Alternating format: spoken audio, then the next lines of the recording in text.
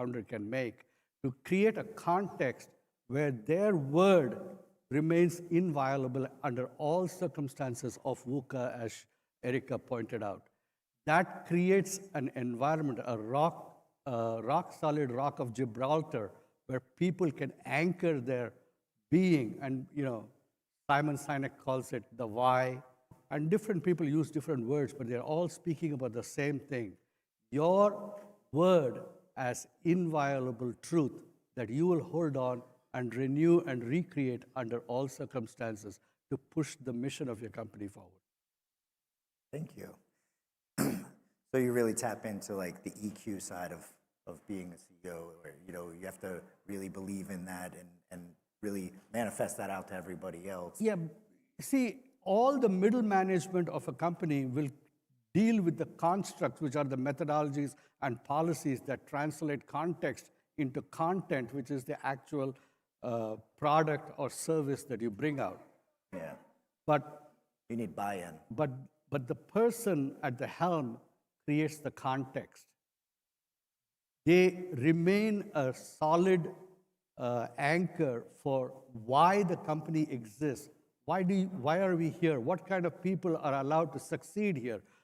Who do we reward and what do we not negotiate on or trade on when things get tough? I've been married 40 years.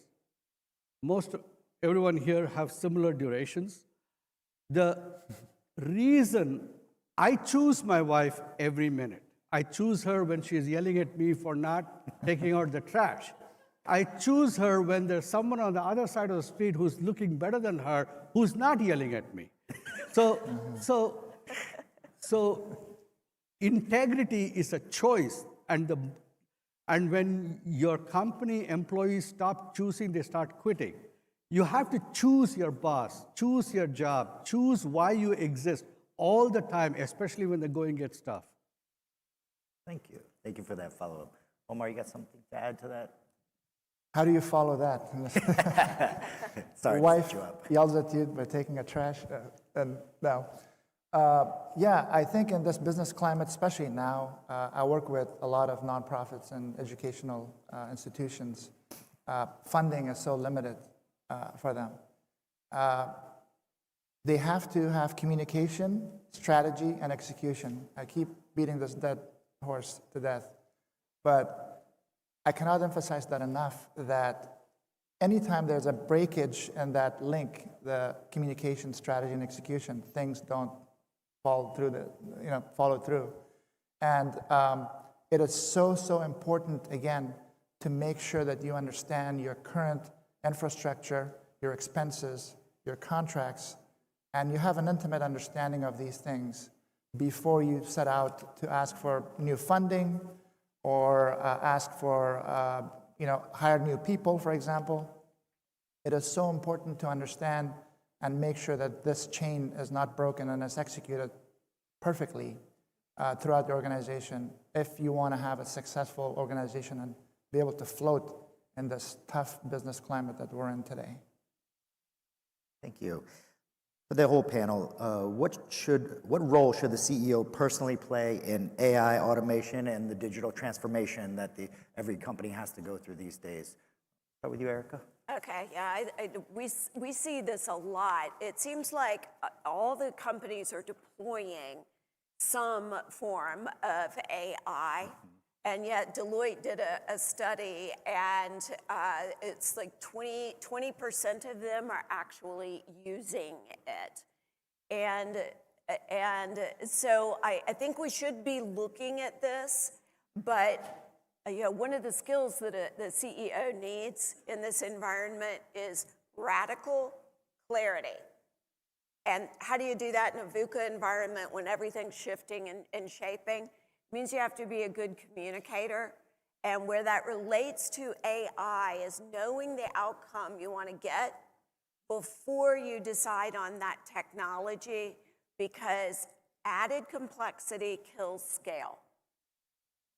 And so it needs to be a very conscientious decision on what AI to deploy when it's ready, and how you're going to use it, and then start with pilots. Yeah, it's because it's counterintuitive to think you're going to add technologies that are going to increase the productivity, but you're bogging down your team with new technologies that they're not even understanding yet, and so you're adding to a workload versus improving the processes. Absolutely, and if you add AI, AI is an accelerator, right? It amplifies your system, whatever you have going on. If your system's broken, you're going to amplify a big hot mess. So, avoid that. and so that radical clarity is really a challenge for CEOs today. David, you want to add to that? Yeah, sure. Building on that, I think culturally the CEO has the responsibility to be the risk taker in chief, to reward risk taking, and to make sure that his people are allowed to experiment versus forced to do something. Internal innovation should be celebrated. AI is just the latest in a long string of powerful tools, and your people should be rewarded for creative and intelligent use of tools. Omar? Thank you, David. There are two different camps that are growing in the world today. One is the doom and gloom T2 Terminator type camp that the world is over, they're coming for us, and Gen AI is going to take over. Supercomputers are going to control the world. And then the other camp is like, well, we could use what AI is giving us and implement it as a strategy to how we can make our lives better. So one of the things that the CEOs must do in today's business climate is to embrace AI rather than resist it, and make sure that they have people on board that are fully trained into inputting the right type of information into AI, because just like Erica alluded to, output equals input. So if you put something really bad in, then something bad is going to come out. So you have to be very, very careful as to how you input. I have these conversations quite a bit with my son. He's a junior in college, and sometimes he asks me to do some things for him because he goes, "Dad, you can just do it better." And I'm trying to teach him that it all depends on what you put into it. So the input that you want to put into AI could be like 2 pages long, and you might be seeking just one good paragraph out of it. That could be so much more meaningful than to put a paragraph in and get a page full out of it that's meaningless. So embrace AI. It's here. It's we need to use it within our culture, within our business, within our industry, and get better along with it. Yeah, an organization, we have a big design department, and a few years back, as we were really, really beginning to scale and grow and very fast, I continued to have the conversation with the designers about, hey, let's use it for concept. I mean, we have very technical things that we're building that are, construction grade, but said one of the most defeating things is to spend 8 hours on a drawing and present to a customer and them say, that's not what I was saying at all. Yeah. So how do we bridge that gap? And it took about 3 years and I think a lot of it had to do with reassurance that, like, we're not looking to replace you, we're looking to reduce your workload. Like, we had designers that were working, 14 hours a day, 6 days a week, and it's like, help me help you. But no, we're the same thing where it's like, getting them involved to have them have buy-in was a big part of it too. Having them creating a team to say, hey, what do you guys think the best tool that we should be using is, versus shoving it down their throat. So, exactly. One more thing, if I might add, is I started working with AI really before it was called AI, when we were dealing with extremely large data models on equipment data. Small things like offshore platforms and power plants and stuff like that, huge amounts of data. Well, now you've all heard the term large language modeling, and speaking to the clarity message that everybody's talking about, more language is not better. No. So large language modeling means it can drink in amazing amounts of data. Just make sure you are using it for clarity, not just to produce more language. Ravi, you want to bring this home for us? Yeah. I mean, everyone's kind of going to, we're all speaking to the choir here. Everyone's saying the same thing. The CEO's job, to reiterate what David said earlier, is that you don't replace human beings with technology. Technology allows you to move faster, get more things done. It's like you're moving from a Volkswagen Jetta to a Lamborghini Huracan. You can go 0 to 110 very fast, take corners and all of that, but there has to be a driver. In companies, the team, the context that the CEO creates, the culture that is created out of that context, the collaboration that the top level works with and then translates it all the way down to the final echelon of the company determines how tools and technology actually get used. Otherwise, it's just a lot of busy work, and there is really no progress happening. Thank you. So we're going to shift the conversation into culture. And I want to start with David. What is one leadership behavior that keeps culture strong during rapid growth? Transparency and while it's more of a family therapy term, I would say vulnerability. That while the CEO needs to portray that they know that they are not, God's gift to the world, and that they make mistakes, right? Yeah. What a surprise. So that they free up the space. I talked about being risk taker in chief. Well, that also means admitting when you're wrong. And so modeling that behavior for your staff. Erica, want to add to that? Okay, yeah, I really like that answer. I'm going to build upon David's. I think that over communicating in this environment, if you're a leader, period, whether it's CEO, you lead a team, over communication now and speaking clearly is the most important thing. If you can reward adaptability, because organizations now need to adapt. And so as a leader, you're separating. These are the things we know. These are the things that we don't know. And that consistent decision-making, when people understand what goes into you as a leader making a decision, it builds trust. And if they don't, they think either you can't make a decision because you're waiting for more information or whatever the reason, or they just don't see the tie and the consistent predictability of what that decision is. Culture breaks down. And so, communicating how the decision is made and what you need from your team, which is likely adaptability. We don't have all the answers. Things keep shifting. Here's what we know. Here's what we don't know. Thank you.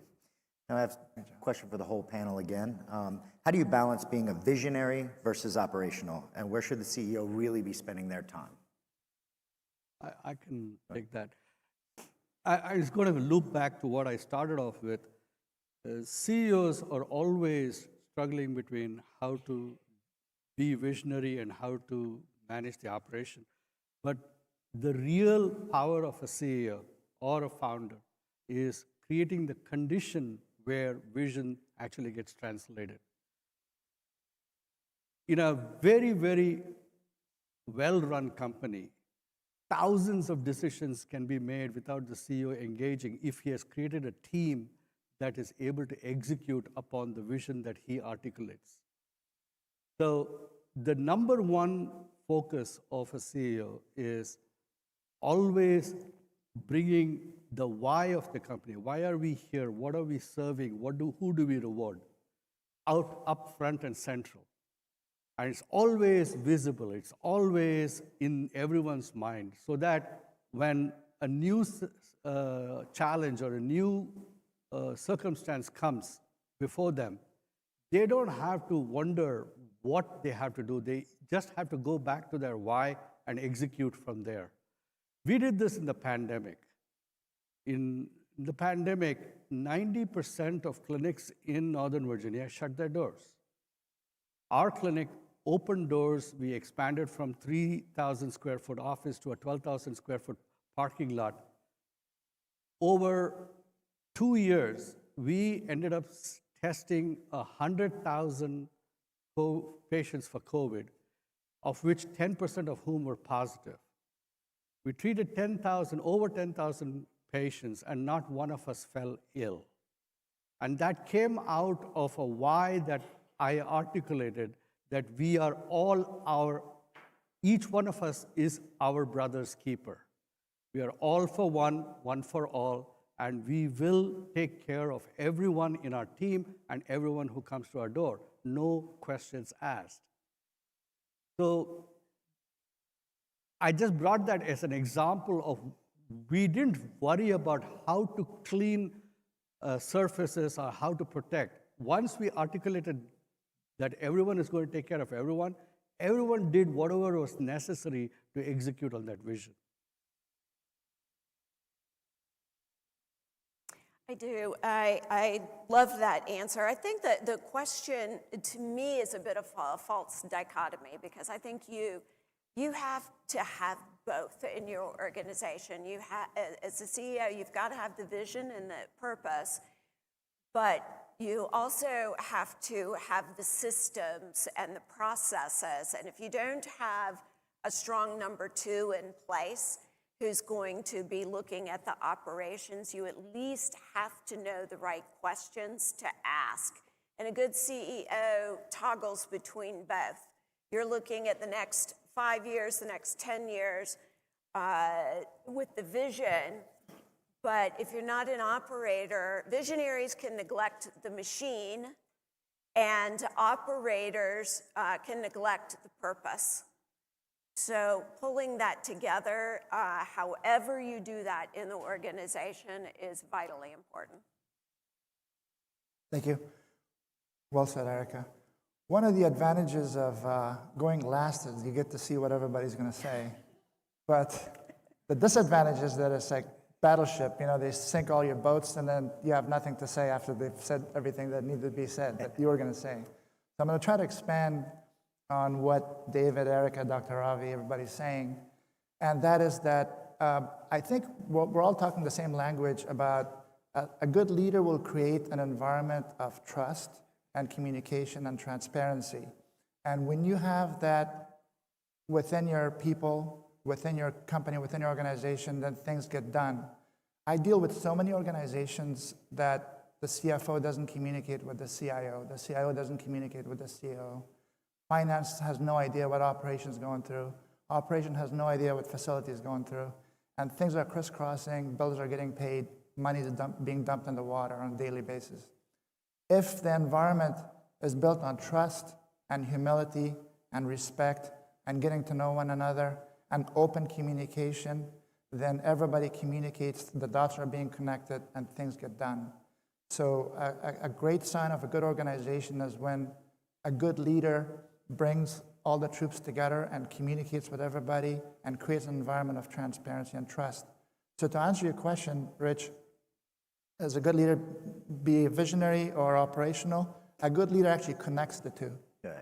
Well, that's what I was originally said was, it's not one or the other, but it's how do you balance it? Right. Yeah. Thank you. Want to add to that, David? Sure. When I was thinking about the topic before we got here, the words general and prophet came to mind rather than operator and visionary. And I've been both. And I think a key thing for all of you is to learn how to take care of yourself so you don't slide all the way into one and all the way into the other. I'll just tell a little story. A gentleman who ran an instrumentation company outside Cincinnati, he actually had 2 different offices in the building. And he was chairman and president was the terms he used. And somebody would come see him when he was in the president office. office and he would say, that's really a topic for the chairman. Come see me on Wednesday. And it was a little goofy until people realized that he was just taking care of himself that way, and that's the way he could manage that range. And after a few years of that, it was all natural, it was cultural, and they knew to not rush into the chairman's office with something that was a tactical firefighting issue. Right?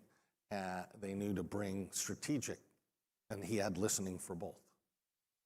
Take care of yourself in that range. All right, so if we were going to write this playbook for the 2026, for a CEO to win, what is the first three rules? So Ravi, you want to start this off? 3 rules for the 2026. 3 rules. It's actually surprisingly simple. Design context before strategy. And I've beaten this horse to death, so I won't go into that. Everyone should know that by now. Second is use integrity as an operational principle rather than a moral principle. People are always confusing their word with looking good, and therefore they protect their image rather than their word. But if you set up, like in my clinic, and as also in Active Power, we have the same principle, is that no one is ever late. Because everyone is always late because. And they think that somehow being late because you were stuck behind a school bus is somehow operationally better than being late because just you didn't care to be on time. Yeah. For my business, it's operationally the same. The impact is the same. The breakdown is the same. So all we do is, if you're late, hey, I'm late. I said I will be here at 9 o'clock. It's 9:30. Is there something that I can do to clean up the impact of my being late? And then I restore my word. I won't be late anymore. That's it. Or if you can't make that promise anymore, then you say, okay, you know what? I miscalculated. That old promise, I don't have the resources to execute on that. This is a new promise. This is what I can do. And then you see whether that's workable. So integrity is about maximum workability, about keeping the system whole. And the last thing is create an environment that puts what you do as more important than what it means for you. Commitment to a purpose larger than yourself. If you have these 3 things, your playbook always wins. Like it. Erica, what are your 3 rules for the playbook? Oh my gosh, I don't want to follow Dr. Martinez. That was beautifully said. I'm going to keep it brief. 3 rules. Clarity is exponential. And the clearer your priorities, the faster your organization will follow.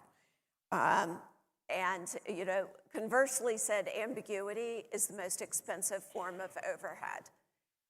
And that is so hard in this environment. I think it's harder than ever. Number 2, build systems and not individual heroics. A growth system, if you have a few key people who are carrying the load within the organization, you're at risk. You're going to either burn them out, or if something happens, you're risking your business. So think about systems that can support the efforts and not be dependent on individual heroics. And number 3, protect your rate of learning.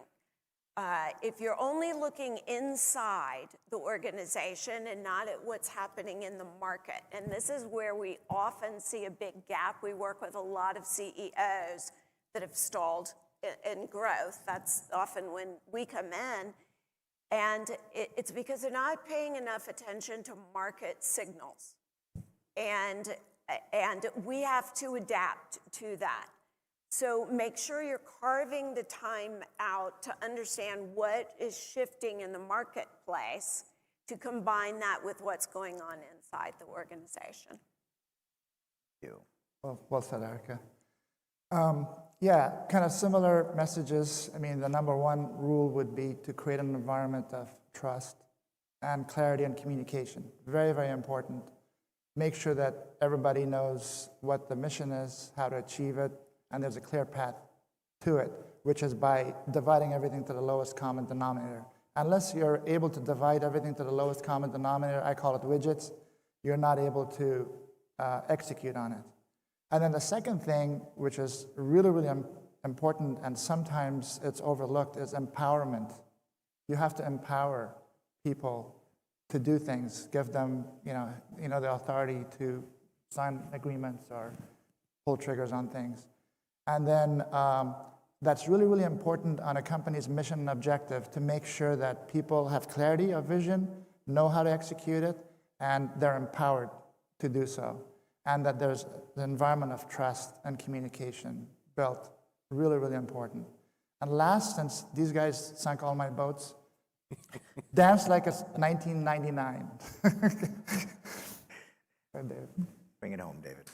Well, with the three rules paradigm, I'm tempted to make the joke about, the three rules of real estate: location, location, location. And so the L word I'd like to toss out here is listening, whether it's internal or external.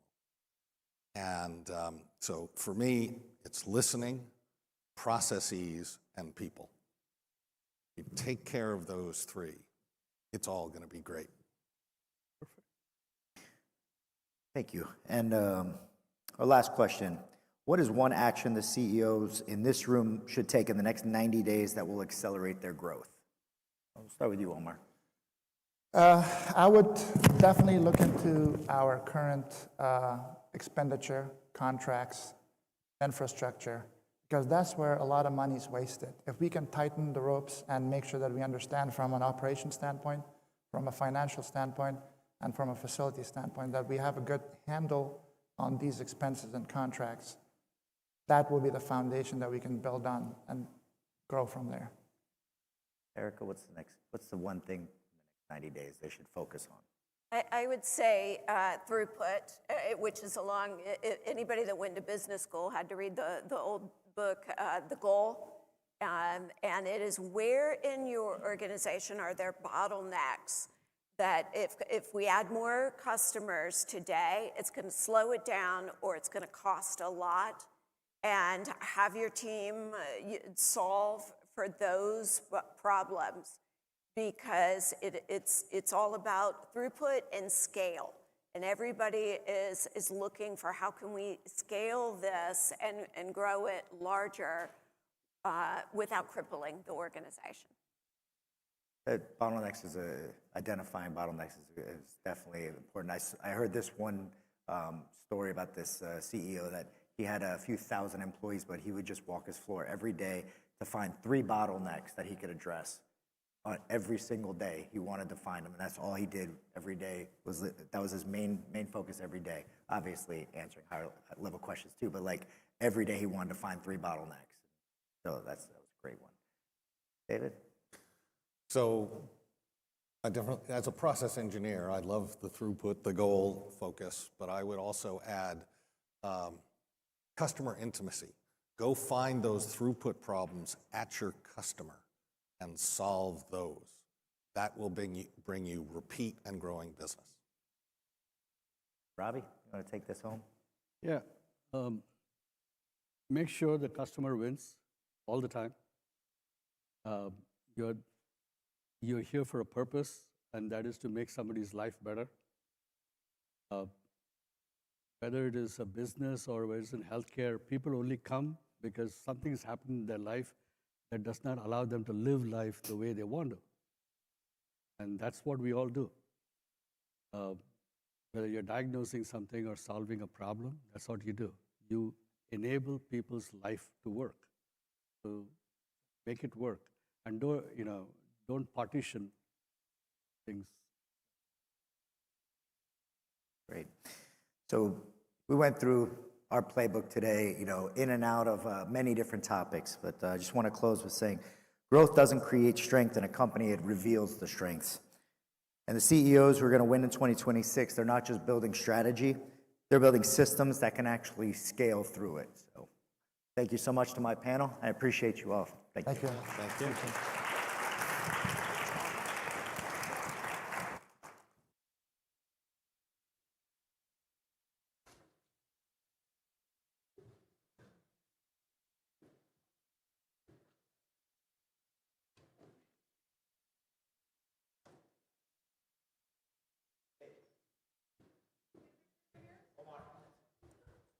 Thank you. What a fantastic way to kick things off. Thank you, experts, for your valuable insights. Some of the most impactful decisions aren't made with complete certainty. They're made with moments that require clarity, confidence, and a deeper sense of direction. In today's business landscape, where complexity is constant, leaders are often called to go beyond traditional thinking and tap into a more intuitive approach to decision-making. Our next session on clearing the past to construct the future, how hyper-intuition shaped the success of Dubai's regenerative EYWA project. We'll explore how intuition and strategy can come together to drive bold, large-scale innovation. Please join me in welcoming our speaker and silver sponsor, David Karp, healer and author of Truth Whispering. David's work focuses on helping individuals connect with their inner clarity and make decisions with confidence, blending deep insight with practical application. David, the stage is all yours. Thank you. Thank you.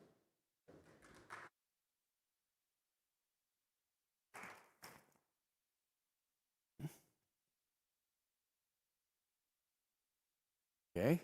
Good morning and welcome to Las Vegas. I want to thank all of you for being here. Sitting in this room today are CEOs, founders, executives, and builders. And every single one of you carries a weight on your shoulders that most people will never understand. You make decisions every day that ripple outwards into your companies, your teams, their families, and into the future of whatever you're building. That takes courage, and I respect that. So I'll make you a promise.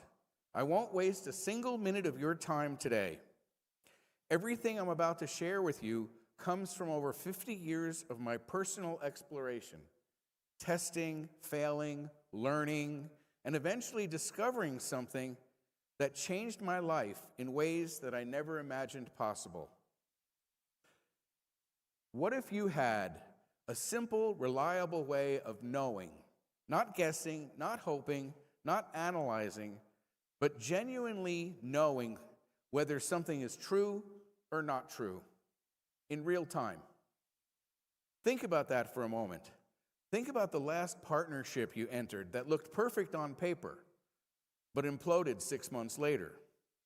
And what about the hire you made because the resume was flawless, but something about the person never felt quite right? You know what I'm talking about. Now imagine you had a way to check in with your body's intuitive wisdom, quietly, instantly, without anyone knowing, and receive a clear answer, yes or no, true or false. If you had that, you would have what I call a quiet edge. You could move through the business world with a kind of calm clarity that no spreadsheet could ever give you. You'd stop second guessing and you'd start knowing what's true. My name is David Karp. My friends call me Dave. I'm a retired videographer, author, educator, and now truth whisperer.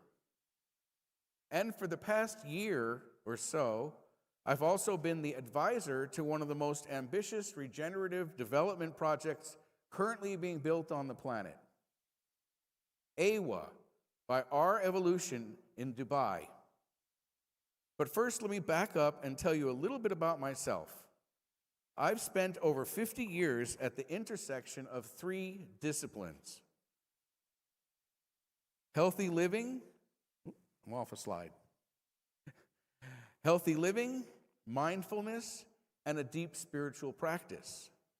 I began also to learn how to do intuitive energy healing and soon became certified. That's where I started to practice what I call intuitive response. It reminded me of muscle testing that a chiropractor used to do on me like 40 years ago. And I started to notice that after a while, the intuitive energy work could also be useful in my other 3 practices by asking my intuition, which healthy food should I eat? Which meditation is best for me now? Which mindfulness teacher should I study today? I was able to connect with my internal guidance system in these other practices that I'd been doing for years. The energy healing that I was doing was also helping me to clear up my own past energetic baggage, years worth. And all of these practices were helping to fine-tune my intuition. Eventually, it dawned on me how those 4 separate paths actually converged. And that's when truth whispering was born, a practical, learnable method combining 4 known disciplines that can each be used for fine-tuning your intuition by accessing the body's wisdom that lives inside of us all. And when you combine all 4 of these disciplines into one practice, it's an even more powerful synergy. My first 3 books on truth whispering describe the step-by-step methods and are available on Amazon. The 4th and 5th books are being worked on as we speak. But today, I want to focus on something that speaks directly to the people in this room. What happens when you bring this kind of intuitive clarity and inner body wisdom into a high-stakes, large-scale corporate environment? And I want to use the AWA project in Dubai as living proof. But let me start with a story that makes the intuition part easier to understand. Imagine that tonight, after this conference wraps up, and you're heading back through the lobby, you run into me. And I stop you and I say, "Thank you so much for coming to my talk today. It means a lot to me. I have a small gift for you as a thank you." And I hand you a beautifully wrapped little box. You smile, you put it in your bag, and you go about your evening. But the next morning, you wake up and you remember the box. Now you're curious. You sit on the edge of your bed and you carefully open it, and inside the box is a watch. But this is not like any watch you've ever seen before. There's only one hand on the face, and there are no numbers. Instead, the dial just has 2 words, true on one side and false on the other. You look at this strange watch, feeling a bit skeptical, but genuinely curious. And half-jokingly, you put it on, and you say out loud, "Can this watch really tell me the truth?" And the hand moves. It swings clearly, decisively to true. You almost drop your coffee. You stare at it, and you shake your head, and you say, "This must be a dream." And then the hand swings back to false. The good news is, you already have that watch, and it's not on your wrist. You can't see it, but you're wearing it right now, and you've been wearing it since the day you were born. It's your body's wisdom, your intuition. It's the extraordinary inner guidance system that your nervous system has been quietly running your entire life, whether you knew how to listen to it or not.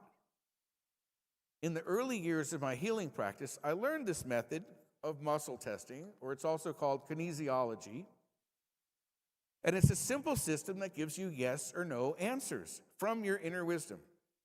Your body really knows the truth. Saying or even just thinking about a statement that is true causes the body to be strong and positively balanced. Saying or thinking about a false statement will cause the body to respond negatively. It weakens, it pulls back.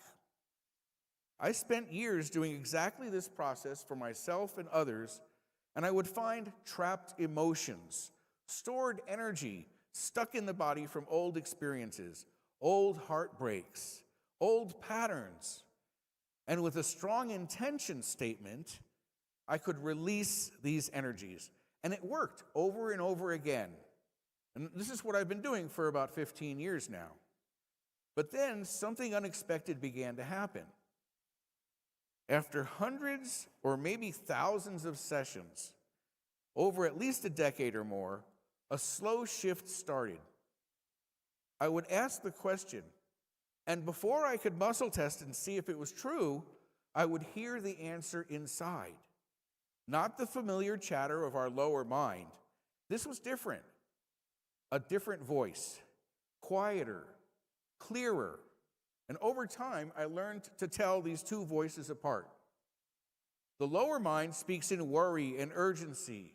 It's loud. This new voice was calm and certain. It's like a whisper. I had made direct contact with what I now call my higher self.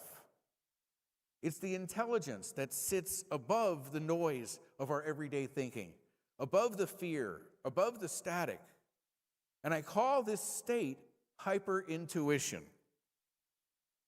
Intuition is not just a gift that some few people are born with. It's focused in the gut center. We all have it. It's dormant. Awakening it is the natural result of consistent, focused, intuitive practices and genuinely doing your inner work. However, I came to realize that all 16 methods of intuitive response are really just like training wheels, useful until you can directly connect with your own higher self. But let me give your executive mindset something to hold on to first, because I know who's in this room. In a study conducted out of Yale University, researchers found that 85% of CEOs report using intuition as a significant factor in their major decision making. 85%. These are Fortune 500 executives. They're not spiritual seekers. And they're admitting that their gut played a role in the biggest calls of their career. There's also a fascinating book called Executive ESP, written by Professor John Michalowski at Newark College of Engineering. He tested executives on their ability to sense patterns and outcomes beyond what logic could explain. What he found was striking. The CEOs who scored highest on the intuitive accuracy consistently ran more profitable companies. And those who scored below that threshold, their companies performed measurably worse. Poor intuition didn't just fail to help, it actively cost them. Steve Jobs said it plainly. Intuition is more powerful than intellect. He walked barefoot through brainstorming sessions because he wanted to stay connected to something deeper than analysis. When he returned to Apple in 1997, the company had 90 days of cash left. Every conventional business instinct said, cut, consolidate, survive. Instead, he made a series of decisions that defied the logic of the room. He killed 400 products and kept 4, and began designing the iMac. Not from the data, but from a deep, unwavering inner knowing about what people needed before they knew they needed it themselves. The rest is history that changed how every person on earth communicates. Tim Cook walked away from a senior role at one of the world's largest computer companies to go work for a struggling Apple, a company Wall Street had written off, because something inside him, beyond logic, told him that was where he needed to be. Every career advisor he consulted thought he had lost his mind. Apple had no future, the analysts said. The numbers made no case for the move. But Cook later said that within 5 minutes of sitting with Steve Jobs, something in him was completely certain. He didn't deliberate, he didn't sleep on it. He accepted on the spot and went to build the most valuable company in human history.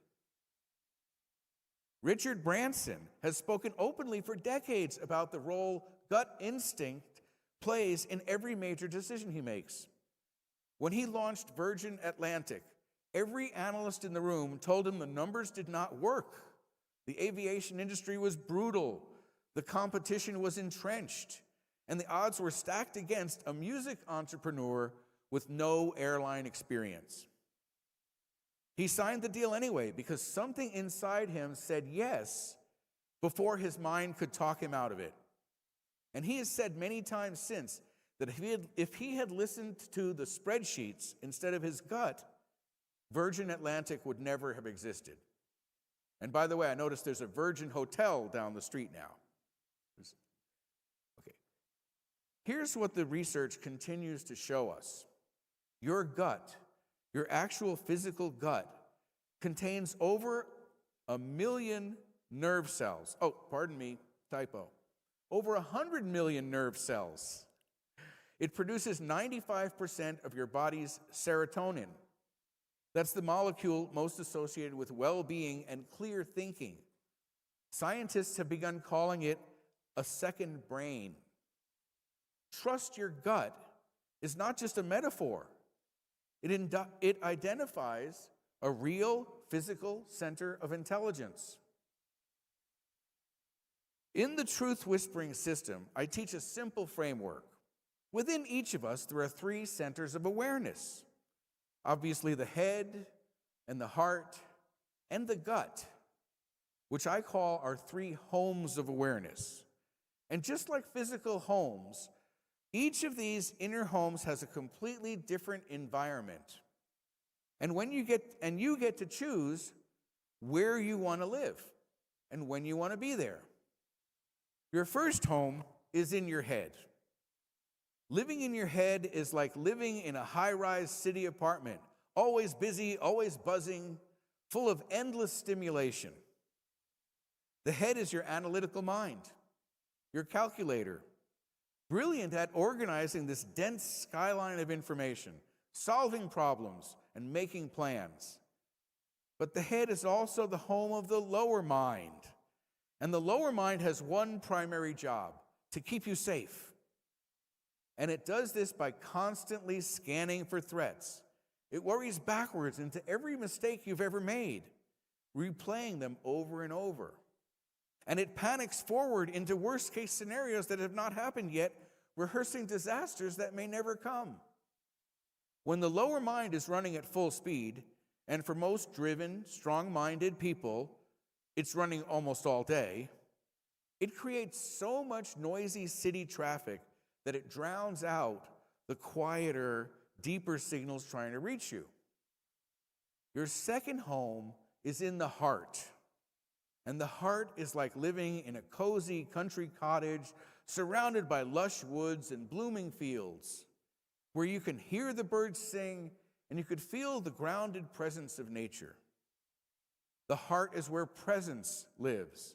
It's the place of compassion, of genuine connection, of being fully here in the vibrant moment rather than lost in the past or the future.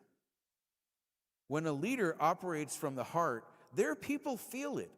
There's a warmth, an authenticity, a quality of attention that makes others feel truly seen. The heart doesn't analyze, it simply feels whatever's true right now.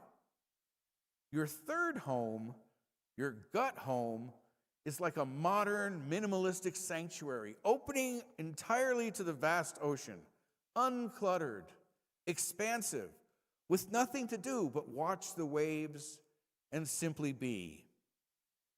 The gut is where pure knowing lives, not thinking, not feeling, knowing. And it operates beyond time, beyond logic, in a space of absolute clarity. This is the zone that athletes describe when they talk about being in the flow state. It's what great musicians touch when the music is playing them instead of the other way around. And it's what every leader in this room has experienced at least once. That moment when a decision was suddenly completely clear before you could even explain why. Most of the people I've done energy work are operating from a very imbalanced head, heart, gut ratio. They usually are heavily weighted in their heads. This is where the lower mind tends to dominate, constantly calculating, constantly rehearsing. The heart and the gut get much less attention. If, however, you have some kind of breathing, mindfulness, or meditation practice, you may already be closer than you think, perhaps only 50 or 60% in your head. But for most of us, the balance has tilted far from where clarity lives. Through years of working with people, on developing their inner connection, I've found the optimal ratio for clear, grounded intuition and effective decision making. Our ideal balance is when 20% of our awareness is focused on the head, 40% in our heart center, and 40% in our gut center. The practice I'm about to show you can help you to spend more of the time in your heart and gut centers. Through consistent practice, the mental noise actually begins to quiet. The truth becomes easier to hear. And eventually, you can also arrive at hyper-intuition, the state where you don't need muscle testing to check anymore. You simply know the answer. You feel it or you hear it. And I want to show you how it works. Starting right now, in this room, I would love to show you what this feels like, to give you a small taste of it if you're willing. So what I'd like to ask is for everybody to stand up, please. Put your stuff down, stand up for a moment. And just for a couple minutes here, so stand relaxed with your feet shoulder width apart and just sort of let your body come to center. Arms at your sides, let your shoulders drop. Now first take a few slow breaths in and out. And as you do this, focus on your heart center, as if your breathing is going in through your heart center and out through your heart center. Let your awareness settle into your chest, into your heart center. Just let it rest there. That's all we need. Now, with your eyes gently closed, say your name out loud, quietly. Say, "My name is," and say your real name.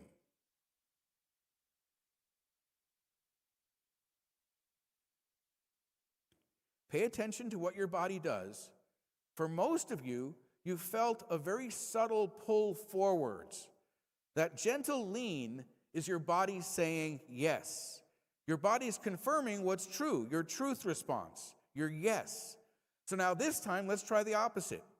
Say out loud, "My name is Mickey Mouse."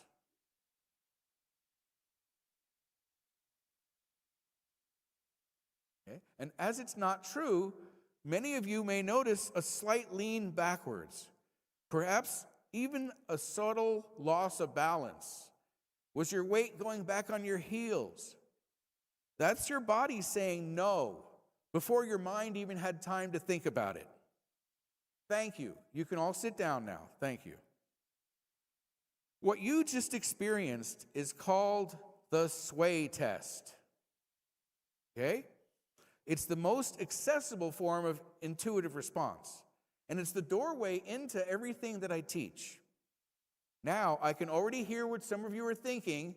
David, this is fascinating, but I'm not going to stand up in the middle of a boardroom meeting and start swaying back and forth. No, and I wouldn't expect that either. This is exactly why in my first book, I teach 16 different methods for intuitive response. Because we're all different. The point is to find the method that gives you the clearest, most consistent signal, and then to practice it. Now, my favorite for quiet, everyday use is something I call the sticky fingers method. Let me teach you all of this now. You simply rub the pad of your thumb against your index finger, very gently, very naturally. We've all seen people like, "Show me the money." So you're rubbing your fingers like this, and if the answer, oh, by the way, you can have your hand in your pocket or under the table at a boardroom meeting or at your side. So when the answer is yes, your fingers will rub smoothly. Say again, "My name is," or just think it, "My name is," and it's just moving, just normal. Now try again, "My name is Mickey Mouse." And it sort of starts catching. It's very mysterious. There's no way that would be possible, but there it is. A tiny catch, a slight stickiness, as if the ridges of your fingertips are snagging against each other. Now, you can do this while you're looking at somebody directly across the boardroom table. Nobody will ever know. And as you practice consistently, something remarkable begins to happen. Your relationship with your higher self that sits above the chatter of the lower mind, it starts to deepen. The conversation between you and your inner guidance becomes more fluid, more natural, and at some point, the answer arrives before you test for it. A quiet knowing. The quiet knowing settles in, so clear, so calm, that you do not need the physical technique anymore. The truth just suddenly arrives. This is what hyperintuition is. When you practice these methods regularly and you become immersed in asking your inner wisdom questions about your health, your mindfulness, your energy, and your spirituality. These are the 4 areas I work on: your health, mindfulness, your energy, and spiritual practice. When you work on all of these and you are asking with muscle testing questions, this immersion itself develops your relationship with your higher self and allows you to make a stronger connection. You even get more intuitive insights and you become more in the flow state, like that parking spot opening up just as you arrive. These kind of things are just like happening all the time when you're in that state. Now, let me take you inside the project where I was able to use it in an unusual application. A large corporate luxury development company. The story of my involvement with AWA, however, doesn't begin in Dubai. It begins in India. About a month after my 3rd book was published, I traveled to India on a pilgrimage to attend one of my favorite festivals in the world, the Mahakumbh Mela Festival, the largest gathering of humans on the planet. This was my 12th trip to India and my 4th to the festival, which is a lot because the festival only occurs every 12 years. And this was my 4th one. Based on the maximum alignment of the planets, like when the planets every 12 years, they come to this sort of alignment. It's the same thing in the Chinese calendar. They have a 12-year cycle. So they've been having this gathering in India every 12 years since at least the 5th century.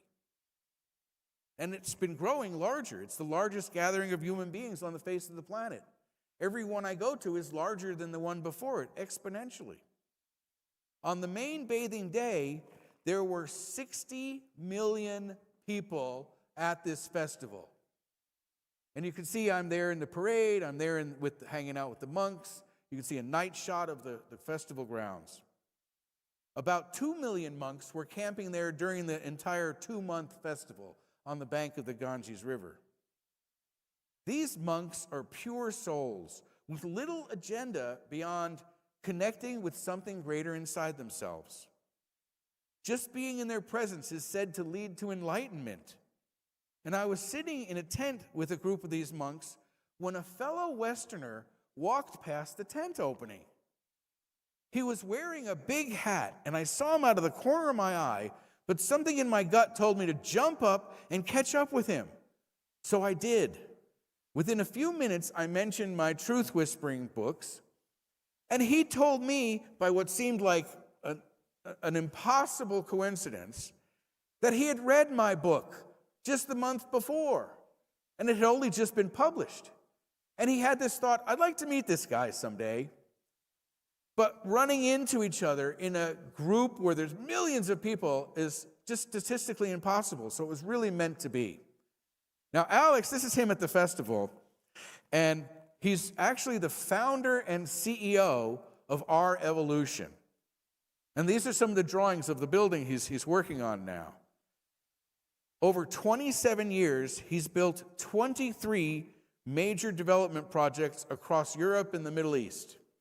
A man of concrete, steel, and balance sheets.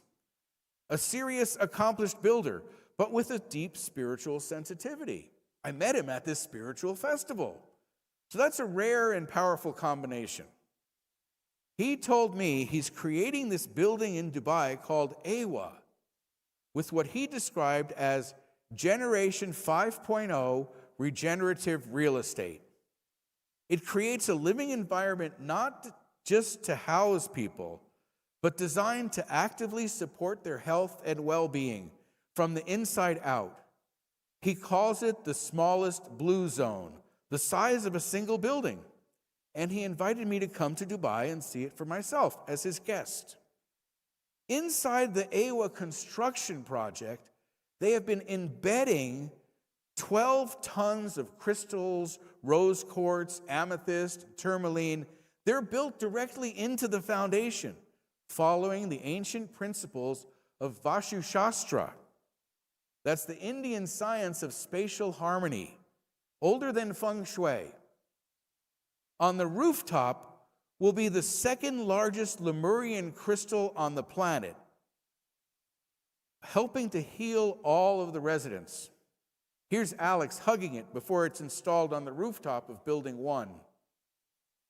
Faraday cages will be built into every bedroom wall, creating a protected field for rest. In a modern city, we're swimming in electromagnetic interference. In this one, when you close the bedroom door at AWA and turn on the electromagnetic protection, your phone signal drops to 0. The noise stops. For the first time in years, your nervous system can fully recuperate. The structured water system that they're using in this building is designed to bring the water back to life before it reaches the resident. There's vortexing, there's filtering. They're energizing and changing the voltage of the water so that it matches the human body more. They're treating the water as a living substance rather than a utility. Positive vibrations are played into the water through special speakers to raise its energy. Now, looking back over my experiences in the past couple of years, I can see how my higher self was quietly at work, manifesting this journey to India. I felt like I had to go. I didn't really know why. I didn't have any expectations. And then the encounter with Alex, when I'm just hanging out in a tent along with 60 million people. The invitation to Dubai. I'd never been to Dubai, and I thought, how? Dubai? Okay. It just caught me by surprise. And the 2 months of dedicated work that I did in Dubai with Alex and the company all show how the universe really conspired to unfold these things in the perfect way. Because I was just open, I was in this flow state much of the time, and just whatever naturally was to unfold just all came together. And that brought me here to the conference. Because I realized, oh, it's in Dubai. And I asked Alex, would you like to be a sponsor at this conference? It sounds like it's really be interesting. It's about health. Your building is about health. It's about a lot of the things that you're talking about. So AWA is one of the sponsors here today and also in Dubai. And we're proud to make our contribution, to share this information, to invite people to copy our ideas, to create your own blue zone buildings. We're not like hanging on to it. We're willing to share with you. Contact us and we'll help you to build your own buildings that are bringing life and helping people thrive. Just imagine what becomes possible when you learn to use it consciously, deliberately, with precision, using your intuition applied not just to your own life, but to your organization, your projects, your most ambitious visions. You have the capacity to design your own experience, to move from reacting to circumstances to consciously creating them. The shift is this: from being a character in the story written by someone else to picking up the pen and becoming the author of your own story. I've written these 3 books in the Truth Whispering series: Finding the Truth, Knowing the Truth, and Living the Truth. They're available right now on Amazon. The 4th book, Truth Whispering Part 4, Mastering the Quantum Matrix, brings everything together. It reviews the full clearing process from Paradigm 1 and introduces a new Paradigm 2 teaching for creating your future. including the complete philosophy of how both paradigms form a practical and immediate application that you can use. But there are these two paradigms. Clearing the past has to be done first. You have to let go of your childhood traumas, your emotional baggage, before you can begin making statements about your future that will manifest clearly. If you're still holding on to your past self-doubts, how can you manifest a clear future? It'll look great until you're like, well, I don't know, and then it'll all fall apart. So it's really important to do that paradigm one cleaning of your past first. Now, book 5 is the companion workbook, the Quantum Matrix Code. It's a complete set of charts and lists that I've been developing over the years with both paradigm 1 and paradigm 2 statements. And it's designed to help you consciously align with the future you're building. Together, they're the full system, and they're coming soon. Now, I've spent 50 years learning to hear the truth. Not someone else's version of it, not the version that keeps you awake at night, but the truth that lives in that quiet space above all that noise. The truth your body already knows. Every single person in this room has felt it, and it's available to you, not occasionally, not in random flashes, but consistently, reliably, whenever you choose to become a truth whisperer. Over the next few days, I'll be at the conference. I'll just be around. If you have a question, a decision you've been circling for weeks, a person you're trying to read, a deal that feels off and you can't explain why, come find me. I'd be honored to sit with you for a few minutes and show you how to access the answer from within your own inner knowing. And if you want to begin right now, you can buy my books on Amazon or scan the code on the screen to explore my website, where you can sign up for more information, book a personal life reading from me, or consider bringing the truth-whispering energy to your company or organization. What I want every person in this room to do is very simple. Stop guessing. Start knowing. Not because someone told you what the answer is, but because you found it in yourself, with an inner connection that belongs only to you.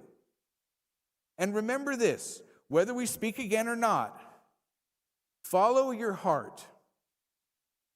Trust your gut. And if you're not sure, ask your higher self. Thank you from the bottom of my heart.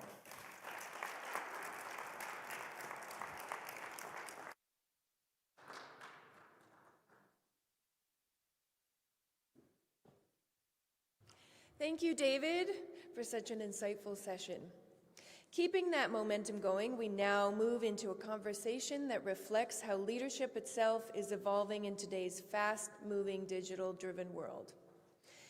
The way leaders operate today looks very different from how they did even a few years ago. With rapid technological advancements and shifting expectations, adaptability and forward-thinking mindset have become essential. This brings us to our next discussion, 404, Old School Leadership Not Found. Meet the new tech-driven execs. In this session, we will hear from dynamic voices who are embracing these shifts, bringing new approaches to leadership, and confidently navigating this ever-changing landscape.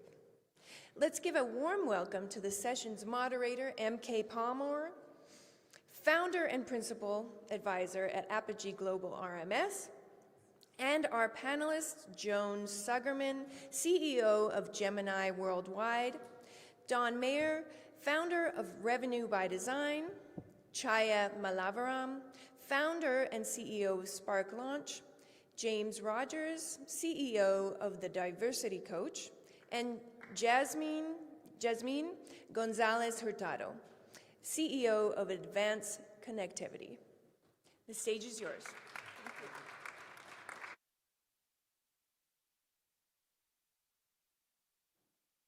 Mic on? Sure. Yes, it is. Good morning. Panelists, please. I'm going to sit here in the center. Okay.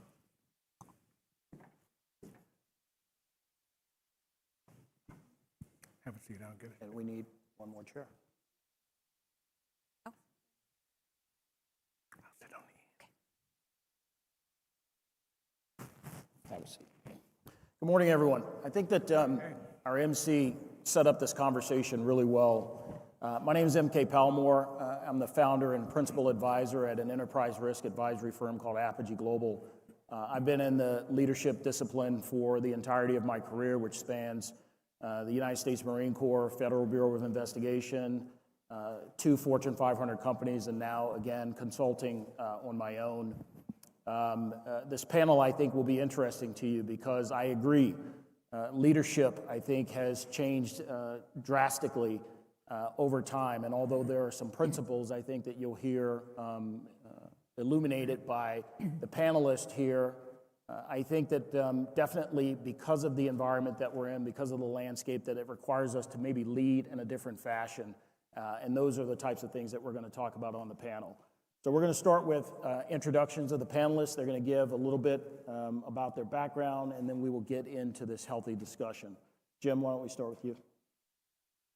Hello, everyone. My name is Dr. James Rogers. I'm a former executive in the telecom industry, fast-track executive, but for the last 40 years, I have been a management consultant, executive coach, and executive educator. I run a little enterprise called the Diversity Coach. It is not DEI, just for the record. It is diversity management. It's about enterprise performance, recognizing the fact that the archetypes of humans are different. Dion. Hello, everyone. I'm Dion Major, founder of Revenue by Design. I've been in sales and tech for the last 20, 25 years. I currently now work with leaders and organizations as a revenue therapist. So go-to-market advisor. So I work with teams and leaders to effectively, efficiently, and with soul make their revenue numbers. Jaya.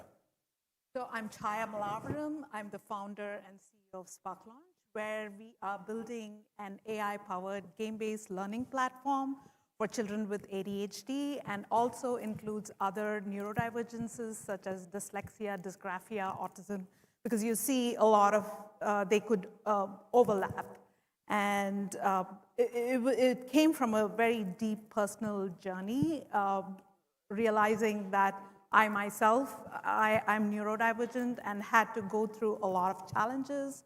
And when my son was diagnosed, and I realized a lot of it was because challenges that he was facing was because I was forcing him into a system that was outdated. And there's a deep need for this because the children, neurodivergent children, have a lot of untapped potential that is needed in this world today. They are the future innovators, they are the creative geniuses, and need that knowledge, which is denied today because the systems are not built for them. And so I had to step into this role to build the platform, and I'm very excited with what we are creating. Thanks, Jai. Joan? Hi, I'm Joan Sugarman. I'm the founder and CEO of Gemini Worldwide, and we coach leaders globally in what we call their transformation, on a state change from being in a position of power to a position of fulfilling on what may seem to be impossible, which many discovered to be seemingly impossible and actually causing extraordinary results. I love this work. I'm fully engaged, and my vision for the world is a world transformed, and so this is my raison d'etre. And I'm giving a keynote speech on Thursday at 9:45 on Vision Reimagined, which is part of the work that we do with executives. I'm just finishing up a 4-month conference with senior executives only on vision. So it's going to be quite in-depth and quite provocative. Thank you. Outstanding. Jasmine? Hi, my name is Jasmine, ex-CEO of Advanced Connectivity, and I am in my rebranding era, I would say, and I'm excited to be here, and yeah, perfect timing in the last year, going about restructuring and relearning my life and all the changes in tech as well. So this couldn't have come at a better moment, and I'm an advocate in human rights as well. All right, outstanding. So as you can see, a well-versed panel, deeply experienced, and so we should have a good conversation here. Dion, why don't we start with you? Okay. All right. Leaders have lots of responsibilities, ranging everything from vision, creating a strategy, and of course, teams are responsible for execution. Through the work that you've done in the space, what's the most common breakdown that you see between that creation of strategy and the actual execution on the ground? Yeah. There's really two key components that break it down. And I'm going to set a little bit of context and share with you, and some of you might scratch your heads at this. I firmly believe as adults, we would fail kindergarten. You get it. And here's why. Because the teacher's going to hand you a piece of paper, and he or she is going to say, I want you to color everything that starts with the letter G in green. And you're going to go, capital G or lowercase g? Dark green, light green. Do I outline it first? Do I do press hard, press soft? And for all of you that are saying, I wouldn't do that, you're lying. So that being said, there are two things that are really, really at the core of leadership breakdown. And the panel earlier talked about it. Ambiguity, which leads to a lack of specificity, and self-awareness. And those two key components are the crux of all evil at the end of the day. So when I work with organizations, I coach them into going 3 questions deep, being specific, delete the must be able to work in an ambiguous environment. That is us as a leader and organization being lazy. 100%. If we cannot name it, we cannot tame it. We have to be specific. We must also know ourselves. I'm going to share with you, and I asked the panel for permission for the most part. I just came out with a book called Lead with Soul. And this book guides you to create your leadership methodology. Whether you get it or not, if I were to ask you, what are your top 3 values? And if I asked your team, if you're living out those values, would they say yes? And so I know there's so much depth on this panel that's going to talk about this more. I work with organizations and leaders in that regard to get specific. What are your values? What are your standards of excellence? Have those been communicated effectively to your team? I just spoke with a leader and he says, my team was gone at 3:30 in the afternoon. And I said, do they know they're supposed to be there until 5 o'clock your time? Blank look. Because we're not being specific with our team. The last thing I'll leave you with is an example of specificity. My daughter is with me. She's going to be 17 in a couple weeks. And, you know, she's amazing and I love her to pieces. My son is equally amazing. What's important to me with my children and one of my own standards of excellence is being polite.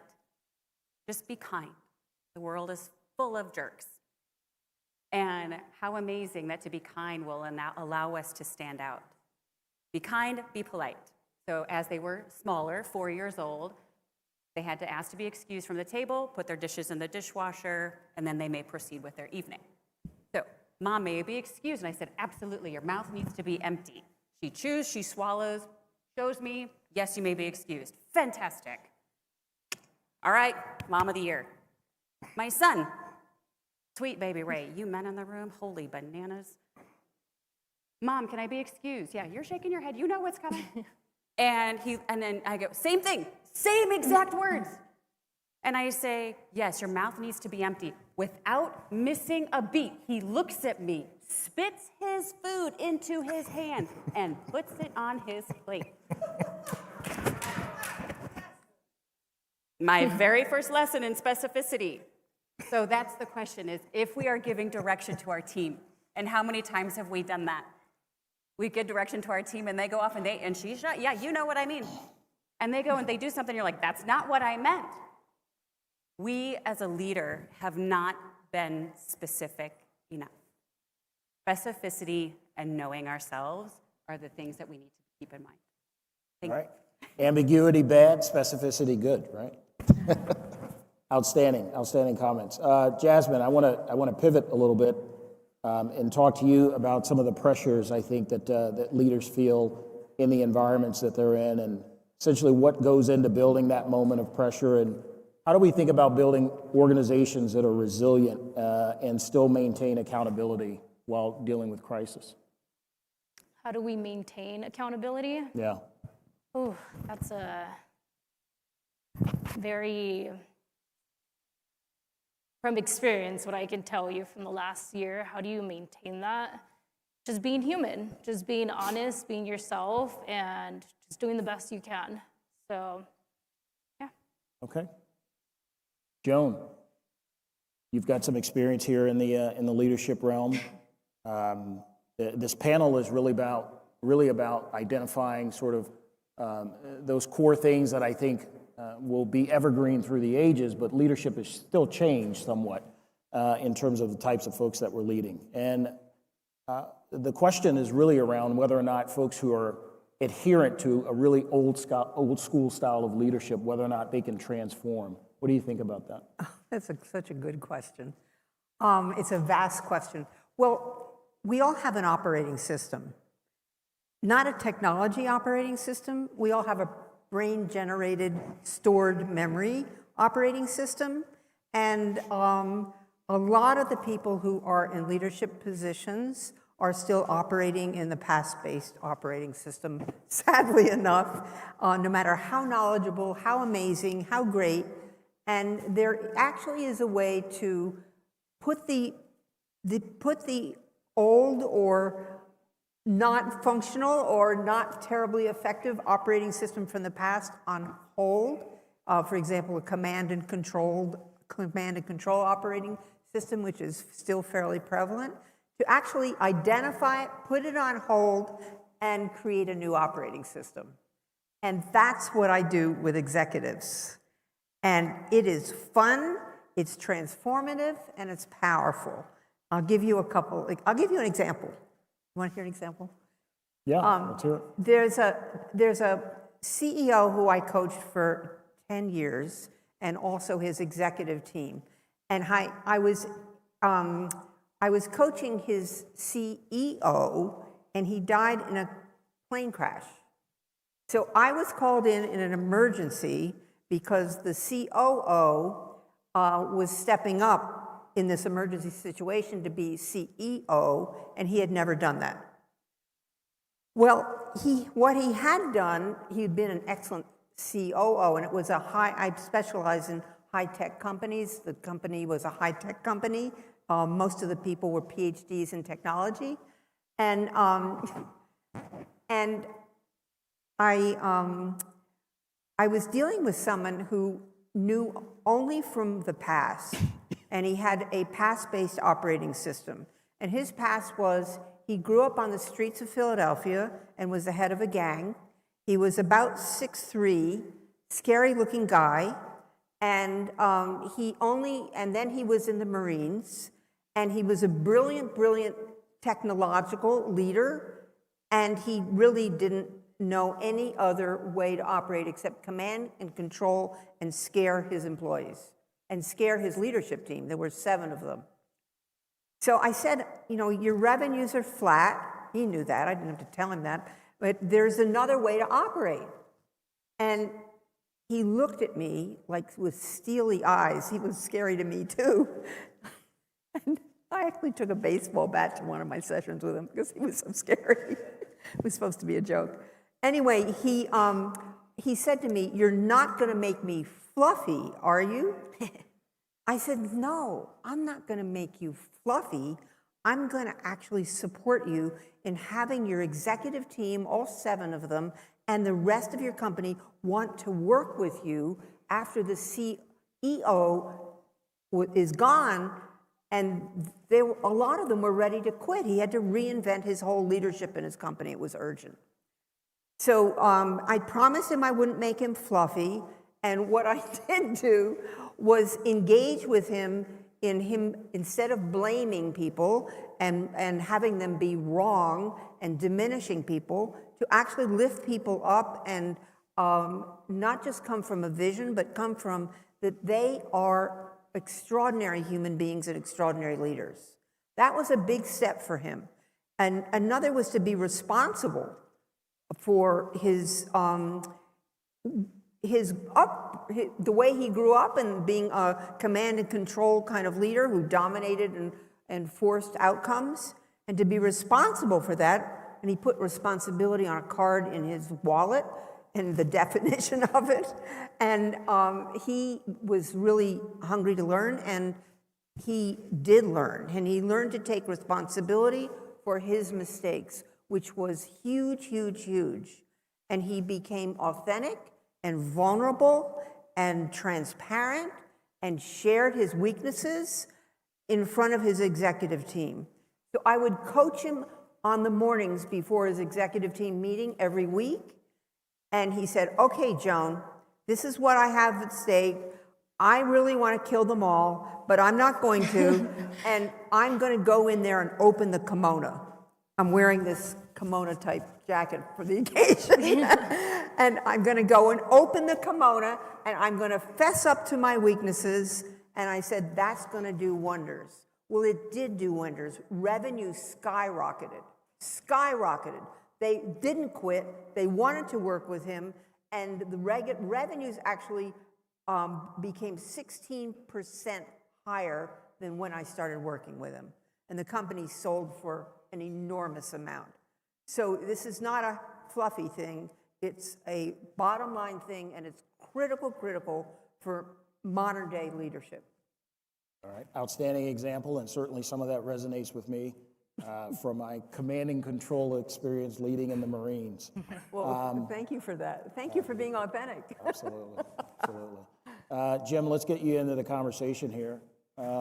You run an executive academy specifically for technology executives. What are some of the key lessons that you see emerging from that experience that our audience might benefit from? Yeah, first of all, let me give you some context. These students are the top of the line in technology in their companies. Most of my students come from the big companies, the big banks, Cisco, Oracle, all of these guys. And they have attained their level in their organization through excellence in technology. They've made it all the way up to VP or to managing director of those. And one of the first things that I tell them is, I'm going to teach you how to think. One of the first exercises I give them is ask them the question, MK, what does a senior executive leader do? And of course, they give me all the corporate speak and show me how smart they are and using all the problem language and AI this and AI that. And then I say, yeah, that's an elegant answer. It's wrong, but it's elegant. And then I go on to tell them what the answer is. The answer is nothing. They do nothing.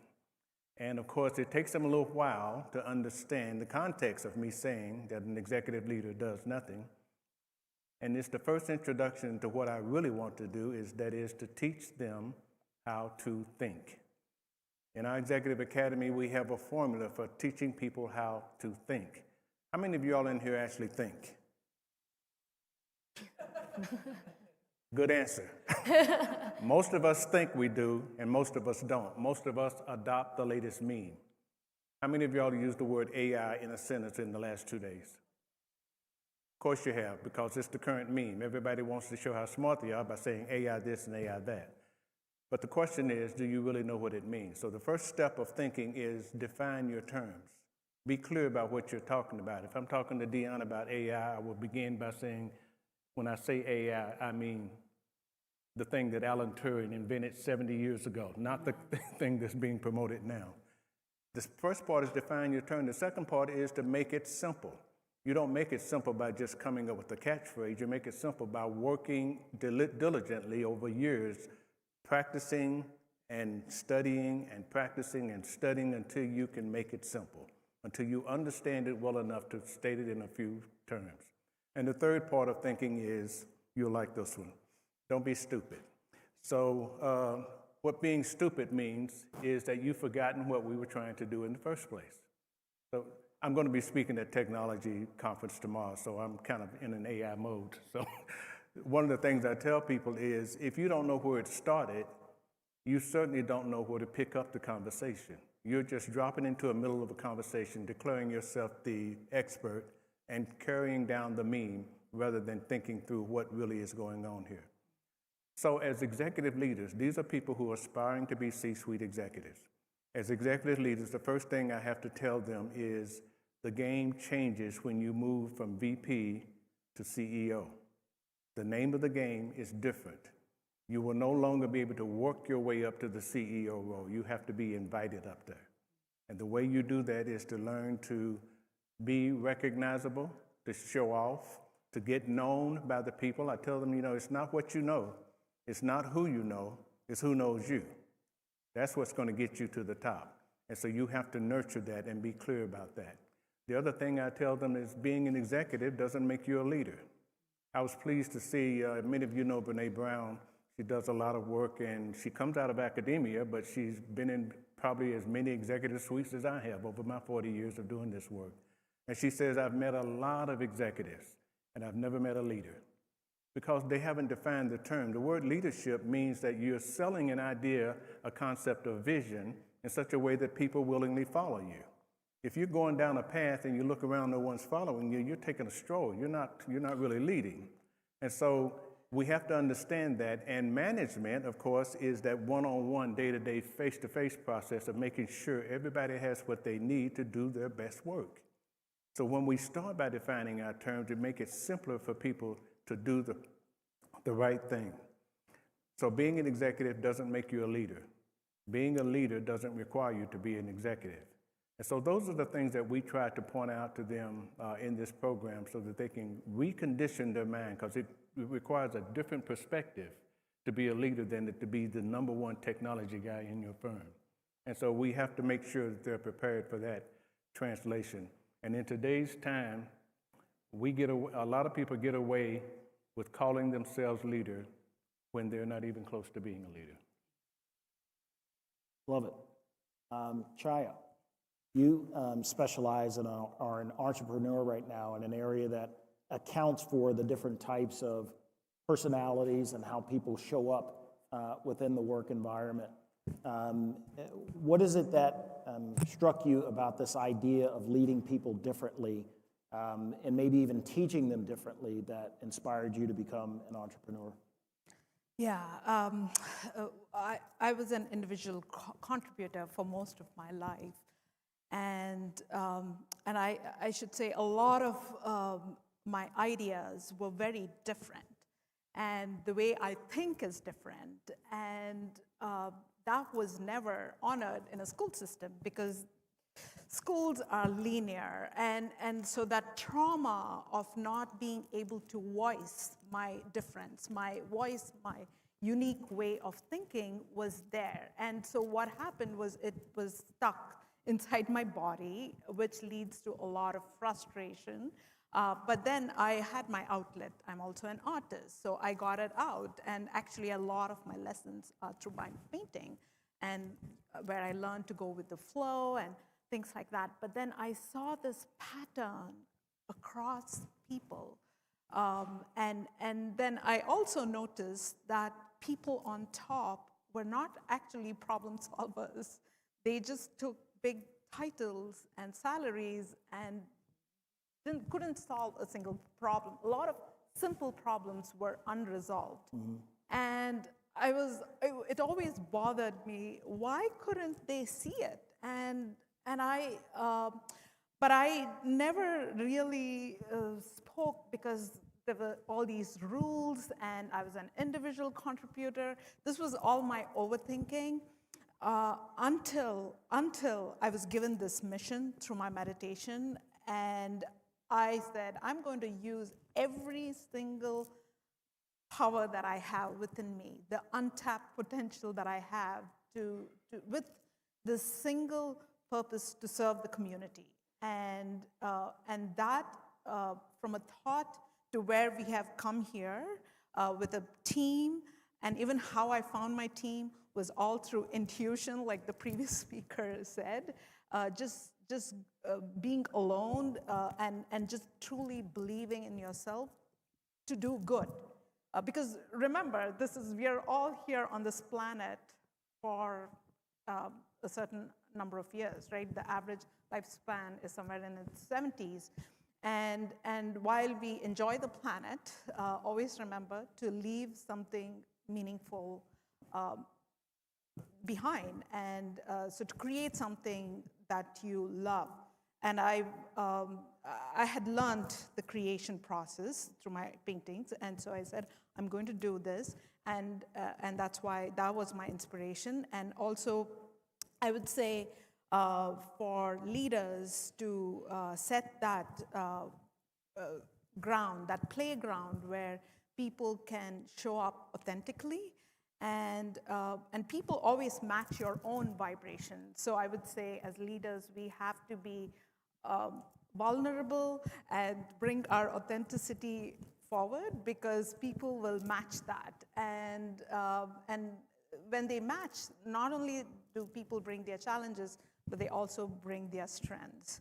And yeah, so that was my inspiration, because there's so much untapped potential within the organizations, and they might not speak up for various reasons. So Chaya's, thank you. Chaya's response, I think, brings up an interesting question. Almost, I think everyone here is an entrepreneur.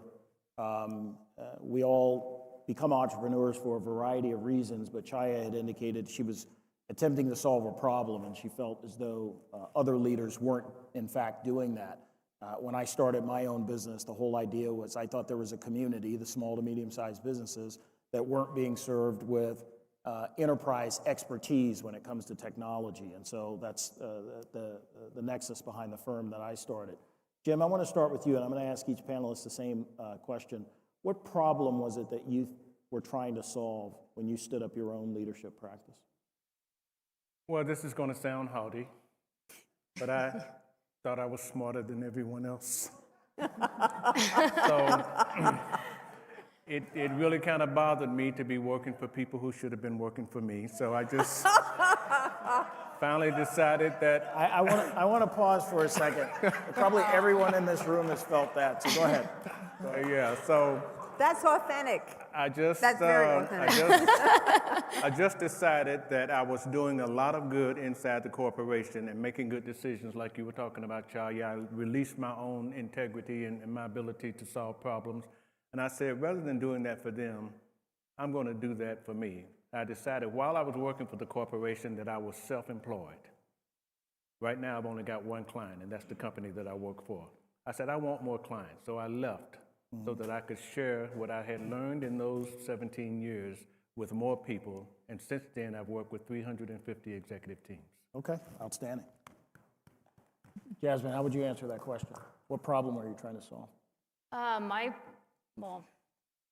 The problem that I was trying to solve was, how can I connect people, and when it comes to technology, keep them safe at the same time, and bridge that gap between communication in a level where it's authentic, not what you get everywhere you go or what everybody's used to.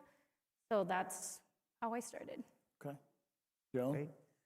Well, mine's both personal and visionary. The personal part is my father was a CEO, and I used to go to work with him, and I learned a whole lot. And I didn't even know how much I learned. And a lot of CEOs came to dinner, and I just soaked it in as a little kid. So it felt really natural to me to work with CEOs of companies and senior executive teams. I also work with non-CEOs. But it felt like I was fulfilling something very close to my dad. And it still does. And that warms my heart. So that was the personal reason. The professional reason is somehow I became totally committed to causing a transformation in the world. Whether it's my children or CEOs or colleagues or my husband or whoever, I really got committed to causing transformation in the world. And it is truly, authentically my passion. So that's what I do professionally. I also have a movie business. I do it there too. I do it everywhere. We'll have to cover the movie business. No, another time. Dion. I had two reasons, like most people here. One was earlier, I went to market about 11 years ago. My children were significantly smaller, and I thought it was crazy. And I love what I do, and I get very, very focused. And I thought it was a little bananas that I would see them like 3 hours a day, Monday through Friday. So I wanted the flexibility, which thankfully I've been able to have. And so it was really about the time management and flexibility with my family. And it was also really what you said, Jim, as far as I always built systems that made my team successful, because so many of the times leaders were busy leadering and not cascading it out and helping teams be successful, the applicability of this new thing that's coming out. So AI training. So team rolled out AI. One of my clients right now, I said, that's fantastic. Does your team know how to use this new tool in their everyday life? Nope. Great. Let's roll out a workshop. And so it's all about the applicability. And so to your point, I wanted to be able to really give voice to the team and help them be successful, because most people show up every day wanting to be successful. And it's really frustrating to be an IC on the receiving end of, hey, you should just figure it out, don't you know? Well, what do I need you for, right? To that point. Yeah. No offense, but you're not solving a problem. Yep. And that's not also, in their defense, sometimes the executive's role. Yeah. That's management's role.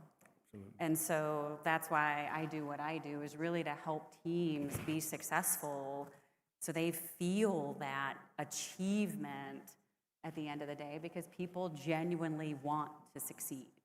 So that's what I do. Why I do it. Yeah, it strikes me that when we have conversations about leadership, that we're asking people to, one, be self-reflective, 100%. recognize where they are, and to potentially change something about themselves. What's the hardest part? We'll start with you, Joan. What's the hardest part about that transformation? How do you actually get people to act and perform differently? Oh, that's a really good question. Well, the first place it has to start is with me. If I'm stuck, my clients are going to be stuck. If I'm not scaling, my clients aren't scaling, meaning I really take on everything that I coach people in, because I consider that I'm the lid. So it starts with me, and then I have some very resistant clients who are stuck in their past operating systems. And it really does take something to paint a picture of what a future might look like that is unrecognizable, and what is the predictable, almost certain future now to continue where you're operating.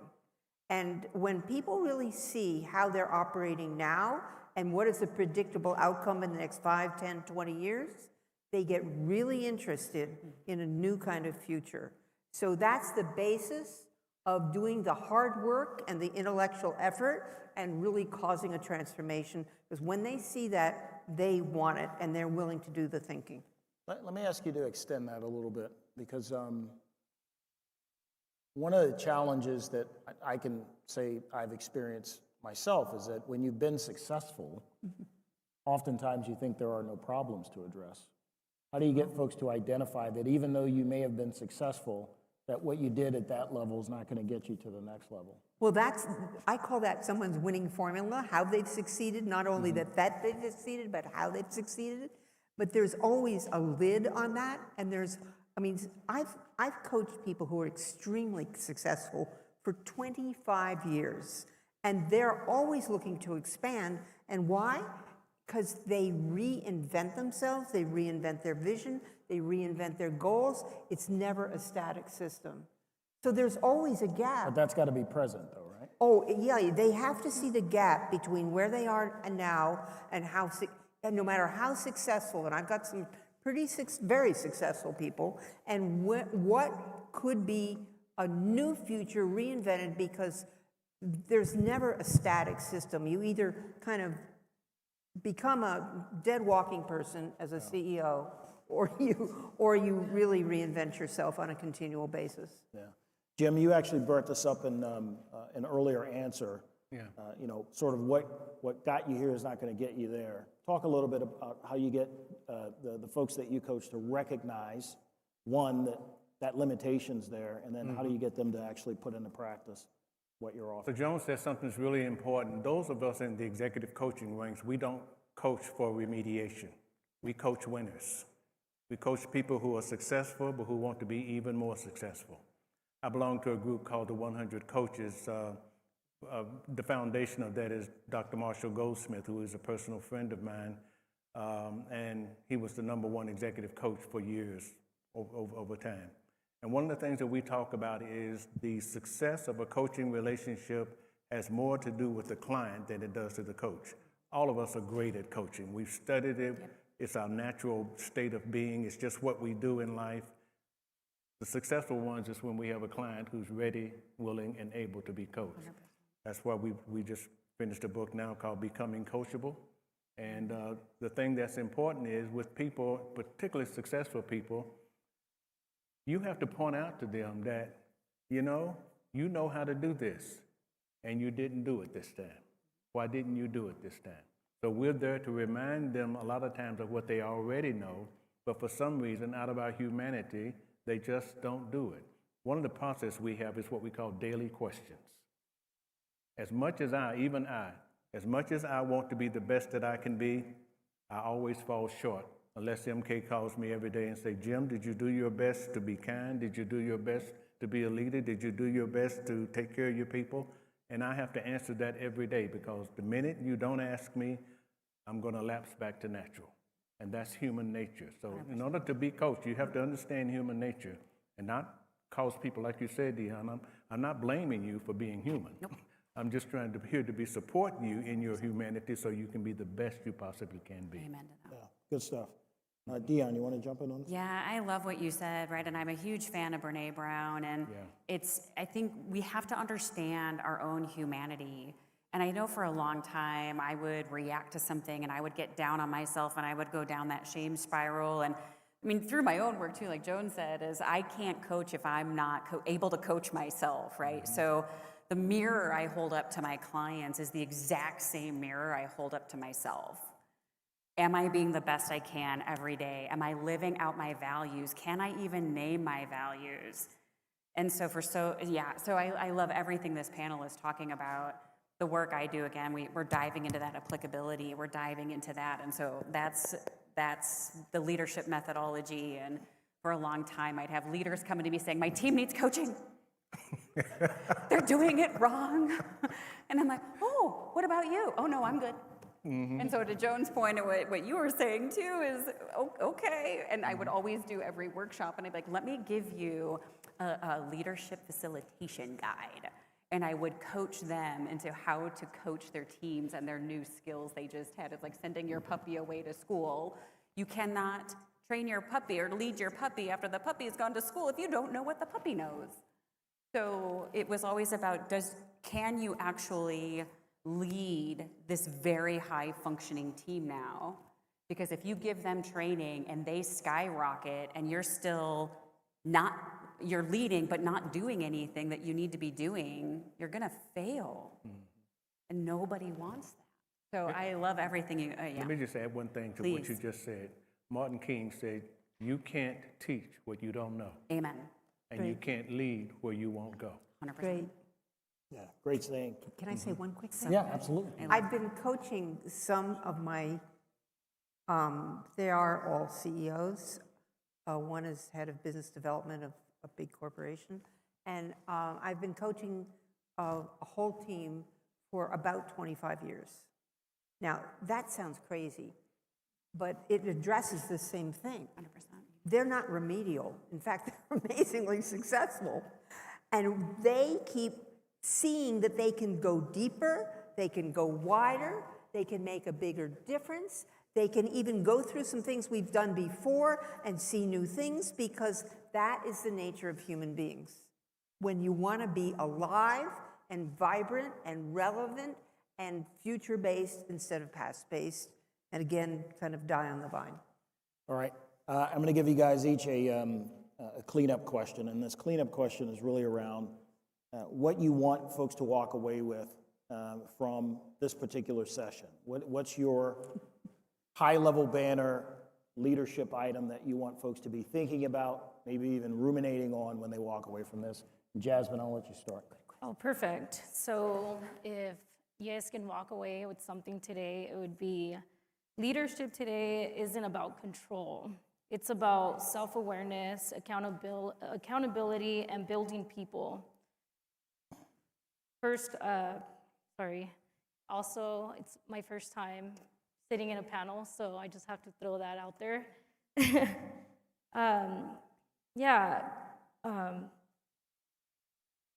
If you can just go out there, leadership is moving beyond command and control. It's about being self-aware and taking accountability. And when it comes to technology, serving people and building real transformation. Okay. Joan? First of all, your question's great. I'd like you to take away that anything is transformable.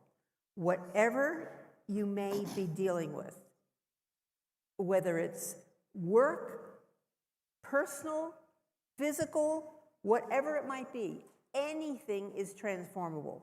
And that's proven already to be possible. It's not the usual view, and I really do say that with conviction, commitment, and evidence. So really anything's transformable. You're never stuck, period. Chaya? Yeah. I love the word transformation, and as we all desire transformation in the world, we should own up to inner transformation. Only when we are able to transform within ourselves, the world around us will, again, match up to it. So I would say just be open-minded. Being open-minded is the number one thing for transformation. And also, I wrote down that all areas of our life are interconnected. So if you expect something magical to happen in the work, maybe the answers are in working with your relationship with your child or relationship with your best friend. So because every area is interconnected. So just be open to growing and evolving as a human being before becoming a leader. And that's why I think I had to do a lot of my own inner work before stepping into a leadership role with confidence. Okay, outstanding. Dion? I think what I would leave everybody with is the same question I ask myself, which is, how effective is my leadership methodology, which presupposes we have one? Yeah. That's it. Well, I would want you to leave with the understanding that the word leadership has a meaning. We all like to be called leaders. Even when we're in a role that's a manager's role, we want to be called leader. But if you want to be called leader, lead. We are currently over-indexed on the word leadership, but we're not over-indexed on the actual execution of leadership. So if y'all want to be leaders, learn what it means, and then do that.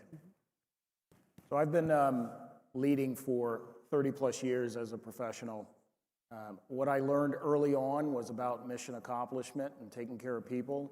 And what I've evolved into is a leader that's focused on people as the whole entirety of the leadership journey. And I say that to mean this: if you focus in on pouring into your people, they will eventually accomplish the mission that you have set before you. It's always about the people. Remember that. Thank this panel. How about a round of applause for the panel? Great. Thanks for your time. We'll see you guys in the Thank you, conference. everyone. Thanks. Thank you.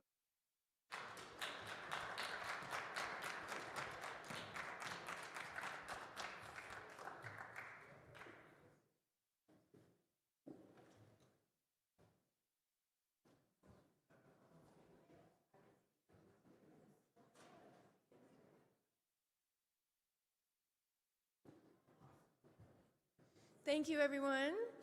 That was a truly engaging discussion. Now let's take a moment to reflect on what truly shapes the way a leader shows up, especially when it matters most. Is it experience, perspective, or the ability to stay grounded and intentional in every decision? Our next session, Leading Forward, Timeless Principles for Changing Times, will take a closer look at the qualities and approaches that help leaders stay focused, consistent, and effective in any environment. Please put your hands together for Quincy Hodge, the president of Quincy M. Hodge Consulting.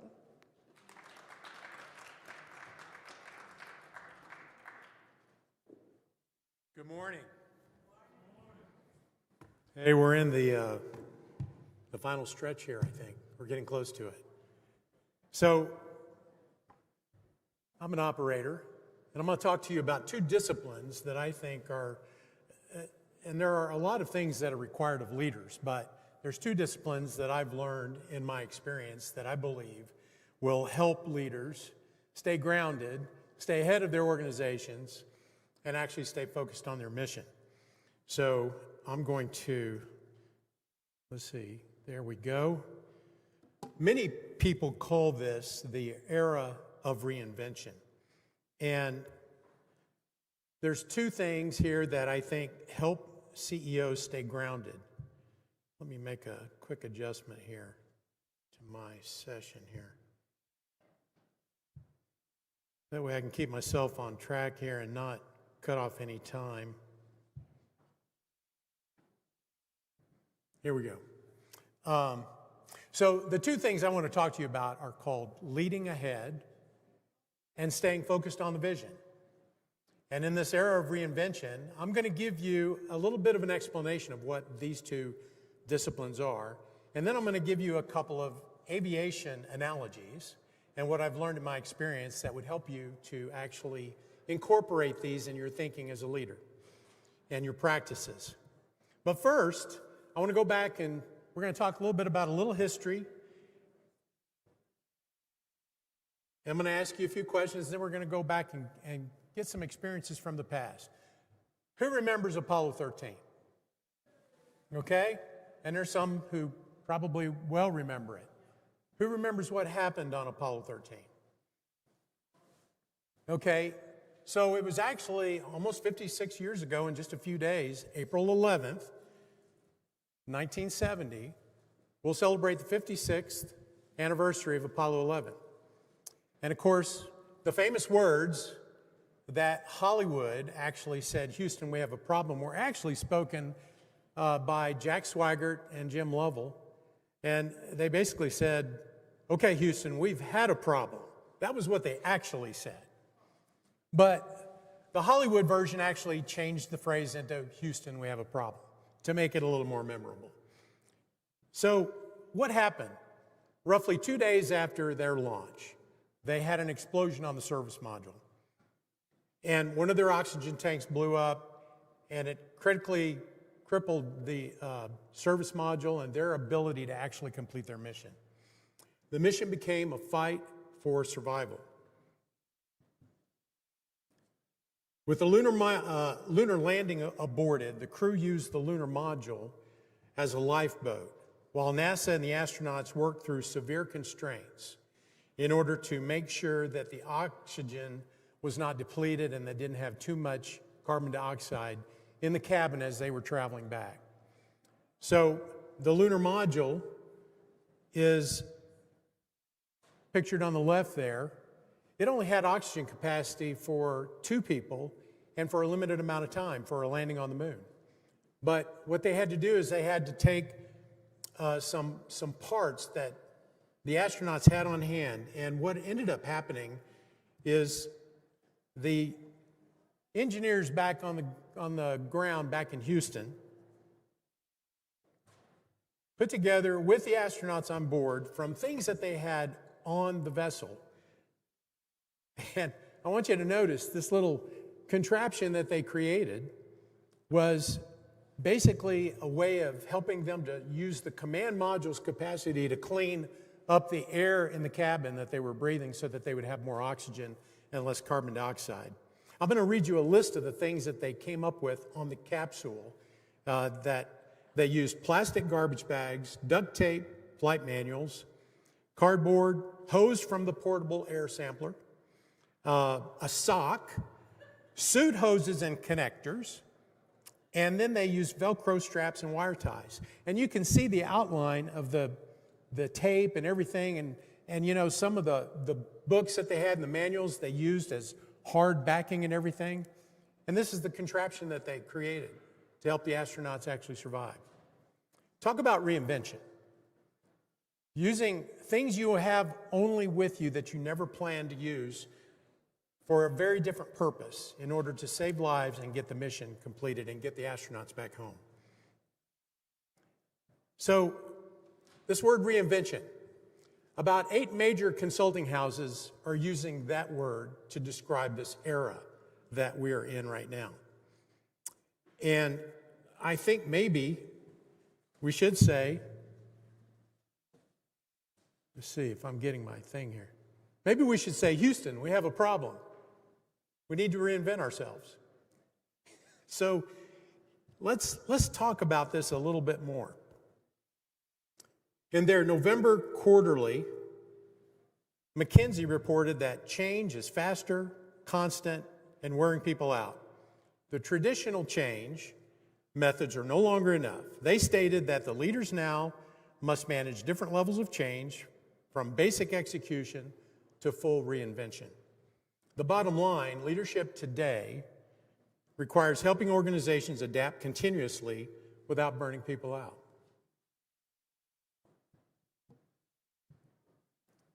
If you listen to the conference board or read any of their material, their report in the beginning of the year said, uncertainty is the top concern for U.S. CEOs globally.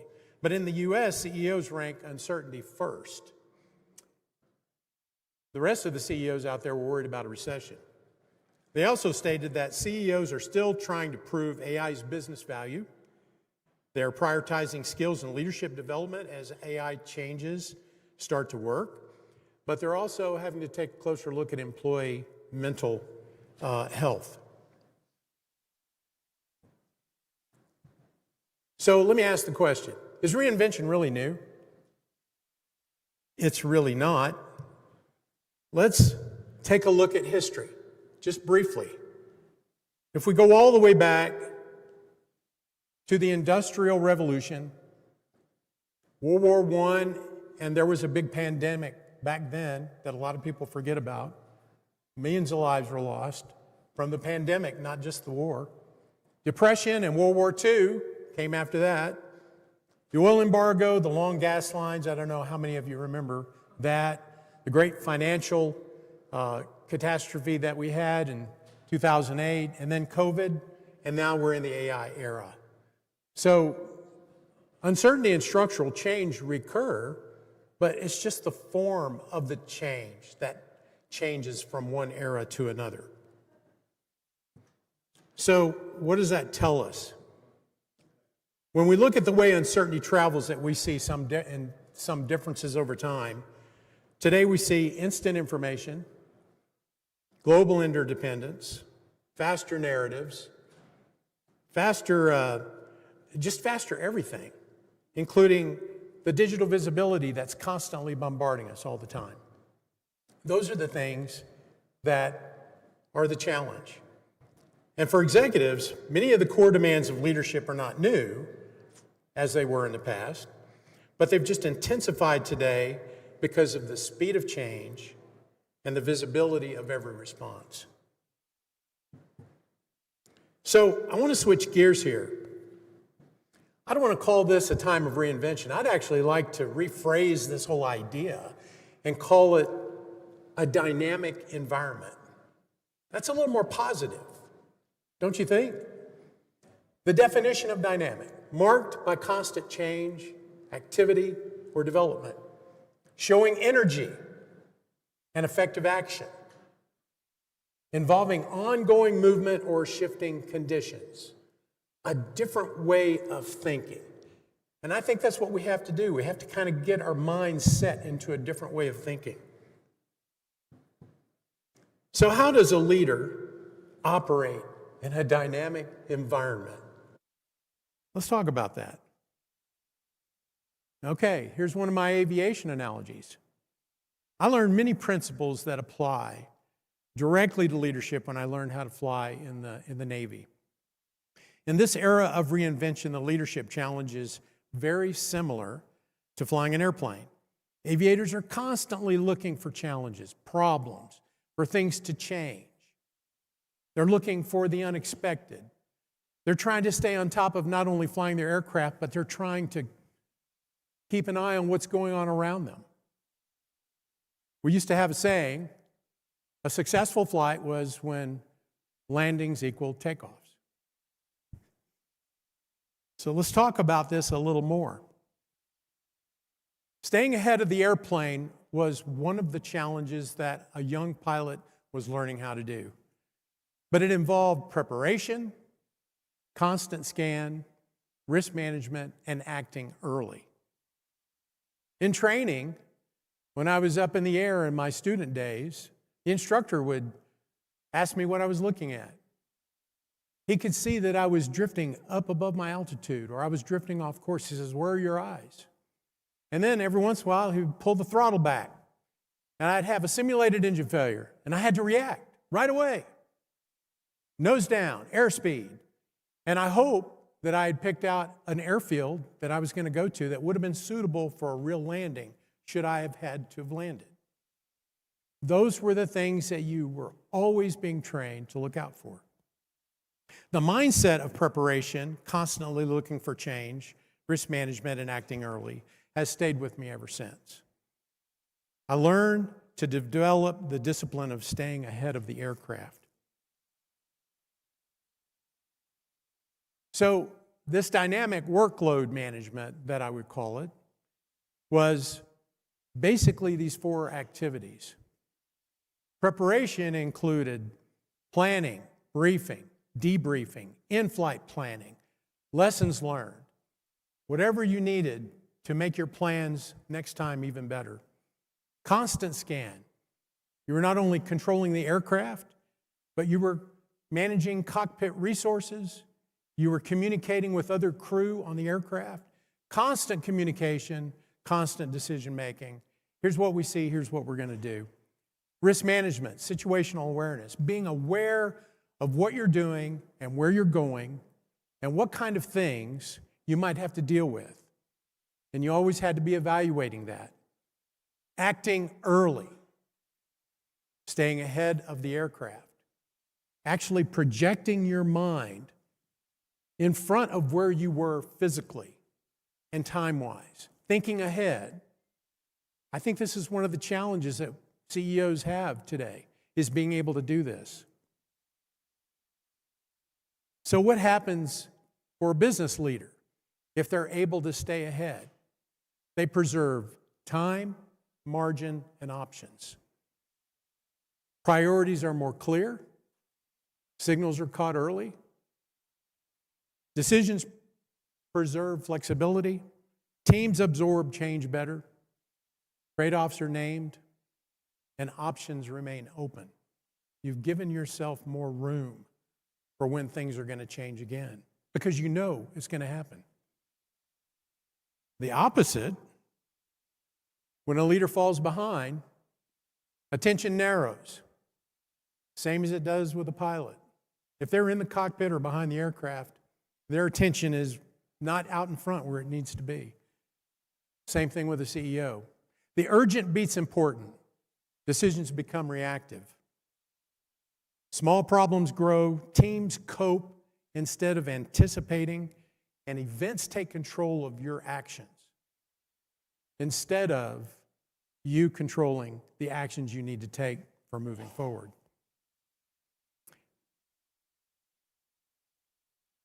So, a little discipline here in how a leader in an organization, no matter what level they're at, preparation is a big part of it. Clarifying priorities, roles, fallback plans. Scan, tracking internal and external changes to give you feedback on where you're drifting and where you need to make corrections. anticipating risk, identifying weakening margins, and then acting early, adjusting before issues grow. In an era of reinvention, leaders should seek to preserve time, margin, and options by leading ahead. So how does a leader stay focused?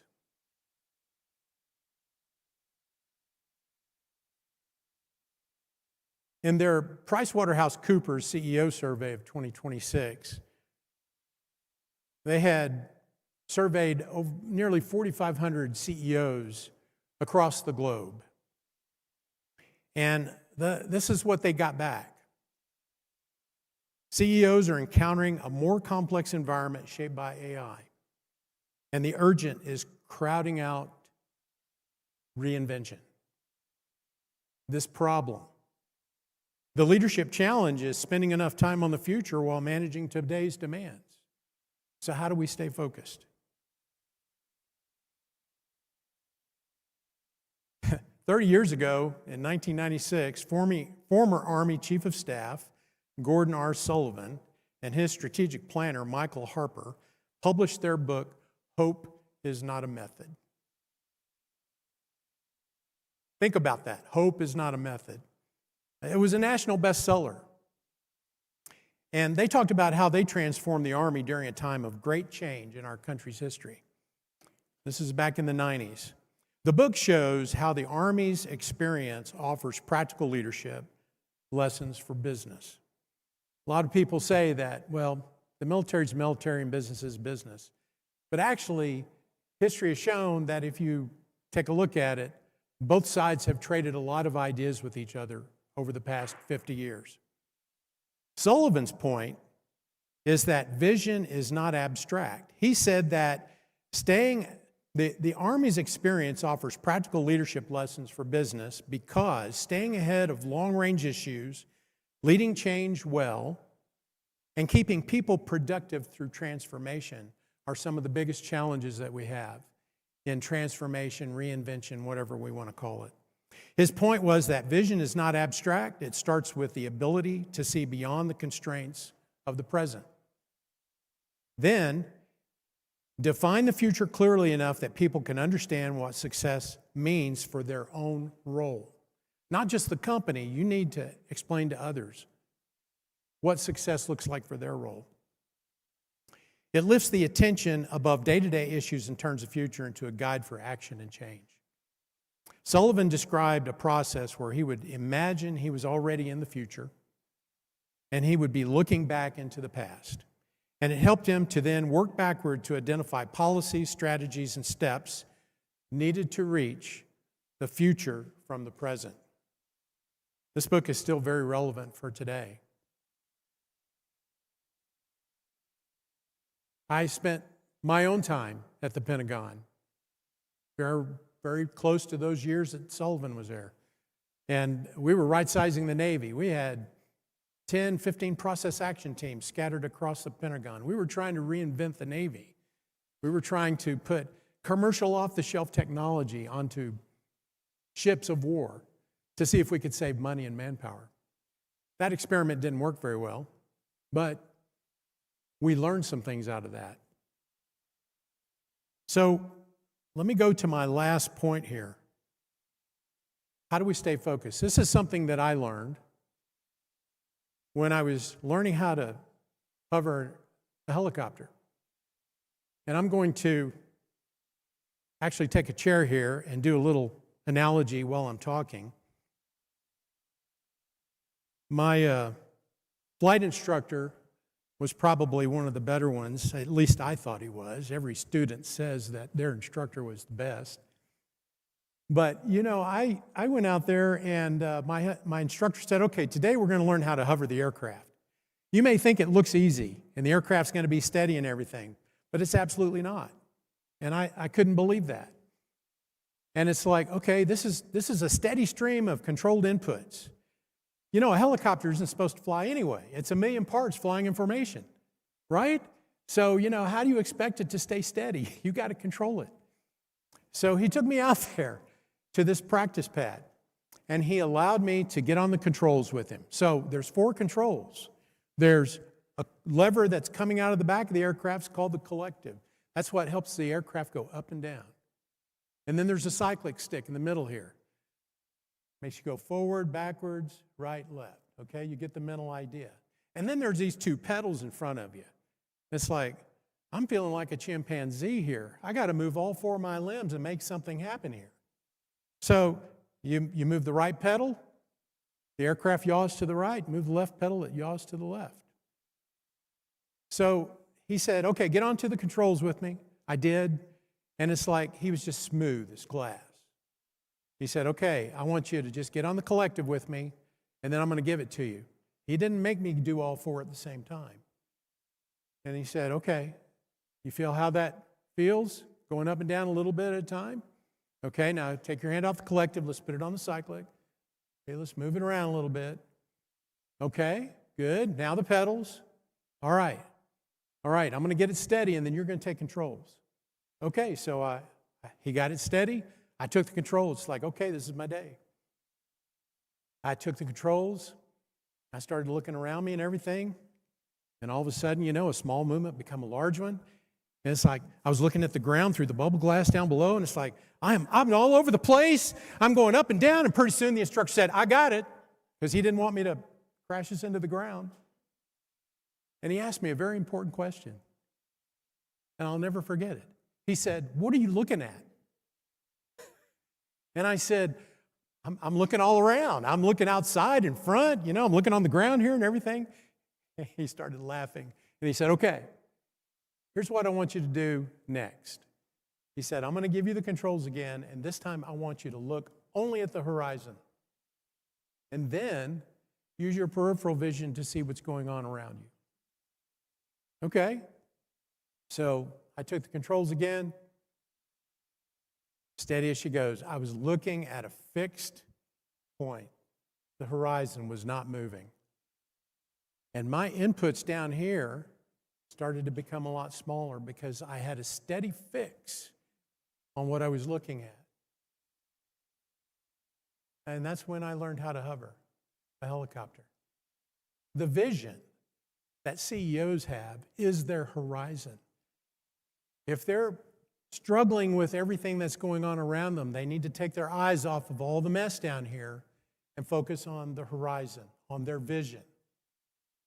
And then their inputs and changes and adjustments that they make to the things that are going on around them will be smaller, more manageable. They won't overreact. They won't make mistakes.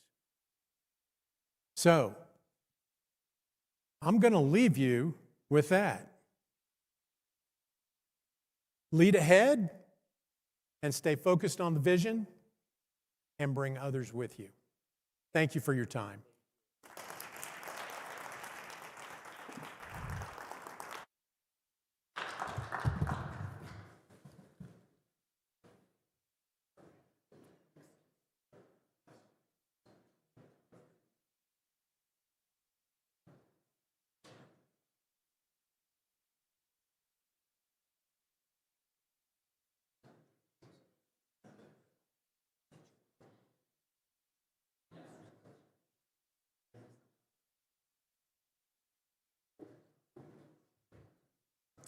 Thank you. Thank you very much, Quincy. I think we have a lavalier mic here.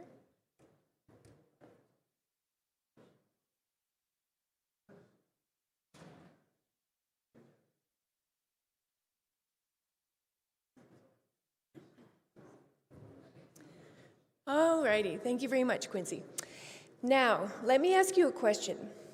How many of you have thought about the role intelligent technologies are playing behind the scenes in powering entire industries today? As we explore that idea, we turn our focus to a sector where the transformation is happening at an incredible pace. Our next session, Impact of Artificial Intelligence on the Energy Business. We'll take a closer look at how advanced technologies are reshaping operations, improving efficiency, and influencing decision-making in the energy space. Please join me in welcoming Andreas Fornwald, CEO and Board Director of StarCharge, to the stage.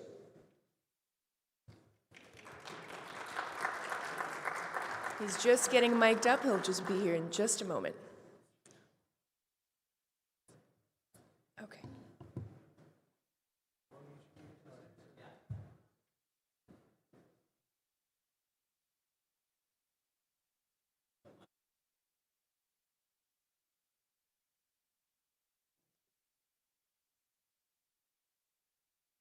And so this works like that. Okay.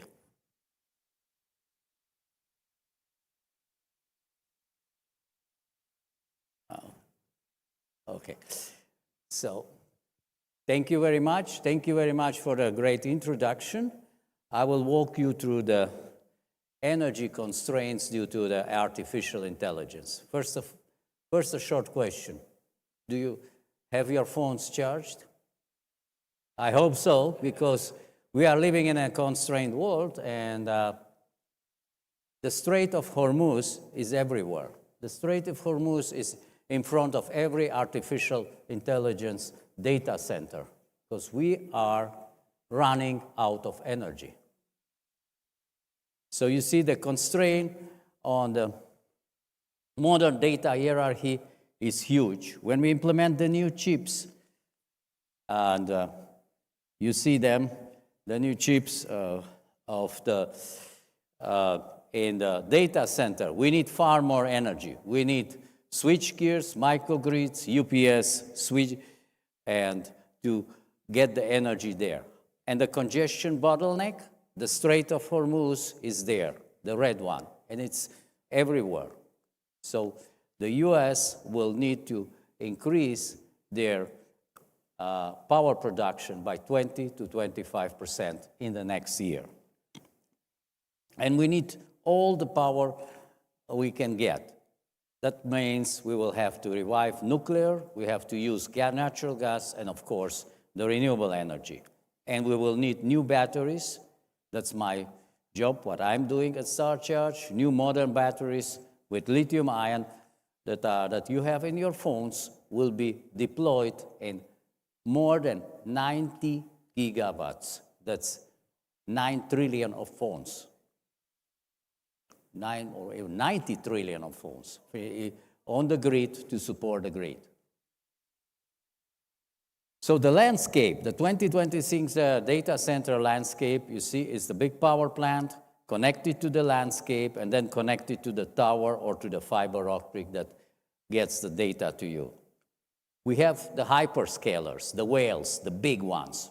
They use the Google Tensor processor, they use the Amazon Trainium, so all artificial intelligence special processors, and they use the Vera Rubin from NVIDIA. NVIDIA became the world's biggest company, the world's most valuable company, 5 trillion of worth, because of these chips, because so many chips are used in the data center. Now I will show you how this looks like. They are in a rack, and they need not only energy, they need also cooling. They become really hot. And because they are so power hungry, we don't put on the chips like we use in your computer or cell phone, 5 volts, 12, 24, 48 volts. We power them with 800 DC volts, so very strong power network. That's how it looks. This is how the cabinets looks, and you see how big are the centralized PSU for cooling. Liquid cooling and all the cooling is another energy hungry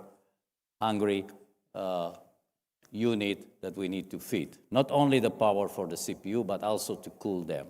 So you see, here are the hyperscales. The hyperscales are the big data centers from Amazon, Microsoft, ChatGPT is using, or these hyperscales. They have extreme power consumption. One rack that you saw before can consume up to 100 kilowatt. 100 kilowatt is a block, 10 one-family homes. That's a lot, only for one single rack. And they still have a big latency in hours, delays. Sometimes when you click for a word on ChatGPT, that doesn't come because the energy is not there. If you have latency, the energy is not there, that's why it's not coming. Then we have the co-location, the medium-large data centers that are connected next to the powered land where people find a way to connect to big transformers, high voltage, and design auxiliary data centers. And of course, the edge and microgrids, which are very quick, small data centers, but you need thousands, 10,000s of them.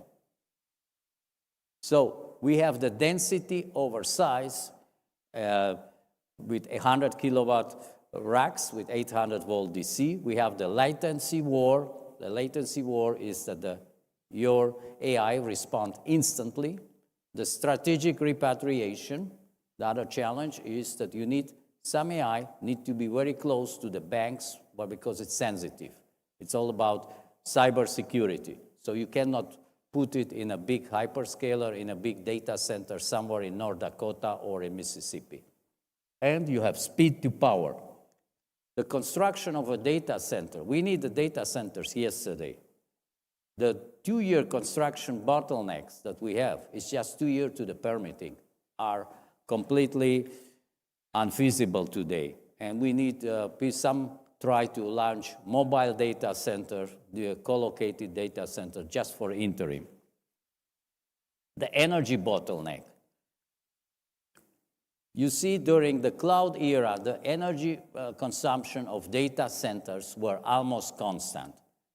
2023, the AI era started, and that's how the energy consumption of the data centers increased. When we put one word in Google, we generally use for the search, complex search, 0.3 watt. When we put one word in ChatGPT, the ChatGPT will use 10 times more energy. So when you click ChatGPT, you use 10 times more energy of the data centers than on Google. And of course, you use more words than in Google because you describe a problem and it comes back with a full text. So we have 100 times at the end. So a data center, a hyperscaler, consumes more than a midtown. So if you drive to Barstow, to Los Angeles, I promise you Barstow has less consumption than a big data center, the whole city of Barstow. The bottleneck is in the local utility, in the grid connection. That's why a lot of communities in the United States, especially in Pennsylvania, Virginia, where is the data center alley, are very concerned with the price of energy that is growing exponentially because of the consumption. Another example how big the consumption of the data center is, that the world data center consumption by 2030 will be higher than the whole total energy consumption of Japan.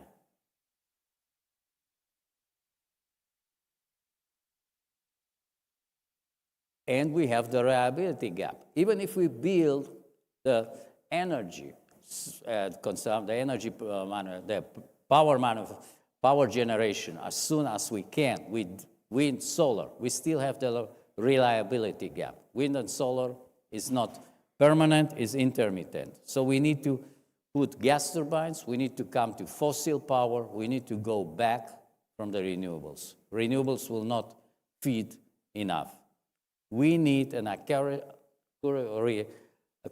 of 99.999% and reliability. That's why nuclear is coming back. United States have 10 nuclear projects that are under approval, and one will be started soon. So we need that because we are in a competition. AI is the strategic competition to China. What we had with the Soviet Union, with the Russian in the ballistic missiles, the competition is now going on AI. Who will win the AI race? We are far ahead of China, but our bottleneck is the energy. China has a lot of coal power plants. They built nuclear power plants in 2 years, one by one, so they do not have the permitting process. But we have the chips. How to bring the grid to the GPU, to general processing unit, is the artificial intelligence is not only consuming energy, and that's a good thing. It's a reflexive power. It's also improving the grid. Thanks to artificial intelligence, we have the neural grid. So artificial intelligence will also make the grid far more efficient. So the paradox of AI revolution is that the old grid, which is highly complex, decentralized, and burdened by the loads, without an orchestrating layer, failure is inevitable. The imperative is a new grid controlled by artificial intelligence, which will not strain the grid. It is a fundamental mechanism required to stabilize it.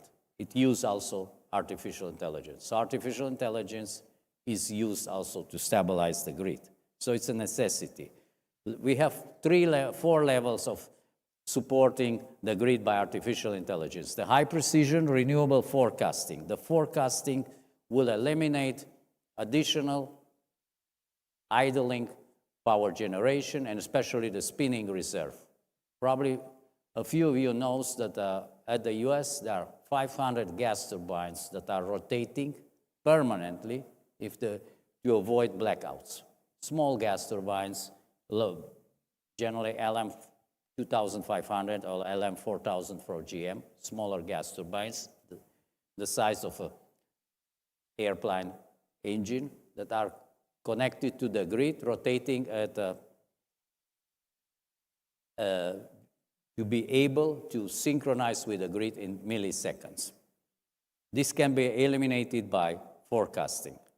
The level 3 is building the virtual plant. The virtual plant acts as a conductor of an orchestra. The orchestra being all the power plant we have, and conducting them and create a single massive battery where we can tap our power need. The last level that we implement now is the self-healing ecosystem. So due to the predictive maintenance, due to the algorithms and deep learning in artificial intelligence, we can predict which components will fail. We can now predict when a blackout can come. We had last year the Spanish blackout. I just implemented in my company an algorithm that could have predicted that one, the Spanish blackout last year in May, and deploy the right assets at the right time. So the self-healing ecosystem will come. So artificial intelligence, in a nutshell, is not only a huge power consumer, but is also a healer for the power systems, for the power grids, and for a power distribution. Yeah. I'm happy to take questions.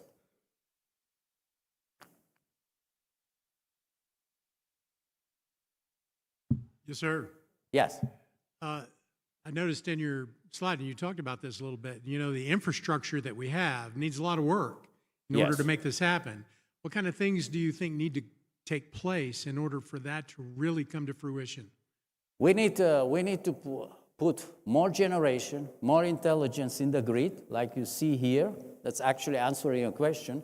The millisecond reroute, so the artificial intelligence can instantly reroute the grid so we don't have a blackout and isolate the failure. And we need new resources. We need nuclear power plants, small, medium nuclear generators. So here the Navy can help us with their submarines. They have the right generators in the submarines or in the aircraft carrier that we can use for civil. We need all the power we can get. Imagine, we need the power of Japan on top of what we have, the whole power of Japan to power this grid. That's where we have, so the artificial intelligence in the electric grid has a bigger impact than the Strait of Hormuz. They are next to UAE and Iran on the oil markets. I have a follow-up question. I don't want to hog it. So do you see enough movement in all the industries that deal with power generation? And if you do, what kind of time frame are you seeing that it's going to take to get to where we need to be? So it depends. There is also talk about the AI hype, that it will implode like the internet in 2000, which I do not believe because it's a strategic investment. But the current forecast is to get it done, we need at least till 2032, so another 6 years. Just go from we need gas turbines. Vernova, GE in Atlanta, General Electric has now rights or has their books, the order books filled in 2031. Siemens to 2030, Mitsubishi 2030. So you cannot get a gas turbine before 2031. You cannot get a small medium reactor because they are not yet certified. It's another process of 5 years, nuclear. So solar you can put, but solar is very intermittent, so you need batteries that you can do in 2-3 years. So there will be intermittent solutions. There will be also a lot of creative solution. This space, and that's why I'm telling to you, this space needs creativity. It needs every mind who can solve this problem and send something to the power grid. The power grid is completely under strain.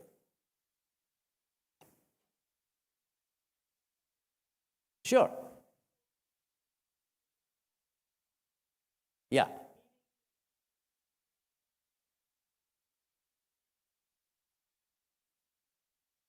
Yeah, I know.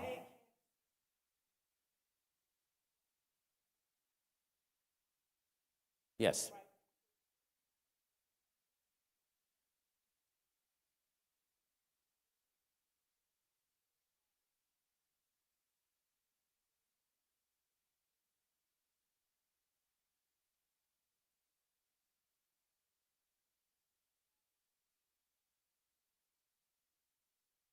So you live in California. So yeah, California is a special case.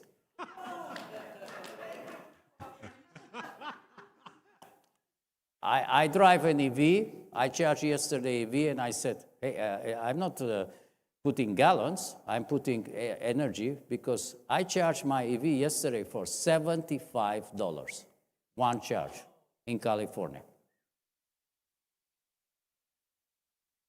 Yeah, I said, what am I doing here? It was a fast charger at very bad time, but what we need to do is not only improve the grid, we need to mandate the artificial intelligence, this big investment, Oracle, hundreds of millions, hyperscaler, to build their own power plant, their own co-located power plant, to build their own nuclear reactor. We'll have private small nuclear power plants. That's the future. Yeah, the FERC is to...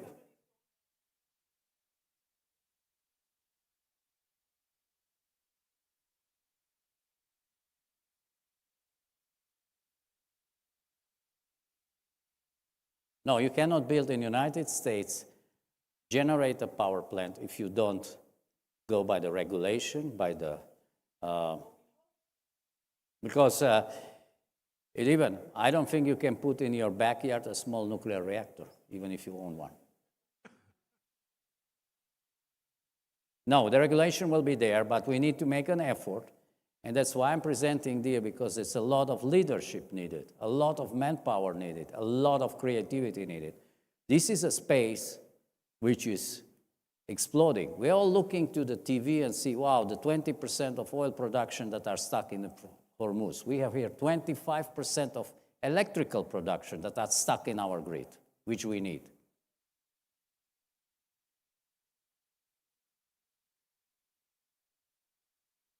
Yes, every bit of energy is helpful.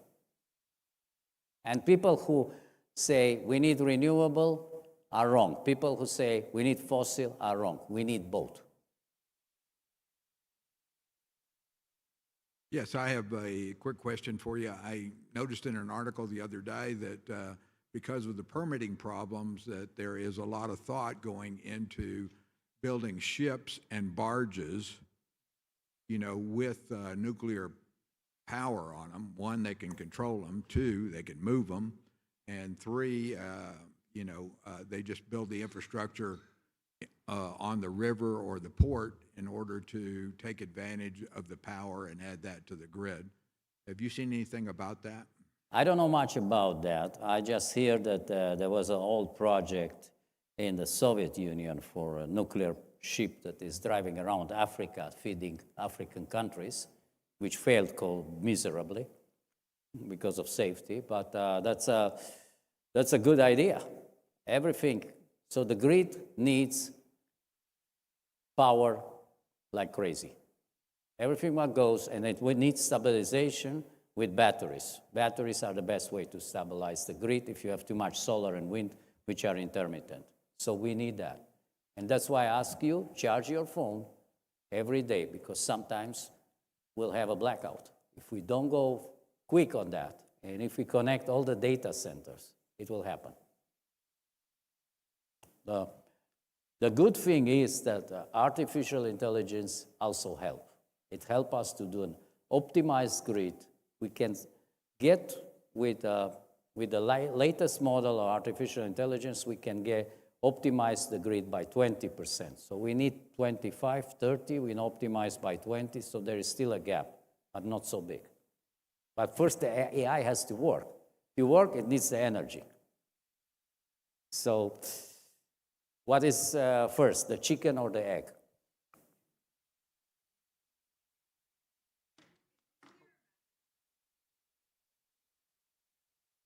No, every power. Nuclear power is a good option because it's actually, in a big sense, renewable power, if you know what to do with the nuclear waste. It's not polluting power. I don't call it renewable. I call it non-polluting power. And yeah, it's a big option because it's a lot of power. The question is that, and that was debated by the Department of Energy, and I talked with Chris Wright. He has a lot on his table and doing a fantastic job. The question with nuclear is safety. Safety for big nuclear reactors is pretty known. Safety for smaller is same, but does it make sense economically to have the same safety regulation for a small reactor? Probably not. So we need to find the size of a nuclear reactor where it makes sense. Sure.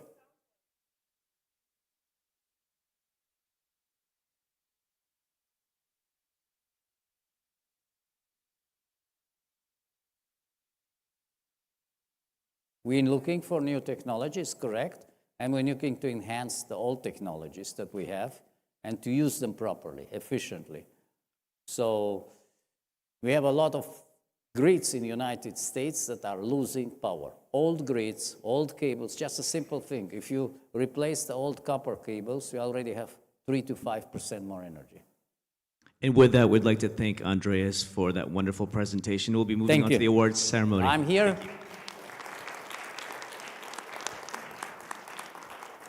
Thank you. Sorry if took over the time. Yeah. Yeah. That was an insightful session. Thank you, Andreas. Thank you very much. Now, it's time for a special segment where we honor the individuals and organizations making real differences in the business world. I'd like to now invite Karen Lyons, Executive Vice President at Brilliant Health Solutions, to the stage to present the certificates to our esteemed sponsors. You can come on up. We're pleased to acknowledge the incredible support of our gold sponsor, Tactical Rehabilitation, in partnership with Brilliant Health Solutions. And now, let's take a moment to welcome our silver sponsors. EWA by R Evolution. Come on up to the stage. Paul Mitchell Schools. We also extend our appreciation to our bronze sponsors, Apogee Global RMS, Team Up Corp., the Experience Group. From the bottom of our hearts, thank you for believing in this platform and for being such an important part of making this conference memorable. All right, come on up and receive your certificates.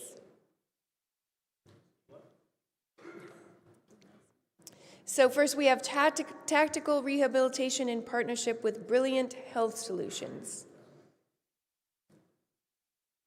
Are we present? Okay. Okay. I can give you that award then. Okay. And would you like to take a photo? Yes, we have a photographer right here. Stand in the middle of the stage. And can you take a photo, please? Thank you. Iwa. Okay, congratulations. Next we have Iwa by Our Evolution. Come on up to the stage.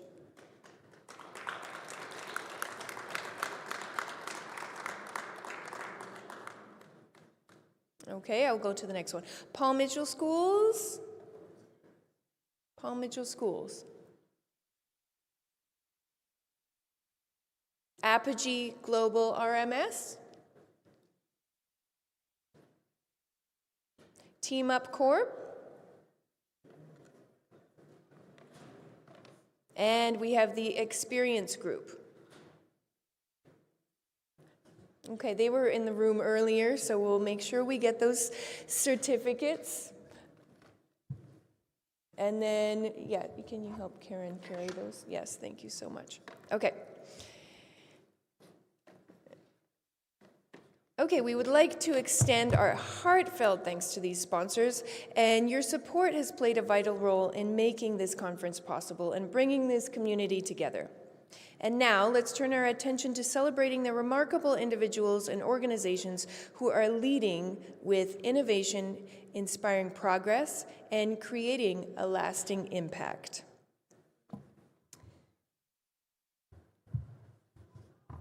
So first we have Akshay Markande. Akshay Markande is the founder and CEO of Version X Innovations with 25 years experience in the technology sector. He is recognized for his creative unorthodox thinking, which is a key driver of Version X's innovation in the workplace technology space. His core vision for the company is to streamline all building operations onto a single unified digital platform. We will also make sure he gets this award. Ashley Jordan. Ashley Jordan is Chief Operating Officer at Rework Training, a nonprofit committed to creating career opportunities in tech sales for overlooked talent. She leads with the belief that better incomes lead to better outcomes and focuses on building a mission-driven, values-led community rooted in growth, mindset, authenticity, and service.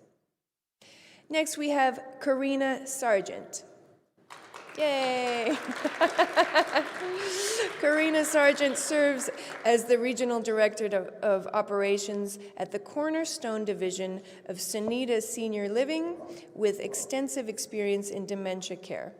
Karina is deeply committed to enhancing the quality of life for residents living with cognitive impairment through structured planning and programming, compassionate leadership, and clinical collaboration. She is known for building high accountability cultures that prioritize both measurable results and meaningful engagement.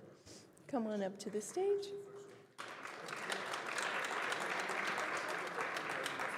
Yes.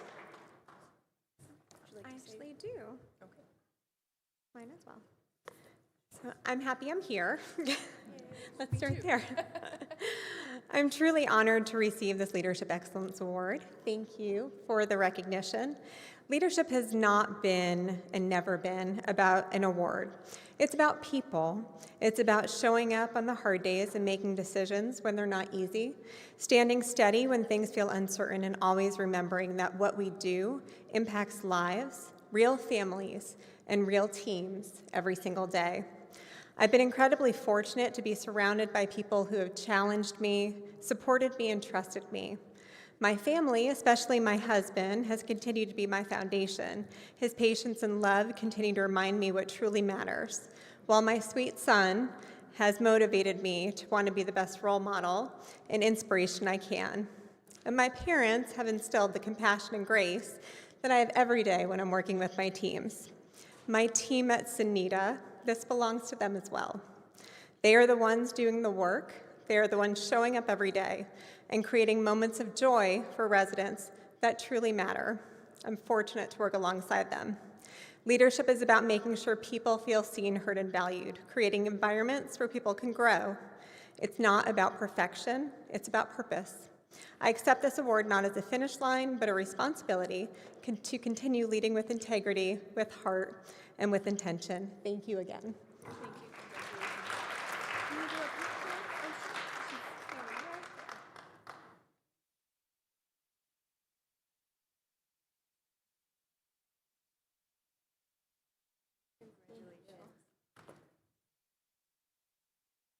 Oh, yes, come on up.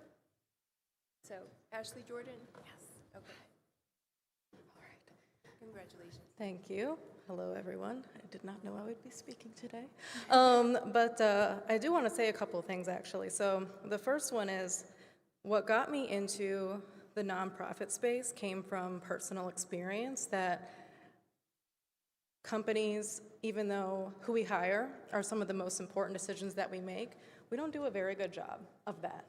Companies don't know what they want a lot of the time, and what they ask for, the moon and the stars, is not actually like what they need for the role.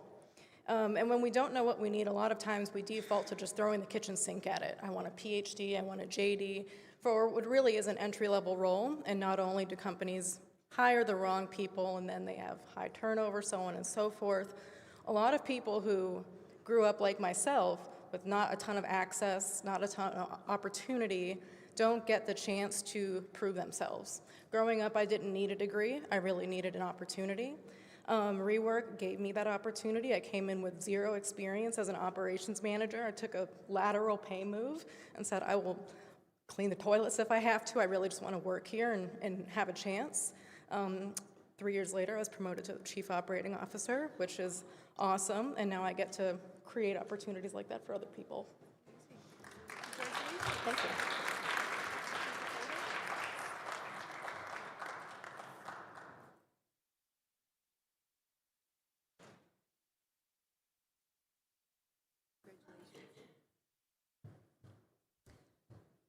Thank you. Next, we have Carlos Rivera. As founder and creative director of Exhibit Displays in South Florida, Carlos Rivera leads a skilled team dedicated to designing and producing custom exhibits that strengthen brand presence and deliver impactful audience experiences.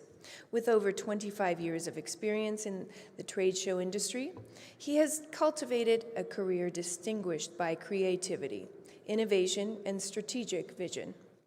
His expertise span every stage of the process, from concept development through production and installation. Welcome, Carlos. Thank you. Hello, everyone. I just want to be thankful for first being here, of course, and just want to say a few words. And I think that this recognition reflects not only my individual efforts through my career, but also the collective dedication and the collaboration for those around me, especially my partner in life, which is my wife, present right here, and of course my partner in business as well. I had to, of course, give the special thanks to God our Lord first, that keep us alive every day. My team, which is actually the core of my business, all my team of designers, the production team, and of course the management. Without them, I wouldn't be here. So it's grateful to be here and extend my recognition to all around me. Thank you.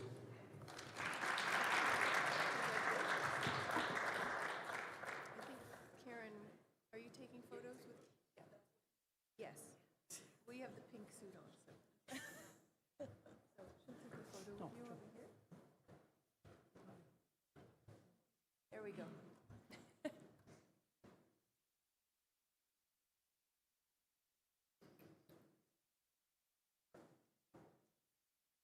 Thank you. Congratulations. Thank you. Next, we have Charlene Gray. Charlene Gray is the founder of the cleaning crew of KC, established in 2015. With nearly 30 years of experience in the commercial cleaning industry and a deep commitment to community service, she built the company with a mission to create meaningful employment opportunities rather than offer handouts. As the company continues to expand, her vision includes integrating support roles such as life and money coaches to further empower our team. Congratulations.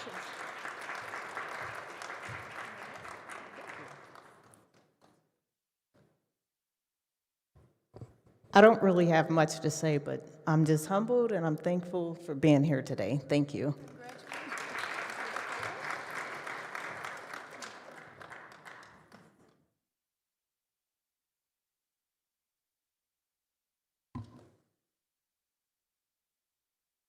Thank you. Congratulations. Next, we have Chris Lewis. Chris D. Lewis is the president of Lighthouse Leadership Services Incorporated. He was a career police officer and then went on to lead Canada's second largest police department, which was comprised of over 9,000 personnel and had an operating budget exceeding $1.2 billion. He has since authored numerous articles for various magazines and periodicals, as well as a book on leadership entitled Never Stop on a Hill. Come on up. Congratulations. Well, thank you very much. A pleasure to be here today and to meet a lot of new friends. Leadership is all about influencing and inspiring people to do and be their very best. I didn't know that as a young police officer, where a corporal told me to do something, and if I didn't, he'd probably punch me in the side of the head. But that old command and control world is long gone in business and in public service, and I'm very happy to be a part of trying to change the conversation around that and trying to improve leadership wherever I can help, whether it's private sector organizations, nonprofit, or within the government agencies. So thank you, and look forward to speaking with more of you.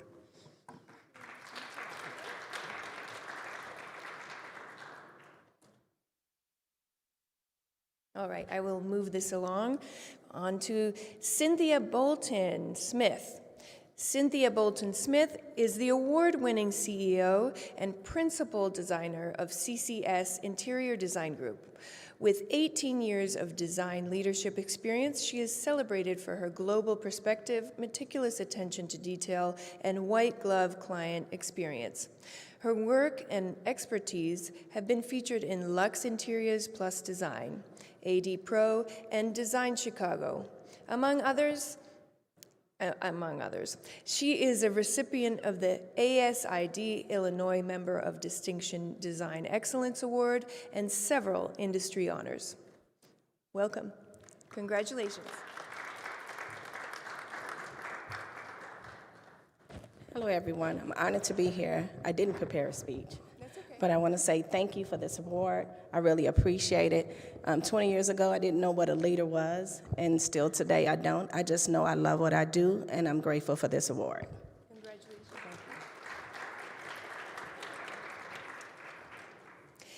Next, we have Dion Mayer. Dion Mayer is a keynote speaker, facilitator, the force behind the Sales with Soul movement, and founder of Revenue by Design. With 20-plus years of experience in sales, strategy, and leadership, she helps organizations align people, process, and technology to build high-performing, human-centered teams. She's the author of The Stepped Approach. Dion has led startups and enterprises through transformation, delivering results like 30% increases in close rates and lasting cultural impact. Congratulations. Come on up.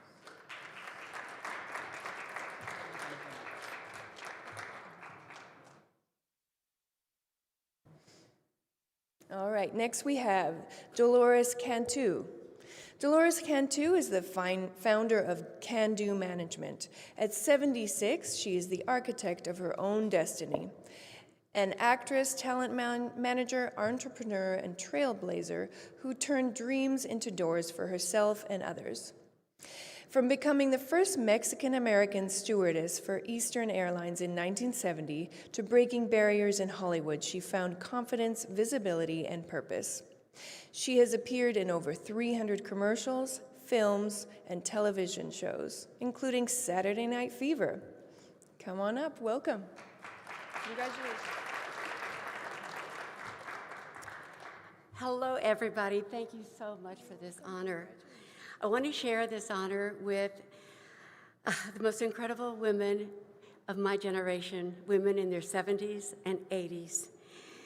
We are self-made entrepreneurs, mothers, grandmothers. I'll be turning 77 in a few months. And thank you. We are fearless. We are creators. We're pioneers. We're trailblazers and dreamers, encouraging the next generation to become self-made entrepreneurs. At 77, I'm the star of my own destiny. From a stewardess, actress, entrepreneur, florist, pioneer, and a talent manager. I went from dreamer to dream maker,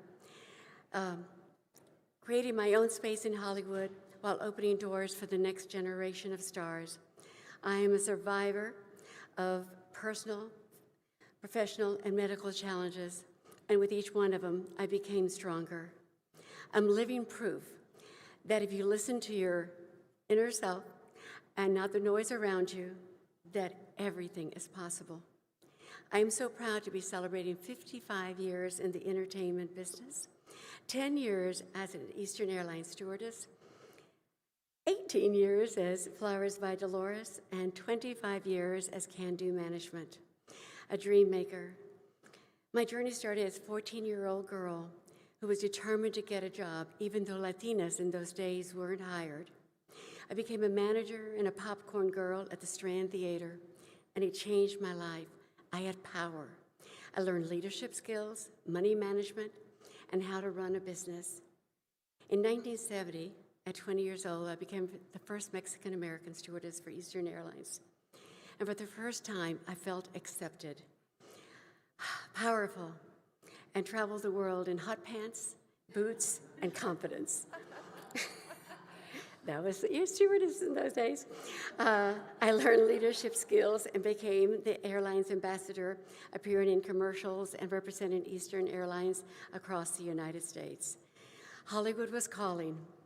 That call came to fruition when I was discovered in the Miss USA Miss Universe pageant in 1972 as Miss Hospitality. That led me to New York to a groundbreaking career as the first Latina to do national commercials in English. I went on to book 300 commercials, TV shows, and the most iconic is Saturday Night Fever. I am still the only girl who beat up John Travolta in a movie. In 1979, I became the first Latina voiceover character for as Nita, as Fred and Barney Meet the Shmoo. Harrison Ford influenced actors in the 80s to have a second occupation. In 1983, I built a second career as Dolores the Florist. To Hollywood's biggest stars and the movers and the shakers. As a florist, I became a television personality for the Los Angeles local news. In 2001, I said yes again. To managing talent, and Can Do Management was born. I am celebrating 25 years of discovering talent of all ages. Today, I give back by mentoring artists and uplifting underserved children through our nonprofit Friends of Lockwood, fueling dreams that just like me once did. Guided by faith, gratitude, and grit, I've learned the doors will be open, but sometimes you have to spot them yourself and run to them. We change the world as leaders by simply embracing who we are, fully, proudly, and without apology. To every young dreamer listening, especially beautiful young Latinas, hear me when I say this. Never give up. Never let anyone dim your light. If a little girl from Refugio, Texas, who couldn't speak a word of English, can stand here today and receive this award, I am living proof of a beautiful chapter that I've had, that you can too also write your extraordinary story. We are a generation that prove that impossible is possible. And as long as I have a breath in my body, I will keep being a trailblazer, a mentor, and a cheerleader to all the dreamers out there, because I can do, and so can you. Thank you.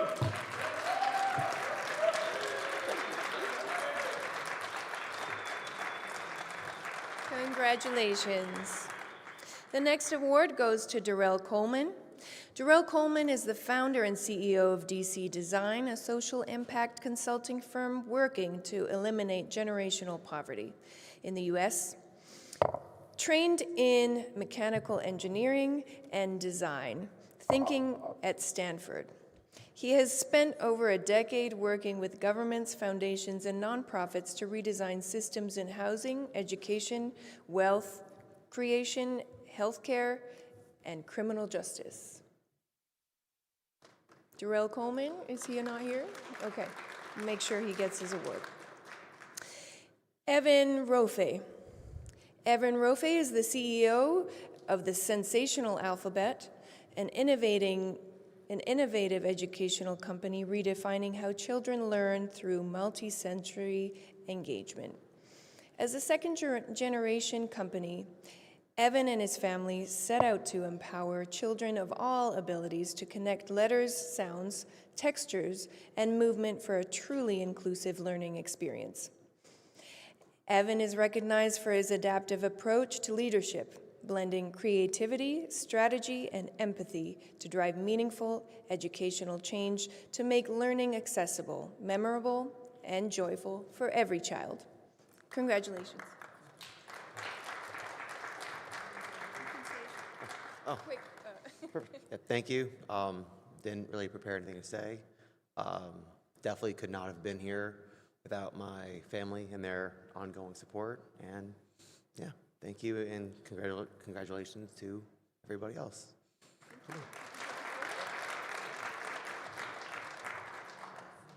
Next, we have Gabrielle N. DeKong. Dr. DeKong serves as the CEO, founder, and chairman of CM Fit Global Health Consulting and CGHC Clinic. With over 14 years of experience in healthcare and clinical research, he previously founded and chaired Charity Med Foundation and IT Inc.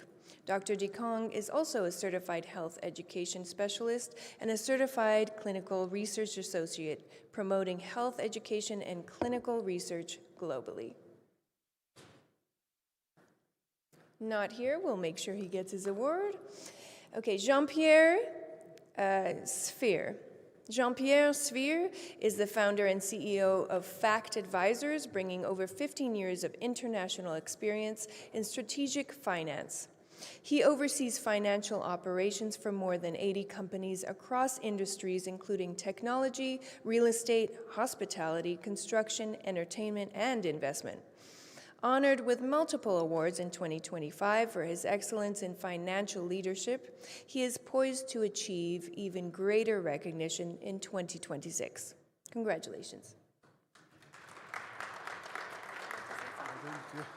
Thank you, everyone. I didn't prepare a speech, obviously, but it's a pleasure to be here. It's a pleasure to meet all of you, and looking forward for this conference. Thank you.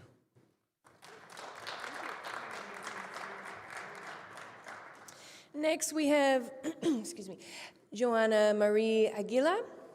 As COO of AICA Events, Jones Aguila has grown the company from 15 to 70 people, expanded revenue from 40 million to over 200 million annually, and built long-standing partnerships with major global brands.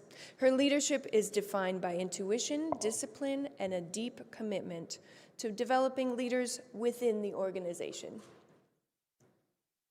Okay, next we have Rashida Frazier.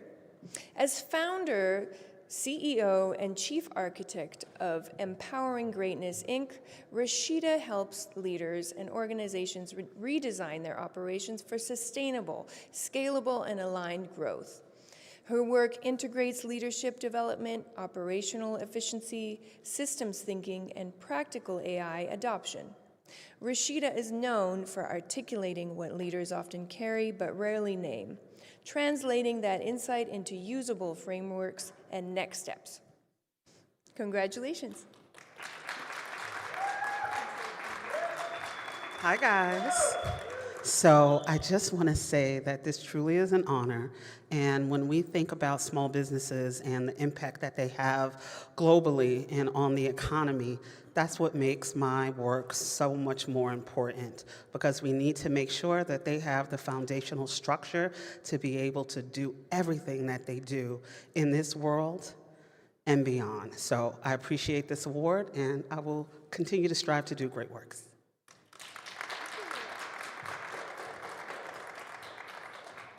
Next, we have Raymond Scott Dingle.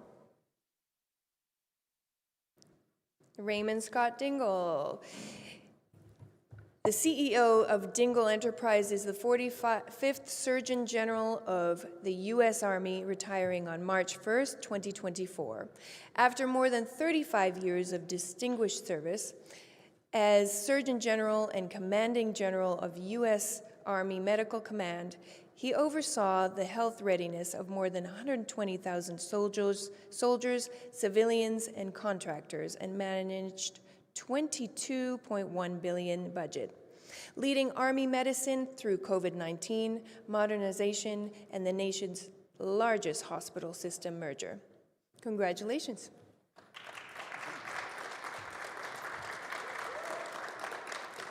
I just want to say thank you on behalf of the 200,000 military medical soldiers, sailors, airmen, and Marine who take care of our military, and also on behalf of all the veterans and families who are supporting our soldiers, sailors, airmen, and Marines. I accept this on their behalf. Thank you very much.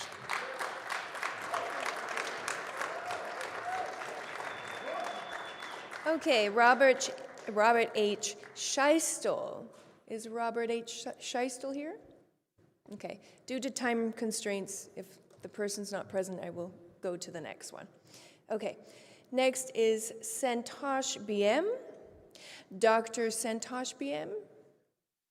Perfect. Okay. Dr. Santosh BM is a seasoned civil engineer and the founder and CEO of Brainstorm Infotech with over 20 years of cross-functional experience. Over the years, he has built strong expertise in team building, training people in development, strategic leadership. Driven by deep domain knowledge and a go-getter mindset, he founded Brainstorm Infotech during a challenging global recession.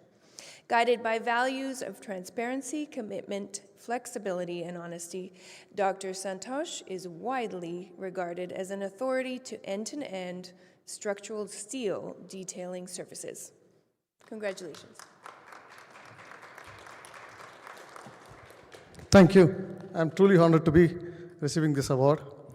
As a founder and CEO of Brainstorm Infotech, this recognition reflects not only my journey, it is the collective effort of more than 300 people sitting in India and building over 4,000 structures in USA.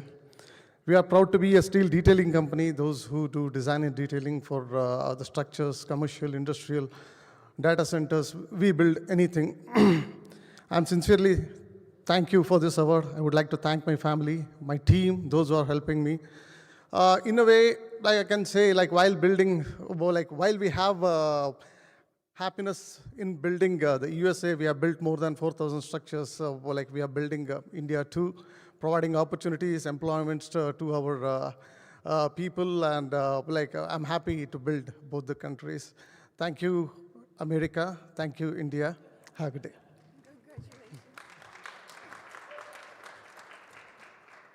Thank you. Next, we have Srikar Reddy. Srikar Reddy? No? Okay. Then we have Valerie Velasquez. Is Valerie Velasquez here?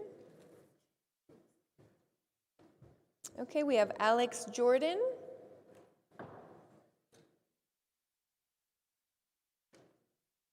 Alex Jordan. Audra Gillis. Audra Gillis. Audra N. Gillis is the owner and psychotherapist of Trinity Holistic Healing Services, with almost 30 years of experience as a marriage and family therapist and as a graduate of Howard University specializing in cognitive behavioral therapy. She is a clinical social worker specializing in individual, couples, and family therapy, and maintains a private practice in Mitchellville, Maryland. Congratulations.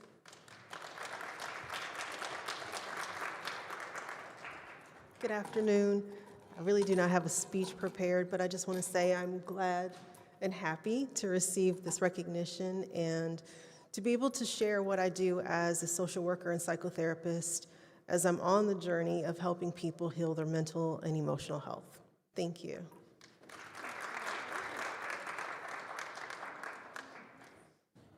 Okay, and then our last award is Heather Walker, PhD. Dr. Heather Walker is the founder and CEO of Lead with Levity, a consulting firm for blending psychology, leadership strategy, and real-world experience. She is an award-winning organizational psychologist who helps Fortune 500 leaders create cultures where top talent thrives. She specializes in strengthening onboarding, preventing burnout, and building trust across teams. Congratulations. I'm really happy to be here with all of you today, and I just want to say that a leader is a really powerful being. You all are really powerful beings. Every single choice that you make has a disproportionate effect on your workplace, on your organization, and in some cases, your communities. So we're at this inflection point in history right now. I hope as you're considering how you're going to lead your organization to that next place, that you reach out to an organizational psychologist who may actually be able to help you think through those changes. I'm here, and I'm looking forward to meeting all of you at this conference.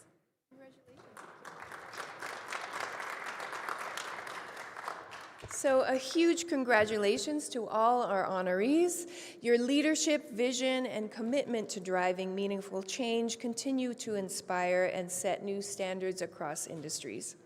We'll now take a pause for lunch, an opportunity to step away, recharge, and continue conversations that have been building throughout the day.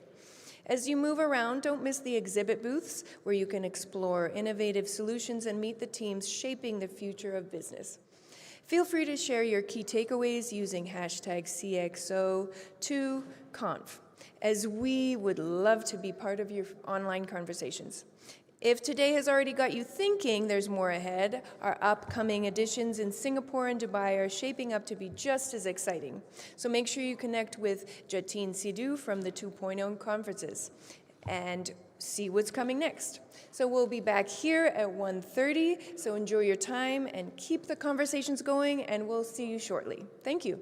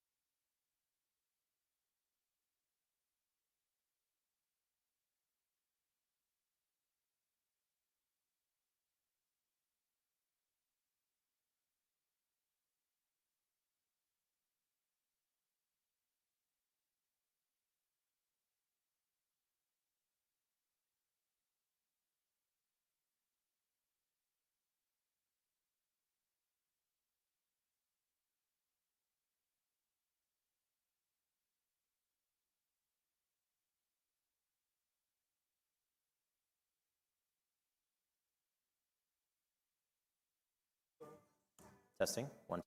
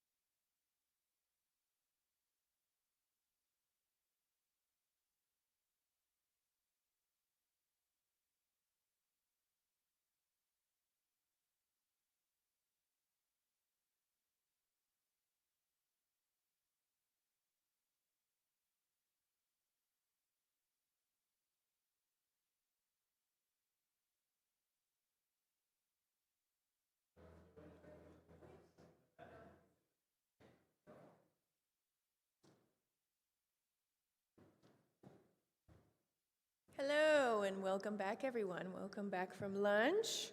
I hope everybody had a great lunch and chance to recharge.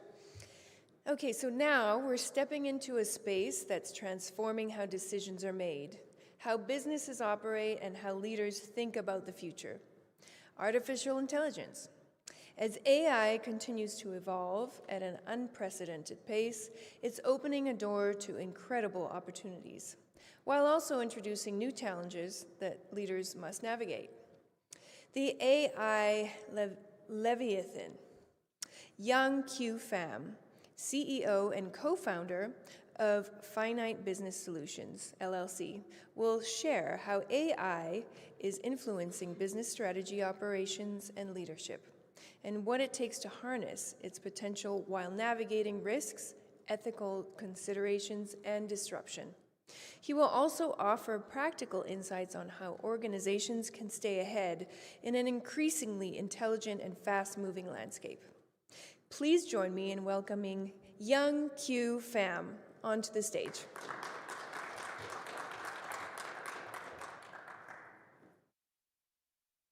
Thank you, everybody. Good afternoon. I hope everybody had a great lunch. I am excited to be here. I'm excited to be in Las Vegas. I'm excited to participate in our 6th year in the 2.0 conferences. Hopefully you guys are getting just as much value out of this as I've always had and our organization's always had. But more importantly, I'm very excited to talk about what we're talking about today. And the topic is named the AI Leviathan, right? So if you guys don't know who I am, my name is Young Q Pham. I am CEO of Finite Business Solutions and Archer Now LLC. Let me make sure I can use this correctly. There we go. So a little bit about us. We are a family of brands that customize and is completely tailored towards the homeowners association market, right? So from Finite Business Solutions to Finite Files to Archer Now LLC, if we're talking about data aggregation, outsourced accounting, finance, taxation, legal statutes, that's kind of our wheelhouse. So that's what we do. If this is your first time in my series of talks over the years, a little bit about me is I was born in Saigon, Vietnam. I came over here to the United States at the age of 2 as a political refugee with my mother and my aunt. This will now be my 27th year in accounting and finance. In my former life in corporate America, they used to send me around as a regional person where I would go into various branches and look at revenue leakage, workflow optimization, efficiencies, and things like that. So I was kind of that guy for the longest time, so most people really didn't like seeing me when they came into the office, right? And I have a very eclectic background, which kind of precedes kind of the list of talks that we've had over the years, right? So obviously I have a background in accounting, business, and finance, but I think what's kind of unique and sometimes doesn't really fit a normal puzzle is I also have a background in psychology. And when we talk about AI today, that's kind of the spin I want to take on this, right? So one of the first things I want to do is frame our conversation, frame the context of what we're really talking about. So the Leviathan. Some of you may have heard about it. You've probably heard that term. It's theological, right? There's some mythology behind it. In the Bible, it's considered a metaphor for like a powerful enemy, right? What we're talking about today is the concept of like this sea serpent that's chaotic and it's destructive, right? But more specifically, we're talking about a book that was written in 1651 by Thomas Hobbes called The Leviathan. I don't know how many of you guys here are philosophy buffs, but this book, when I read, I believe I was like in 14 or 15 years old, completely changed my perspective on humanity, right? Of course, every kid thinks that no matter what book they read at that time. But Thomas Hobbes, 17th century philosopher, postulates in The Leviathan, right, that in order for us to prevent human beings from descending in what they call our natural state, which is a terrible, awful state of self-interest, fear of death, desire of power, is we had to resurrect a social contract whereby we delineate some of our obligations and some of our power in response for people protecting us, right? A social contract. Henceforth, government in today's world. So that's a Leviathan that I want to actually juxtapose. And where does that really start with our conversation today? Well, I am theorizing today that we now exist in the modern day Leviathan known as artificial intelligence, right? We in the past have thought of automation, especially for many folks in this room. We know a world before internet. We know a world before computers. We know a world before these levels of advancements in technology and automation. If we had to, we could do math shorthand, right? We now no longer live in that world, right? AI is no longer just simply a tool. It's an autonomous decision-shaping system. And unfortunately, unlike governments, business structures, business models, KPIs, AI scales way faster than any of us can even comprehend. We are still in the infancy of the AI movement, and yet there's probably about 90% of the things that are being AI generated that we can no longer validate as correct or as original. Our controls, as they increasingly shift from people to systems, it becomes something we no longer comprehend and fully comprehend. And I think psychologically, there's going to be huge generational ramifications for things like that. Some quick information behind this. Over the next 3 days of these conferences, there are dozens of AI authority figures that can tell you how to leverage AI, how to build AI, right? So what I want to do is frame why this conversation is so pertinent, why it's important for us to take just a few minutes out of our day-to-day and really understand the social and economic implications of this AI movement so that we can take that back to our thought leaders in our organizations and really have these discussions, right? So I'm going to bring up some boring data, but we're going to move through these slides fairly quickly, right? So one of the things that's kind of alarming is literally in over the last 6 years, from 2015 to 2021, we've noticed a 10-fold increase in AI usage as it pertains to new AI patents applications. One of the things I want you to look at on this next chart is the density map in regards to the bluer it is, the more usage that country is doing AI today, right?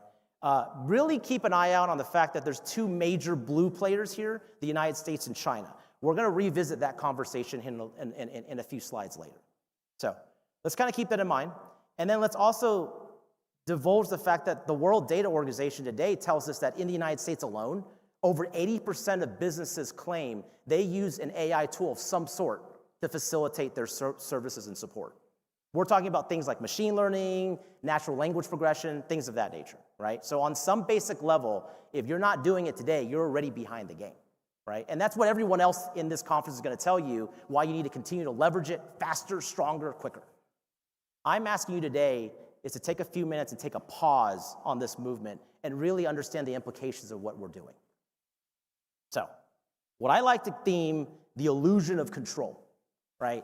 If you look throughout humanity and all of our failings, it's not, our hostility is not built off of our violence, it's built off of our ignorance, right? Our xenophobia, our fear of understanding, our lack of understanding, eventually leads us to hatred, leads us to violence, right? Instead of trying to understand each other, we fear each other.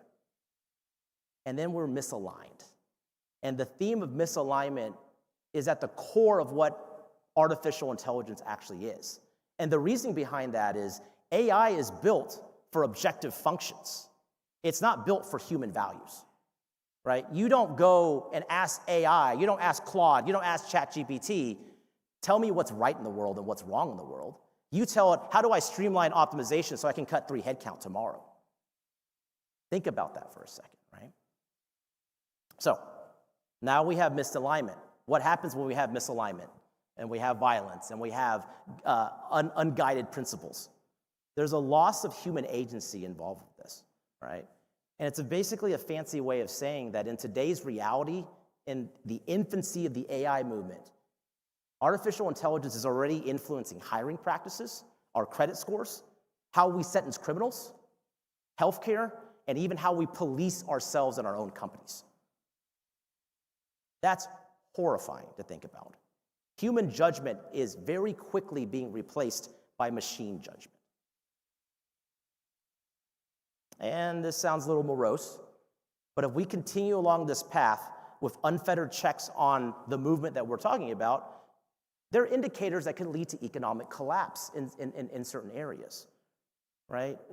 I think for a lot of us laymen, including myself, our initial fear is, well, it's going to eliminate the job that I have. It's going to eliminate jobs. Folks, we're well past that. What AI serves to ultimately eliminate is career pathing, career ladders.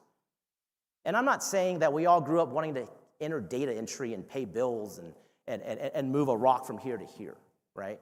But fundamentally, we don't understand how things work. How can we check the work that someone else is now doing for us, that is now delegated for us? On top of that, over the last few decades, one of the largest discrepancies we have between the upper and lower class is a massive chasm that is only going to continue to increase. Everyone in these conferences these days, right, we have these wonderful conversations with our colleagues, but there's also private equity money that's floating around and trying to consolidate these companies together, right? And so when they do that, only the haves and have-nots can leverage cutting-edge AI tools that the rest of us are just trying to keep up with. So in our gumption to keep up with those things, right, we lose sight of the core of what we're supposed to be doing. Our past automation, which is very different from artificial intelligence, replaced manual labor. But at every technological advancement, whether it was the wheel, fire, electricity, internet, it always brought about new opportunities for human nature. This is completely different. This is an unforeseen reality because now we are officially replacing human cognition, our ability to critically think. So, remember what I told you about China and the United States, the two leaders right now at the forefront of the AI movement.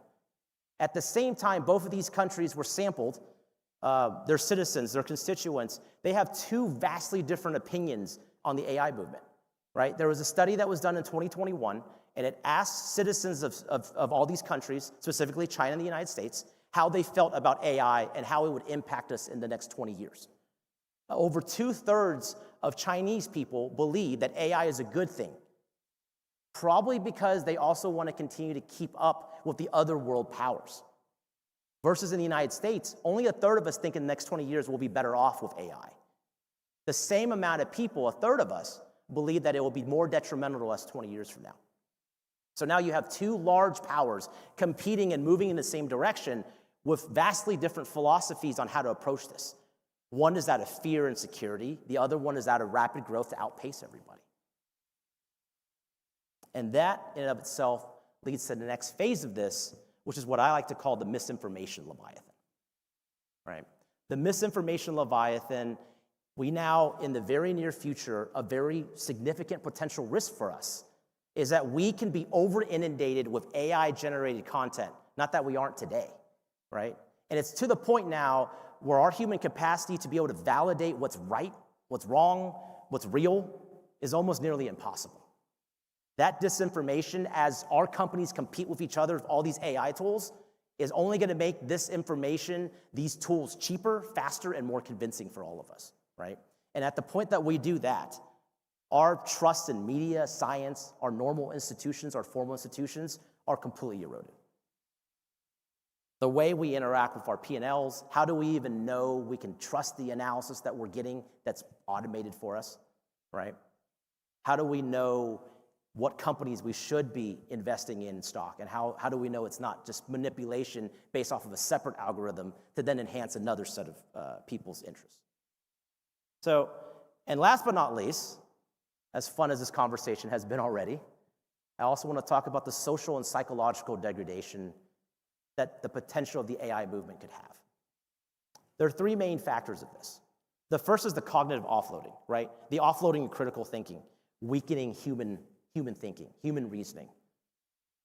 Here's an example, and this was a very recent one. A few months ago, I was walking the floor.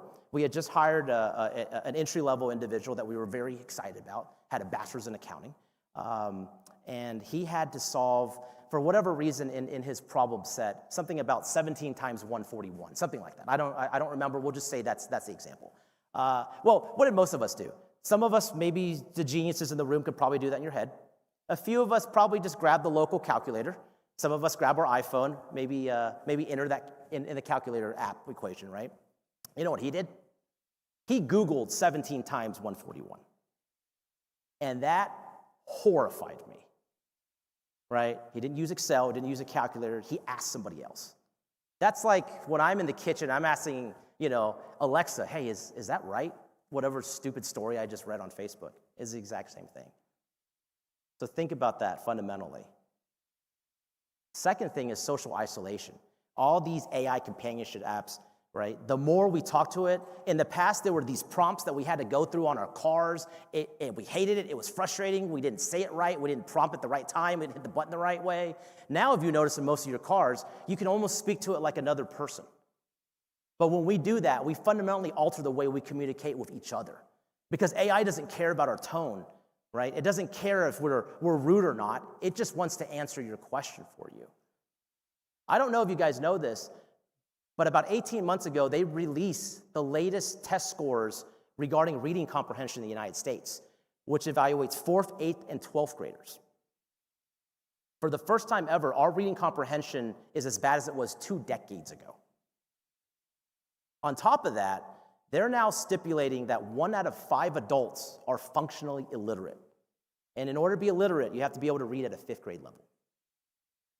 Do you think the AI movement's going to help with that? Lastly, human identity, business identity, right? It becomes diluted.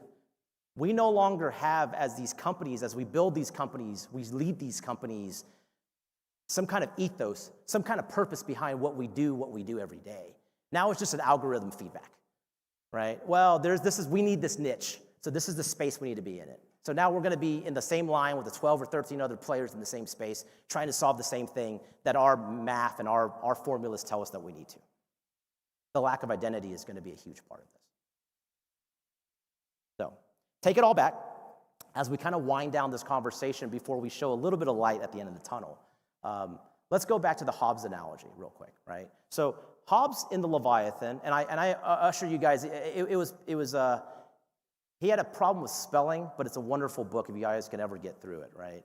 He talked about how in order for us to crush the chaos within humanity, that was the only way we were to preserve humanity. So we had to save ourselves from each other. What we're at today, in our reality, AI crushes humanity because all it cares about is optimization, right? Hobbes feared life without authority because authority on some level protected us if we were weaker, if we were poorer. AI is something we should fear because it's authority without human life. So depressing, so morose. Why is this guy up here talking about this? What the heck's the point, right? It's too late. So what do we do now? Well, there's actually a couple of things we just need to keep in mind. Remember, we're still at the infancy of this, right? I can say today, no matter how many geniuses are out in this conference room, they're still not as smart as we are yet. They may do things faster than us, but it doesn't necessarily mean they've fully comprehended the human movement. And because of that, we must remain AI as a tool, right? Not an authority figure. Every time in our organizations and our businesses, we go AI advises, but humans must continue to decide. AI accelerates our growth, accelerates our information and our analysis, but we must continue to be the conduit that makes final judgment on things. As AI operates our businesses, 60, 80%, 100% of our businesses, we must still remain accountable for their actions. That's the only way we can continue to use AI as a tool. What is AI never supposed to control? Well, I think there's 5 things. 1, AI should never have the use of lethal force. AI should never be part of legal sentencing authority. AI should never have core rights determinations. AI should never be the final decider in medical decisions. But most importantly, AI should never value set our moral judgments. And I know for thousands of years we've had such a hard time defining morality because it's ambiguous. We fight and kill each other over it. But let that still be the final remaining critical piece of humanity that we have to figure out on our own. So, all you smart people in this room, there's a price of intellectual power, and it's something that we cannot take lightly. AI safety is always going to fail when all of us leaders in this room take profitability over prudence. Where all we think about is scalability without scrutinizing that scalability. Where we talk about the speed of how we do things instead of the ethics behind what we're doing it for. I would say there are certain fundamental human skills that we must preserve at all costs, regardless of how annoying or inefficient it is. We must continue in our workplace, never forget how to navigate, how to write and read, our judgment and our decision making, how we diagnose and break down problems, and how we critically reason. It's fundamentally the core of what we are as human beings. And lastly, I would say culture matters the most, more than ever now in a workplace. And when I mean culturally, I mean how we treat our technological values, right? Because there's not a company here that doesn't operate off of heavy, heavy technological influence. But we must remember with our teams and the next generation of folks in our organization and in the world that we must continue to teach skepticism and to scrutinize data and teachings that they're given rather than just have blind dependency on it, right? We must train ourselves to continue to judge processes and procedures rather than just be blindly obedient to it. We must reward our team members that have wisdom, that have knowledge, not just the person that can do things the fastest and the most efficiently and at the cheapest rate. And only then will we choose our future and not let AI choose our future for us. The reason I brought this question up at the very beginning of this, why are we talking about this? Why are we taking 30 minutes out of our day to talk about this? And hopefully you guys go back and talk to your colleagues, to your teams, to your departments about this. Because I firmly believe that the beauty of human nature, of humanity, is in the things we can't explain, is in the illogical, it's in the anomalies, right? There's a reason that we romanticize the idea of the weak beating the strong. There's a reason why we romanticize certain human beings that are born at a disadvantage, that rise up and make a profound impact on the world. Can we teach AI to understand that a single mother of three taking night classes at an online university can actually outperform an Ivy League graduate in the workplace? Can we actually program AI to reprogram the soul of humanity, to understand that all lives matter, not just doing what's best for the vast majority of people if it benefits us? It's hard.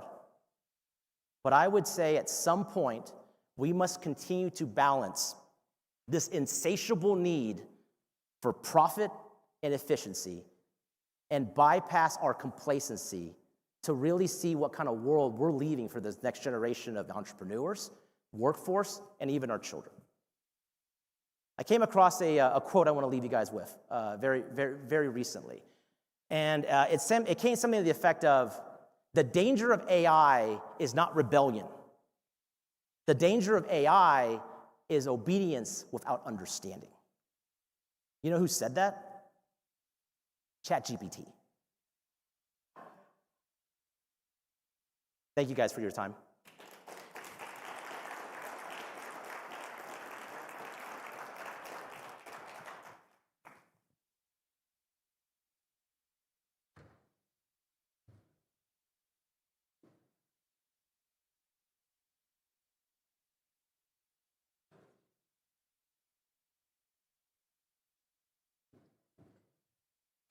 Thank you, Trung, for this thought-provoking keynote.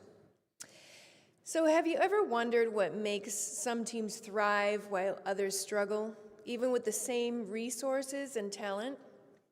Well, our next keynote, Building Successful Teams, Intentional and Inspirational Leadership, will exactly explore this.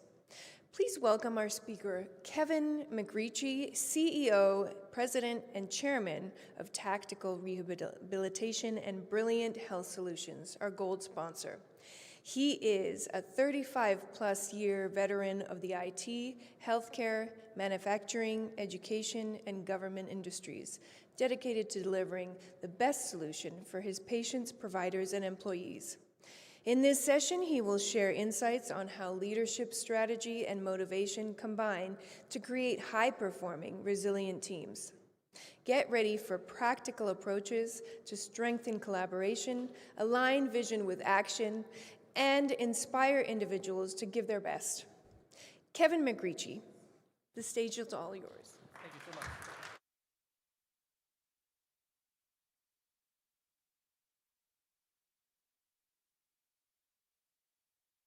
Some fantastic people. Oh, there we go. It's great to be here again. We got to present a few years ago as a part of the 2.0 conferences. It's great to be back. Thank you so much for having us, and thank you so much for having our company here. I'd like to introduce my business partner in the back, Karen Lyons. You'll see her picture on a few things, and she'll be speaking next over in the healthcare conference. If you'd like to go over there, she'll be talking about building new companies and bringing them online and streamlining business as well. A little background, myself. Here it is in quick summary form. As she said, I am the CEO, chairman, and president of both Tactical Rehabilitation and Brilliant Health Solutions here. I'm also the honorary commander on Ellsworth Air Force Base in South Dakota. So if you have a moment throughout the day, just think about everybody that's deployed, think about everybody that's serving our nation, and thank them for doing so. At Tactical Rehabilitation, put together a company, our founder, David Marr, 2013. He had 2 other medical supply companies, put them together, sold those companies, and built Tactical Rehabilitation to serve the U.S. military and begin to provide them the best in quality health care and support and personnel and services above and beyond what they had before. And his viewpoint was, hey, why do they always get the worst product for the most money, especially in healthcare? Not what he thought was valuable as a patriot and a law enforcement officer like myself as well. Tactical was founded to be able to provide the best quality products, services, solutions for the U.S. military, and that has expanded into a number of new markets that we continue to grow in that area. On the Brilliant Health Solutions side, as one of our partners was beginning to step back, Karen and I took over and built a new company to bring that technology forward in biomechanical health and to lead the industry in biomechanical health solutions. They are a supplier to Tactical, but they're also a supplier to a number of markets, and that continues to grow daily. And that's a little bit about our companies. So let's talk about leadership. I always look at leadership as first, what am I proud of in terms of the things that we as companies have accomplished? And that kind of helps set the stage to maybe if you're looking for a place to start, how are you going to go build your teams around some of the things they have already accomplished? And if I was to look at 6 or 7 things right now that I'm proud of from our company and our people and our team, I would certainly say first and foremost, in the upper right-hand corner, it's our people. They are the most valuable resource that we have. They're highly trained. We love them all. Karen can tell you the story that we had someone applying for our HR manager position, and they said, hey, we're going to cut this business about calling everybody a family, and your employees are not family. And we said, well, they're not going to fit our culture very well, so we did not hire that person. They're talented and skillful in every other way, but we view everybody as a family. I think between Karen and I, we know every child and grandchild of all of our employees. We know them well. We know what's going on. We call them on their birthdays. We call them on their work anniversaries. Worst case, we'll give them a text. We'll call them later, but neither one of us miss that. And we're going to continue to do that with both companies for as long as that's possible, no matter how many employees there are. It might take up the whole day at some point, I hope. But we're certainly proud of our people. In 2023, we were voted best place to work in America. I got a call from somebody over at Delta Airlines. We'll talk about him later. Said, hey, you beat us out. We're going to beat you out next year. So we have a nice, fun game going back and forth there on that. We're sitting tied for first for 2026 right now. So we're excited about that. Our employees are excited about that, and they're highly motivated to try and win back that award. So it's kind of a fun game we have going on. But it's something to be very proud of and get your people, your teams wrapped around. They've earned it. On the tactical rehab side, we improve the lives of our nation's heroes every single day. We get them back to service-ready mode as quickly as possible, and we put them back into a healed state, not slowing the degradation of their current condition, which is what the typical industry healthcare side of that was before we entered that market. We've been voted the U.S. military's #1 provider for the last 5 years in a row, and the Department of Labor views us as one of their #1 providers for opportunities for those that are retiring out of the military. So we've earned their Platinum Award the last 4 years in a row and their Gold Award prior to that. And we've been recognized as a company and as our leadership teams, not just the executive team, but our leadership team as a whole, for our leadership in the industry as well as within our company. It is growing and serving our patients and our partners that help us be successful for those that we serve. So with this as a foundation, and keeping in mind that that gives you some place to build on as you're beginning your communication strategies. If you're new to a company, you need to look at some of that and understand their culture and know what those things are. For me, I like quotes. Some people like movies, some people like books. I thought I'd use a few quotes here. These are 4 that I kind of alternate between in my signature line. Yes, that's from Spider-Man up in the top if you don't recognize that, right? Great line, but it has a lot of meaning behind it.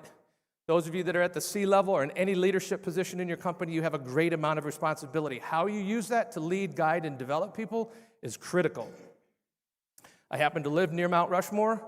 My favorite pastime is when somebody asks what I'm doing, I say I'm riding on my horse from my home up to Mount Rushmore for lunch, and then I'm riding back, right? But Gutzon Borglum said, basically, there should never be the word I can't in a statement. Right?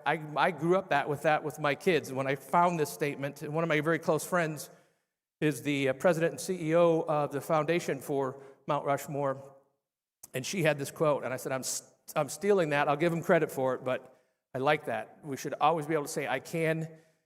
My team will always say yes. Kevin will always say yes to anything you come to him with. However, it'll have a whole bunch of caveats on how we have to get there, right? Legally, ethically, morally correct, all those kinds of things, right?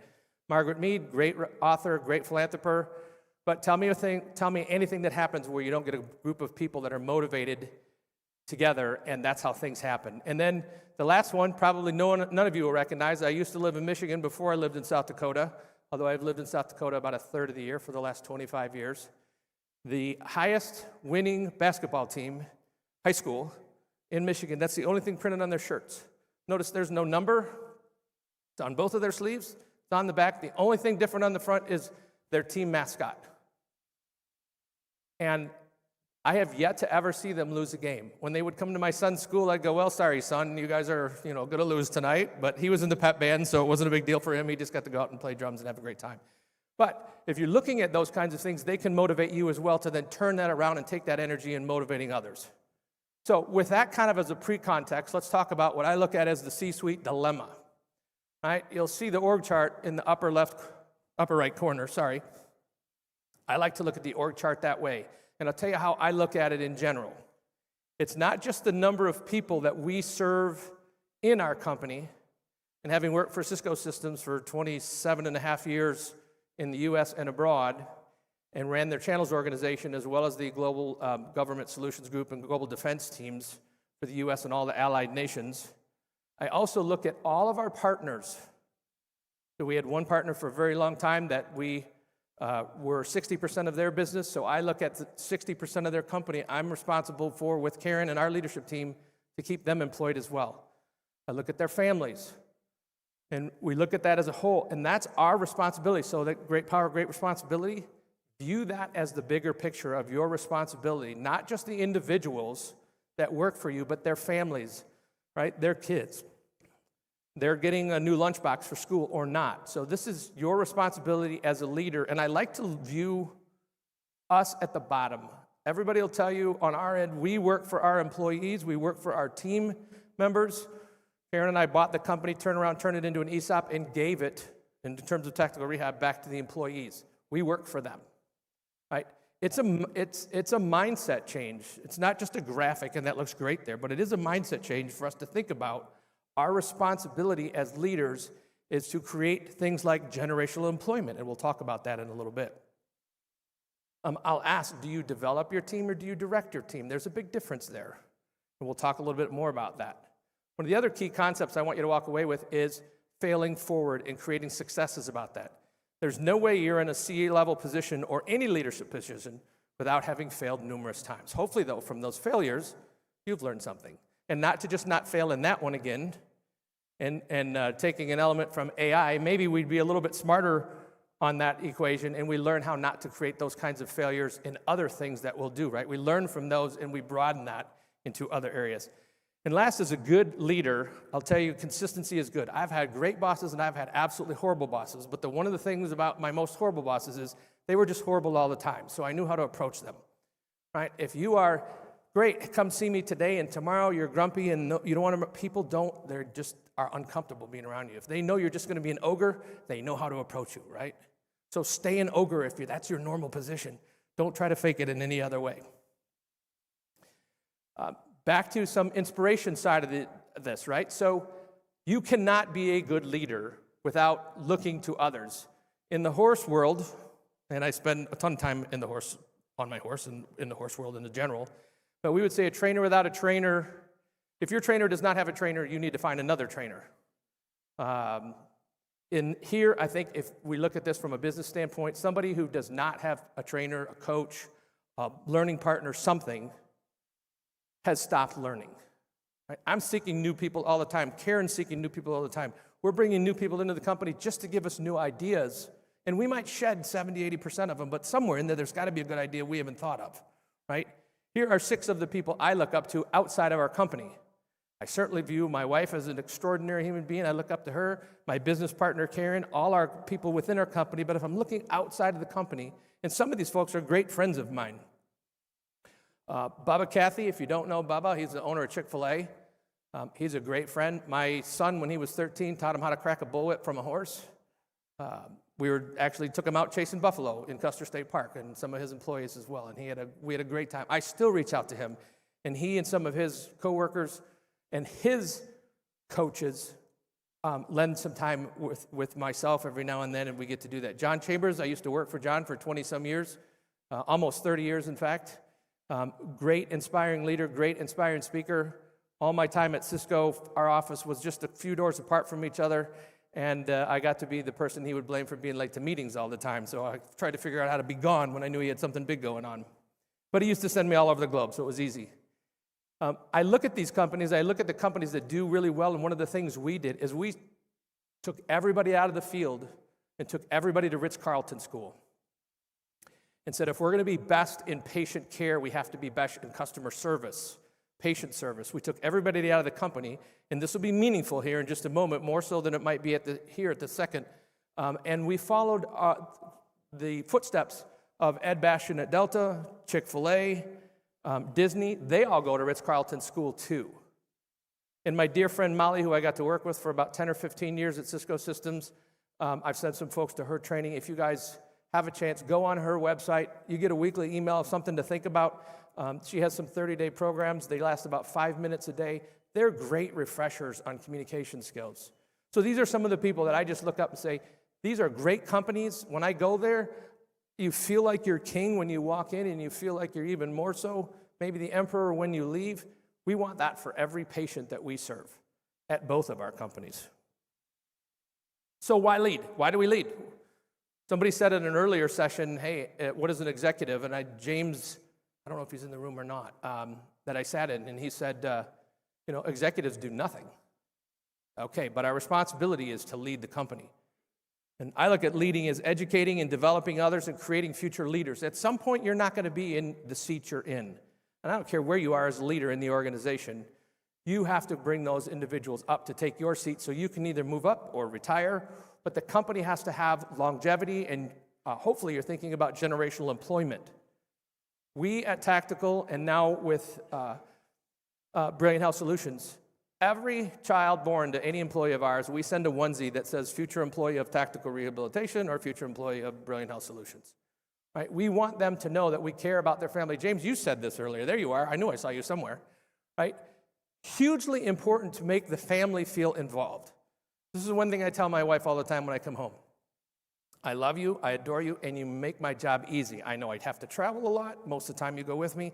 But my home life is exceptional, which makes my work life to be even more exceptional, right? And so it helps us think about incorporating the family and bringing them into the fold of our company, that they are supportive as a result. Now, in our company, because we are an ESOP, all of our employees are employee owners.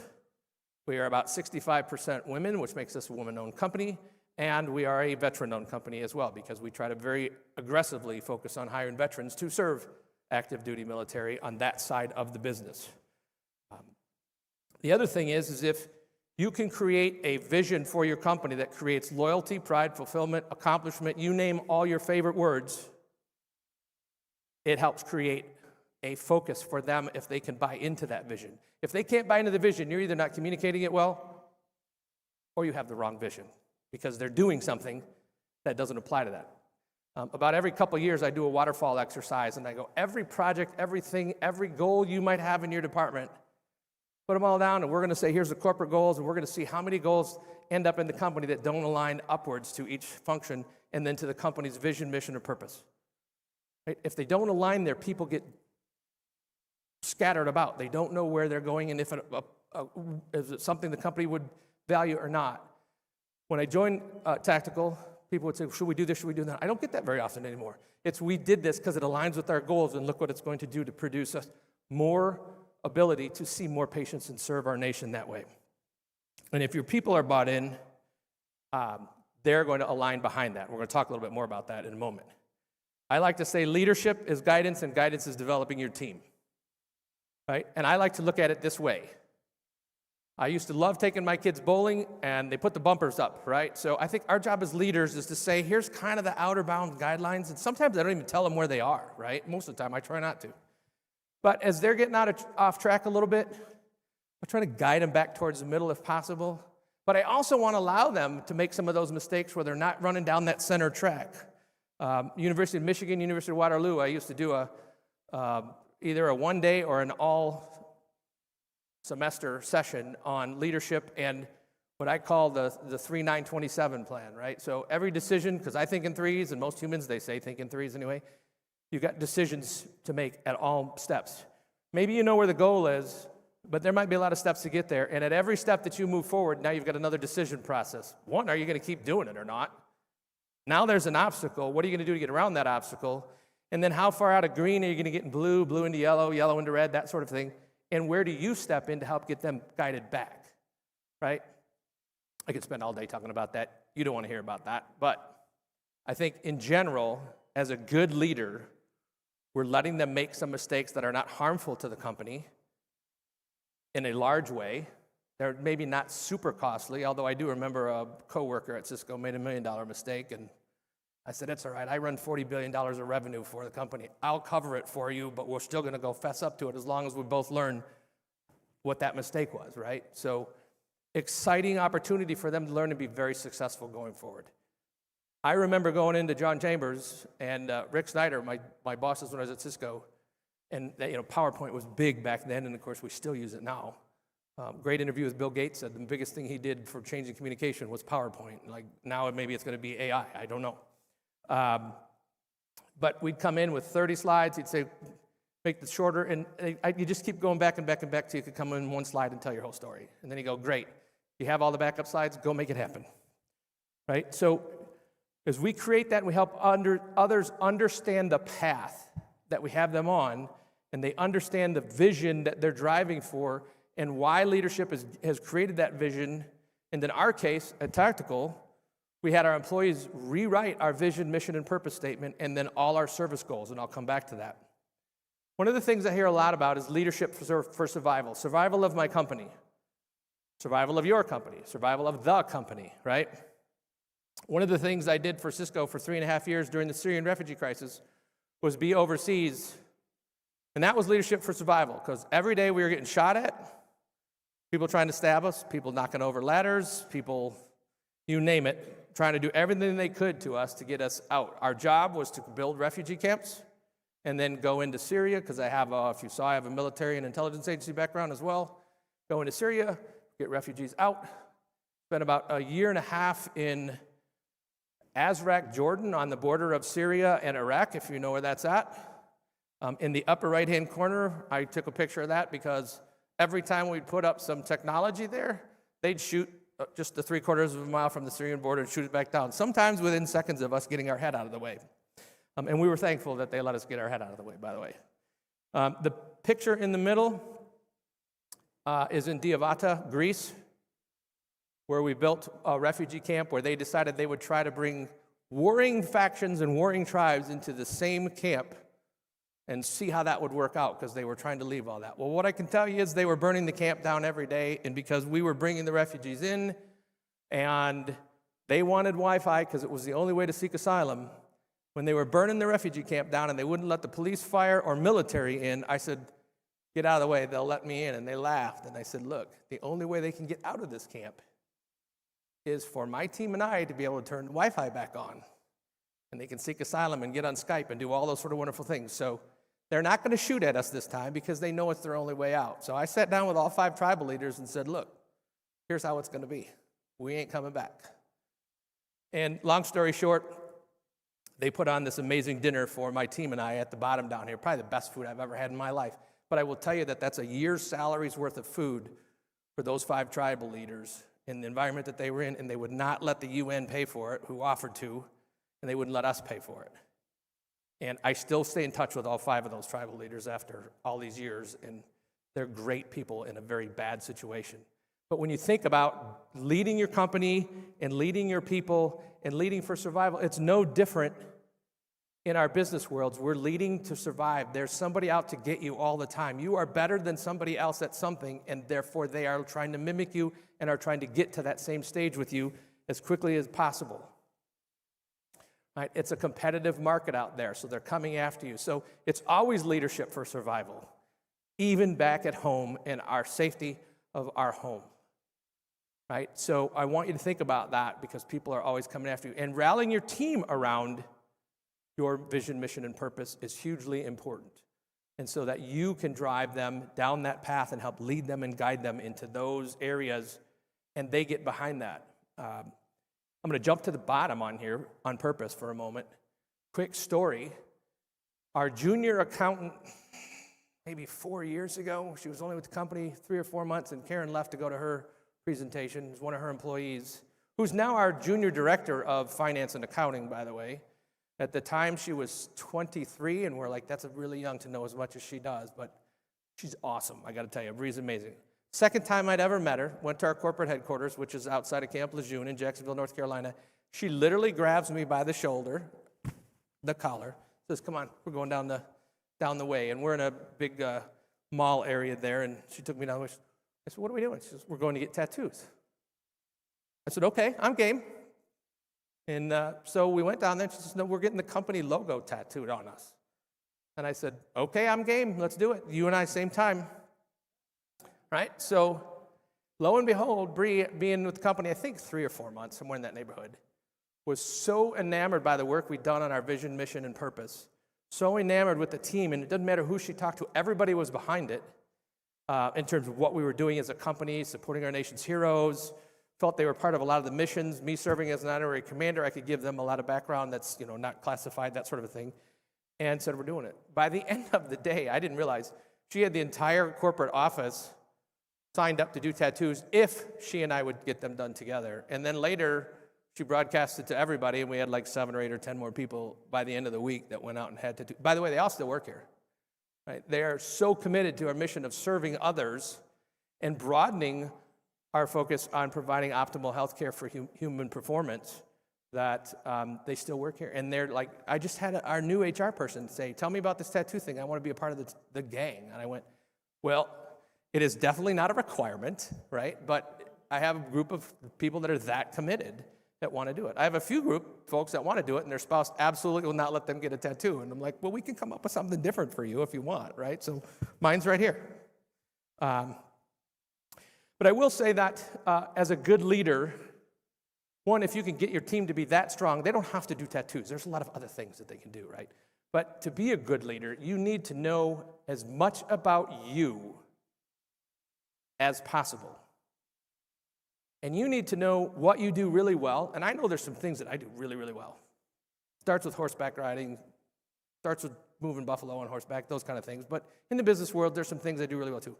There's a lot of things I'm really horrible at.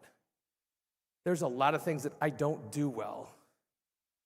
All of us have a really good sense of focus in certain areas, but we're not as good in others. And I'll tell you that knowing what you don't do well and fessing up to that, and then hiring the people that do. I don't care if you use the color wheels or Briggs and whatever it is, Briggs and Myers, I think it is, right? I don't care what it is. Figure out what you know, validate it in some fashion, and then hire the people on your staff and the people you surround yourself with that look at those other areas for you. And some of them are going to be annoying because you just don't want to hear that. Like, oh my gosh, right? I'm the proverbial optimist. We can do anything. I've got one on my team that is the proverbial far end.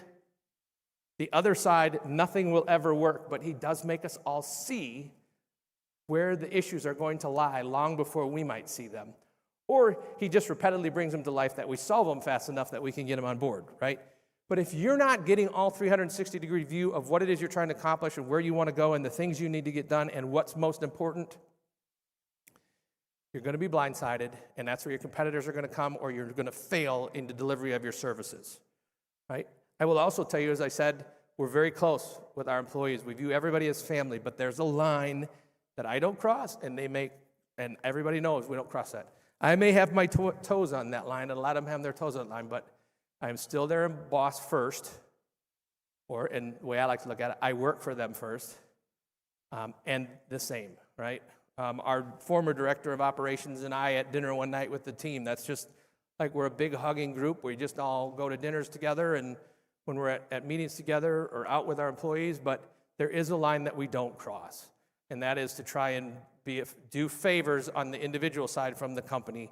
We just don't do that, and you have to know not to. Because once you start that, you can never stop that, right? So I'll say, look at your hiring plan, look at the people that you know, and part of one of the things that you need, look at your hiring plan and look at the people that you need to get to complement you. But also, and last out here, is know your style. If you don't have a defined style in a textbook somewhere, don't worry about it. I didn't know I supposedly had one until years ago. At every place I'd ever worked, or every role I ever had within Cisco, and then here, everybody's like, man, you are textbook tipping point style. So I read up on it about 10 years ago, learned that, that is exactly what I do. I'm in good cohorts with Teddy Roosevelt. I like him a lot. And apparently that was his style too, and several others, right? So knowing your style, and if there is sort of a textbook alignment in part of your style or two, read about it, learn about it, hone up on those skills, be consistent in those skills, right? In my style, I like to find people at every level in the company that buy into our vision and let them sell corporate vision or new moves, or we're going to go to a new software platform that's going to make patient care easier, because there's always I just learned this last one, 10 years ago. I don't want to have to learn another one already. But times change, right? So I try to find all those people that are the great lieutenants out there and rally the teams that surround them to be those leaders to make stuff happen. It makes my job easier because they're motivated. They want to go make things happen. One of the other big things that we did, I mentioned we took the entire company to Ritz-Carlton. We came back and we had everybody rewrite our vision, mission, and purpose. Then they created all our service values. They created our culture cards. And by the way, we have a kind of a fun deal. If anybody doesn't have their cards on them at our company and we catch each other without one, there's like $20 that goes by, or a dinner or lunch or pizza or something. If anybody catches me without mine, I owe them $100. So I keep like 20 of them in my backpack, right? So I just hand them out and go, there's your $100 bill. There's another card for you, right? The other thing that we did is, so when I say know your employees and know your people, know what motivates them. So when we changed the company to an ESOP, so an employee stock owned company, right? So we literally, Karen and I financed it and we gave it to the employees. I started to hear more and more about, you and Karen and your finance team, and like all you guys think about is money. Well, Karen has a great saying, no margin, no mission, coming out of the NGO community. And I worked with UN and UNHCR and WHO and all them. Same deal. They all say the same thing. And so we found out, especially for those that work for us, 50, 60% of our employee base that are military, they're like, and I don't want to be in this. It's all about the money. What about the patient? Okay, fair enough. We thought, giving you all the company, you would want to know the finances and if you are making money or not as owners. But okay, what if we try this? In the last, we turned the company into an ESOP 2 years, and what is today, the 10th or 9th? April 2nd, 2 years ago. So 2 years and 7 days ago. So in about let's just say 22 months, we've not reported a single financial element to any employee other than finance and accounting. We turned everything into patient count. And I have never seen more people motivated, I think even more so than taking them and letting them stay at the Ritz-Carlton for a week and take training there, which like gold level service, right? We have not mentioned a dollar or a penny or anything. We talk about how can we improve the lives of our patients and how many more patients can we serve and get to. And they're all over that. They beat me up as to, can we go serve on this base? Can we get here? Can we go into this market, into the professional sports market with a lot of our products, because it's the same kind of high performance needs as Navy SEALs and you know, the Halo jumpers, you name it, right? And so they're pushing us on patient count. And how can they serve those that we are here to serve more? And it's been an amazing transformation. That's all I can do to keep up with all these people in different time zones anymore. Pushing us hard, right? So that was one thing that worked really well for us. I will tell you that you need to find those things that work for you and your employees. And you get that by, again, that 360-degree view, listening to your people, and getting out there and figuring out what thing motivates them and what demotivates them, right? So if you're going to improve your abilities, I'll say look at this list down here at the bottom. Focus on the things you can do. Find a coach, get a mentor, practice your message. I find it's so interesting when I'm in an elevator and I will listen to somebody say, oh, what do you do for your company? And they stumble even on 17 floors and they can't explain in a few seconds what their company does, what they're about, and get to the point, hey, can we exchange business cards? And they lose that opportunity to be able to support another patient or another customer, right? Like, when I hear people say, oh, it took me 15 or 18 or 20 times to shoot that video, I'm like, you can't tell me as a leader in your company, I don't care what level you are, you can't tell me as a leader in your company that you can't deliver a 7 to 15-second message about what you do and what your company does. You should be able to do that. If not, get in the mirror and practice it. As we wrap up, the last thing I'll say is it has to be fun. When I took this job 6 years ago at Tactical, they asked me, the former owners and the board then, which are all retired now, they said, what will keep you here? I said, and as is the case for anywhere I've worked, it has to be fun or I won't stay. It can be hard, it can be difficult. As long as I know the goal and we get everybody aligned behind that, we need to make it fun. Because the most expensive thing to do is change your people out over and over and over. It's just a drag, it slows you down, it's daunting, and it prevents the company from moving forward. There's a lot of great things you can do around employee retention, but think about employee retention and making it fun. If you can make it fun and have great reward systems, that will help your company move forward in a great way, and eliminate the most costly change that happens in your company is the cycle of people. I told our sales director when he came on a year ago, it'll take him over a year to just figure out the business well enough, and he learned that, and I said, now you got to think about hiring some more salespeople, and it's going to take them a year to get it caught up. And that's when revenue will start, is after that year, like where they actually contributing on a larger scale. So here's 7 takeaways from what I try to share with you today. First, build a team that complements your weaknesses. Second, your most critical role is to listen to the hard truths. So listen to those that are different from you. Be consistent and predictable in your leadership. Again, if you're an ogre, be an ogre. If you're great, hey, come on, my door's open all the time, do it. But don't make it back and forth. People will not come to you if they don't know how. Let your team fail forward and succeed. Help them find the success and what they can learn from that. I like this one, number 5, probably one of my favorites is, I always say it this way, put a stake in the ground and let's start moving towards it. Stop overthinking it. If we have enough decision power lined up that that's generally the right direction, is like let's head generally towards that corner of the room, great, let's go that way. If we're end up over there at the sign, we're at least halfway there. All we got to do is make a left and go the rest of the way there, right? But you can always move the stake forward. I'm one of those guys that always moves the stake forward. We never reach our goal. And that seems counterintuitive and counterproductive and counter-rewarding. What I like to do is say, oh, we're almost at our 85,000th patient for the year. Let's move it to 100,000. And what we're going to do is celebrate as we wave by and put our eyesight over here on the 100,000, right? That to me is more fun, and it keeps you, hey, they made that goal, but now I'm on to the next one, right? I'm already thinking about the next one. It gets them thinking forward. So cultivate your culture. I told you I let our employees do that. We talk about culture on every town hall we do every single month, and again, make it fun. Again, my name is Kevin McGritchie, Tactical Rehabilitation and Brilliant Health Solutions. You can see us in our booth if you want to see some of our products and those products that we bring to military as well as to civilians and high athletic teams. I see John, our head of sales, is over there in the corner. John, if you want to wave. All right. He'll be at the booth as well. If you have any questions, we have like 2 minutes. Otherwise, I will be over in the corner there with John, and you're welcome. If anybody has a quick question, I'm glad to take it. I think we have a minute and a half left. Yes, ma'am.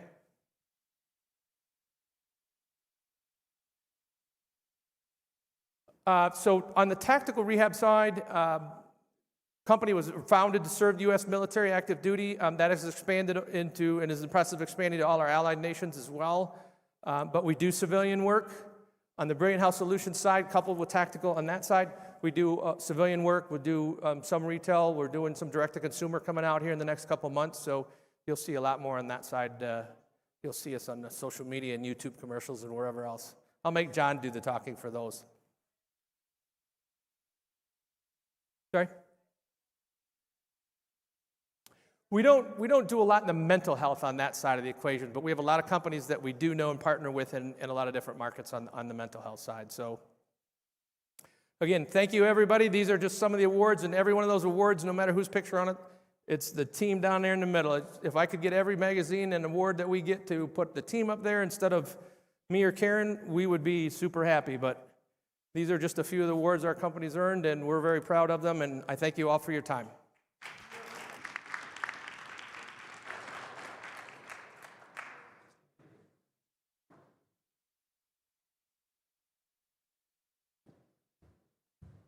Thank you, Kevin, for your valuable insights. Let's take a moment to think about what truly defines a strong workplace today. It's no longer just about performance. It's about creating environments where people feel valued, heard, and empowered to contribute their best. Our next session, The Future of Leadership, is inclusive. Are you keeping up? We'll focus on how leaders can build diverse teams, address unconscious bias, and turn inclusion into a real driver of innovation and growth. To take this conversation forward, please join me in welcoming our panelists. Amy Edgar, founder and board member of Blackbird Health. Jose Pereira, founder and CEO of JoseConnect.com LLC. David A. Ward, Senior, CEO, speaker, and trainer at David A. Ward Senior Speaks. Margaret Maggie Buchanan, founder and CEO of Residence Inc. And Griffin Pinko, CEO of Foreseeable Future Foundation. Please come on and take the stage.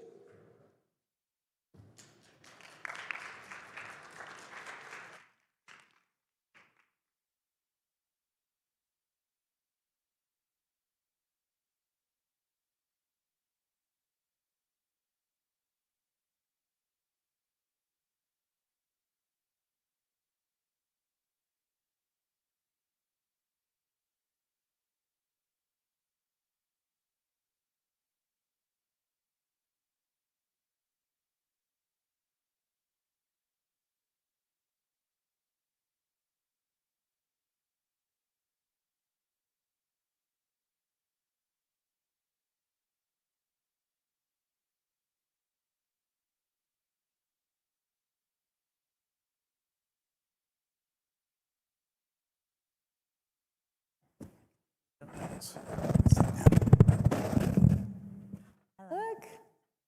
We're on.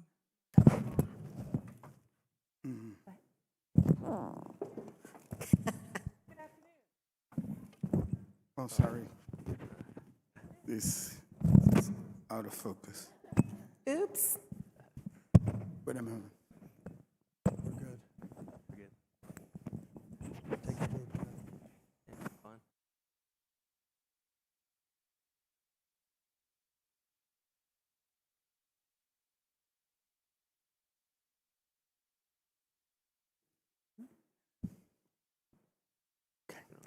Good afternoon, everybody. My name is Carone Taylor Bloom, and I will be the moderator for this afternoon's panel discussion. Inclusive leadership is becoming a defining trait of high-performing organizations. Research shows that a greater sense of inclusion can boost team performance by 17% and collaboration by 30%. But what's often missing from the conversation is how inclusion actually shows up in the real world. especially when leaders are under pressure, making fast decisions and navigating increasing complexities. So today's discussion is not just about inclusion matters. It's about how leaders are using inclusive practices to drive innovation, resiliency, and better outcomes. We're also going to be very practical.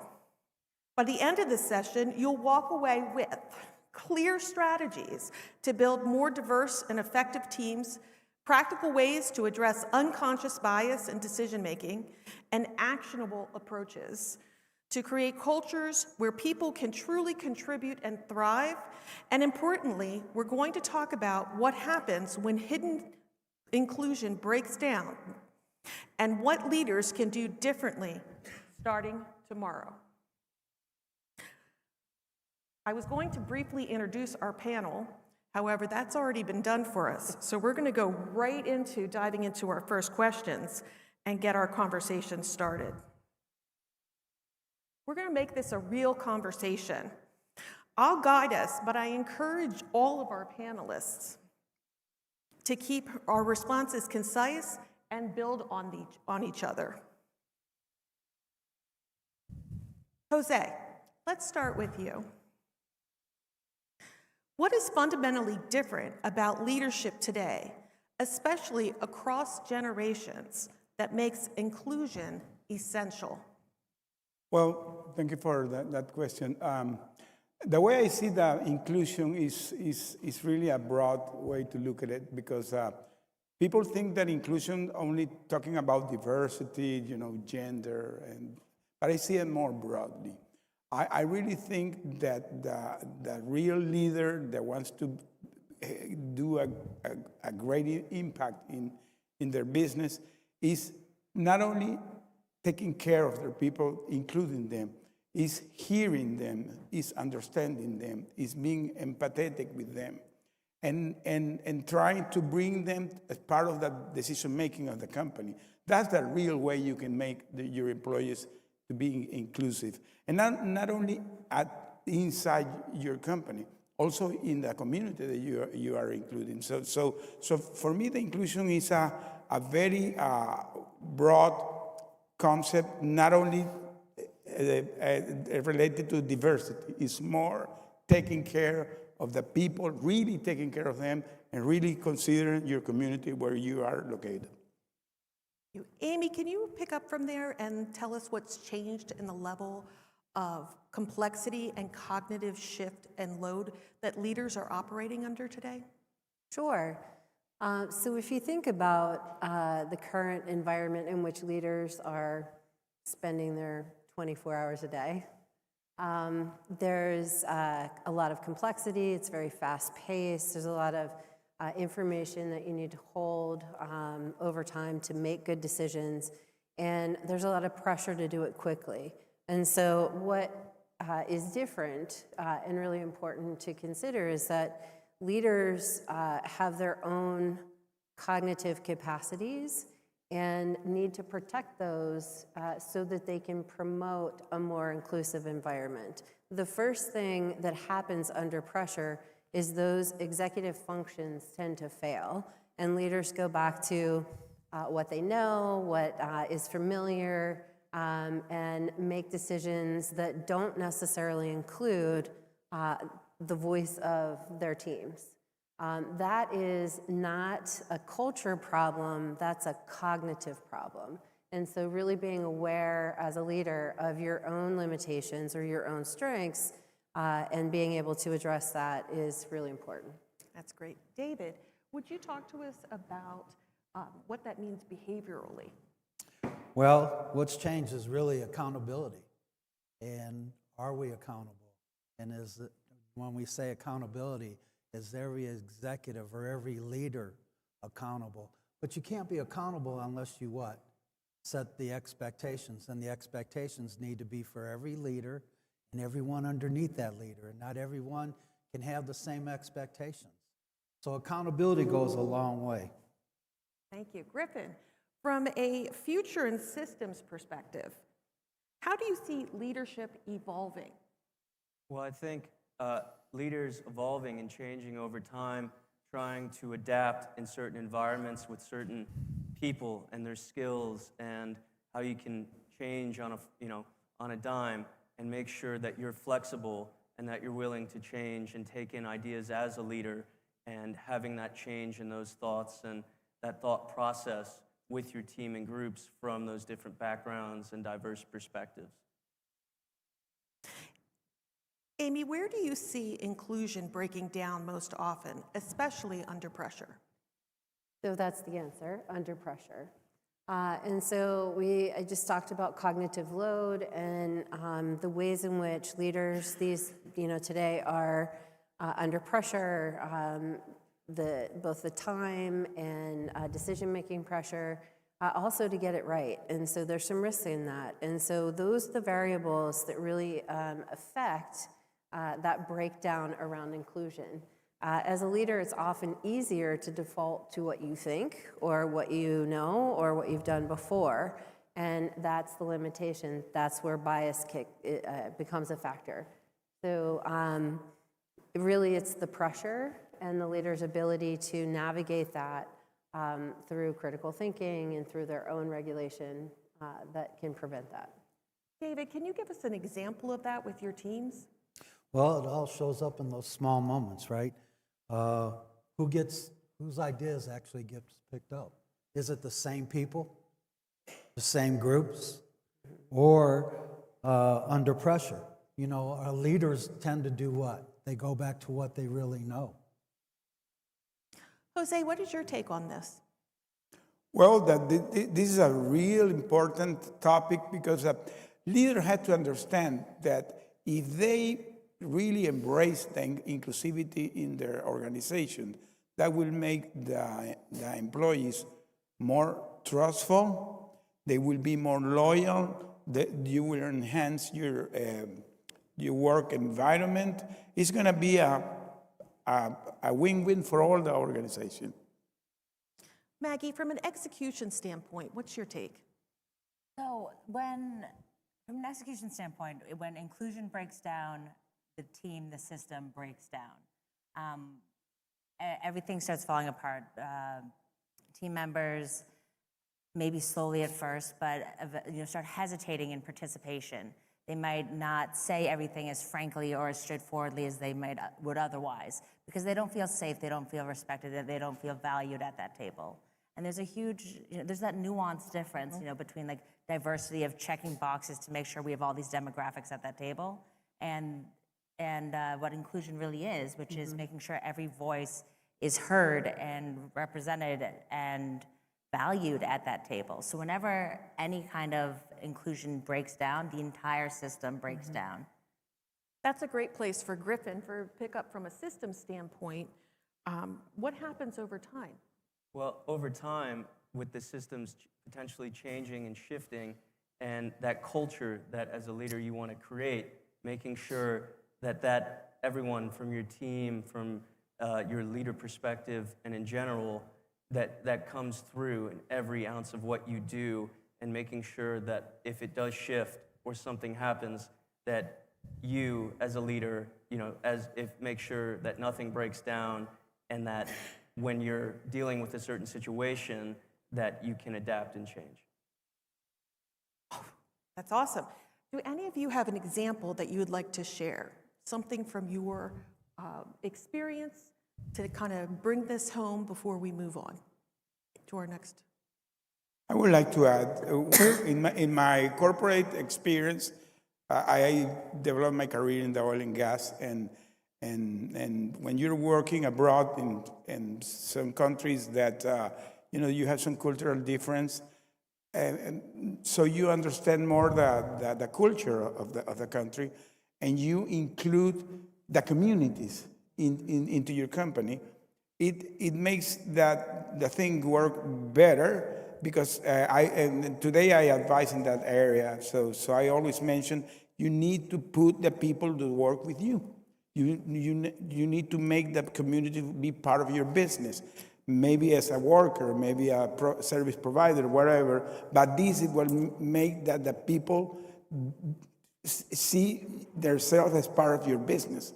So there is a way that how you can integrate the community as an inclusive way. And of course, with your employees, the same case. So that is a real life example. That's great. Thanks, Jose. Amy, talk to us about innovation and what comes from that, integrating different perspectives into driving innovation with inclusion. Sorry. Yes, so the more perspectives, the better. I think we all as leaders know and understand that. Diversity of opinion, diversity of thought, the freedom to disagree really creates the most dynamic teams and yields the best outcomes when it comes to decision-making and strategy and also execution. So, innovation is the byproduct or the output of all of those things. And so if you have a breakdown in inclusion and you're dealing with a single perspective or maybe two perspectives versus 15 that really gives the value, it's very hard to bring innovation to life. It's very hard to execute on innovation. Maggie, did you want to add to that on the execution? Yeah, I guess as the leader of my team, there's this mnemonic I've come up with that kind of reminds me of how to keep inclusivity in there. I couldn't have said it better than myself, how important inclusive behaviors in a team are. So I always call it BIDES, bias, intentional, dissent, example, and slow down. For me, that means whenever I see a bias coming up, whether intrinsic or obvious or accidental, whatever, like it's my job to shut it down. It's my job to not just look at the loudest voices, but also listen to who am I not hearing from? Who are the quieter voices that could offer a different opinion? I have to be intentional in the way that I care about inclusivity. It is foundational. It is core to my team. It's part of our foundation. Dissent is not only allowed, it's encouraged and rewarded. I want to hear what your alternative opinion is. I, as the leader, set the example. That's for me. That's my job. If I do not consciously care about my role in inclusivity, then I've failed as that example. And slow down. I do not slow down easily, but it is my job as a leader to slow down and again ask, who am I not hearing from? What voices am I not hearing? What dissent am I not considering? And all of that, those practices in all allow me to be more effective as a leader, more effective in business. My company does better, so on and so forth. That's really interesting points. I heard Jose talk about community and bringing people in, and I heard both you and Amy talking about the importance of being able to hear dissent. And David, in your work with safety, I'm so curious if you have an example or if you have something you'd like to add, especially about this idea of being open to hearing different opinions. Well, you have to be open. You have to have an understanding that not everybody is going to tell you what you want to hear. There are some times in safety where it's that hard conversation, and you have to have those hard conversations.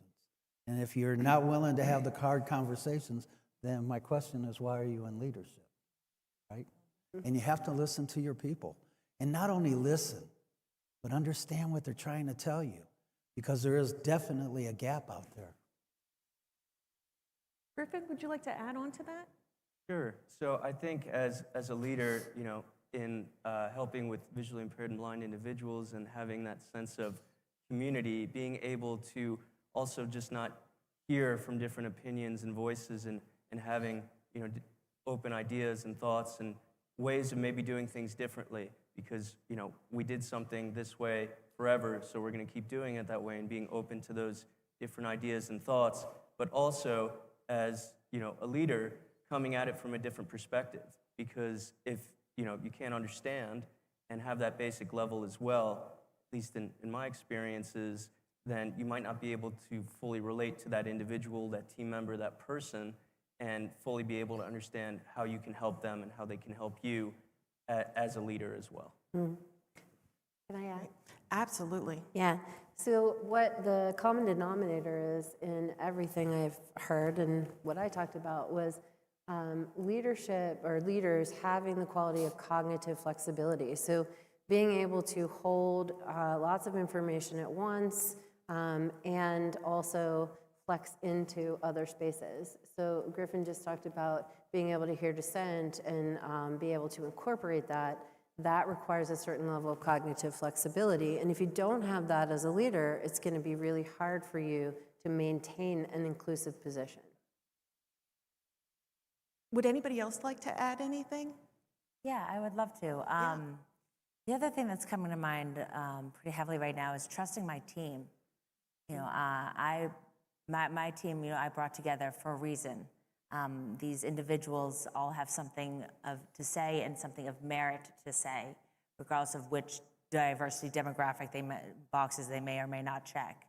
Part of that is, like, I'm not going to be the expert in every single arena. I can't be. That's not human, that's not possible, and that's just not in the cards for me, at least.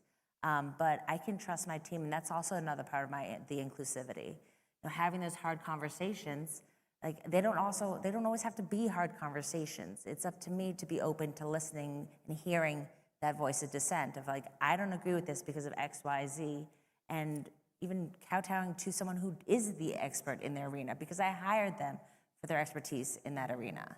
You know, trusting your team is such an important part of it, and trusting, you know, these people who are surrounding you with the same mission and alignment and goals.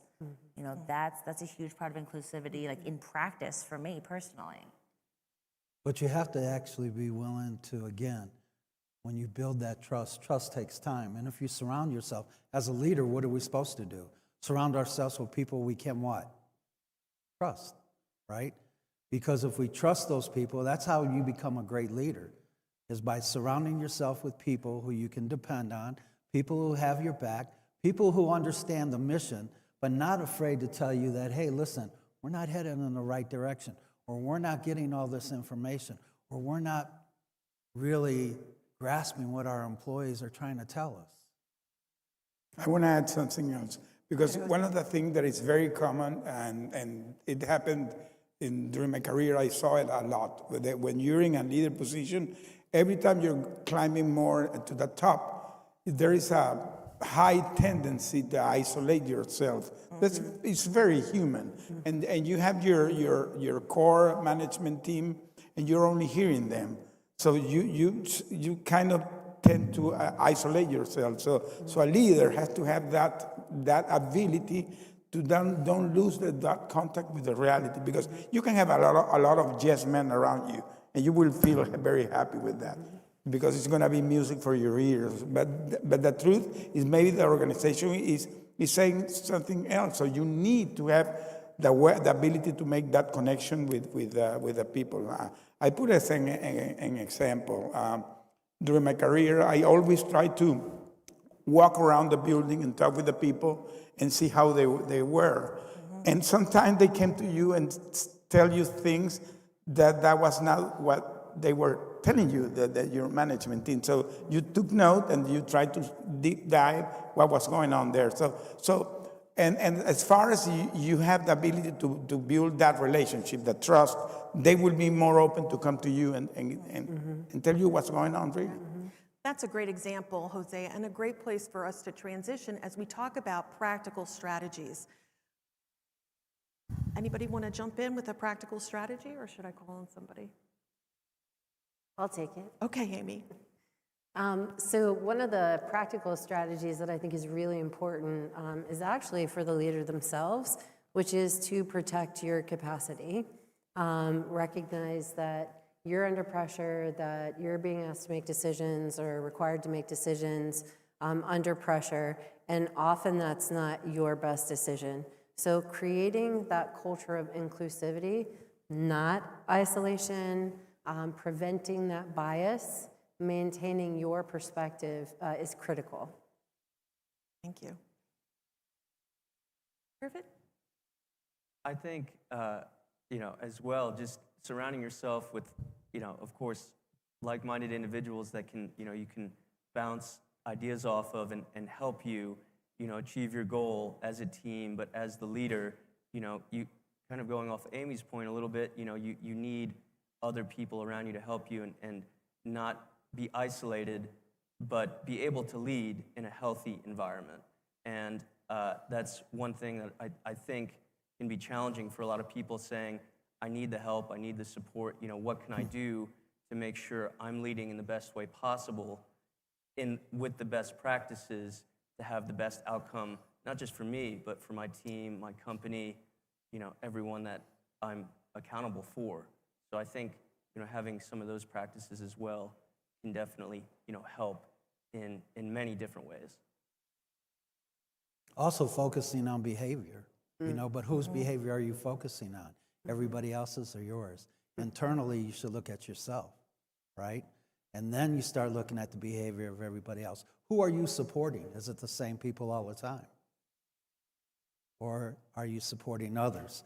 So it's important, that behavior part, and I think we miss out on that. We're dealing with real people, right?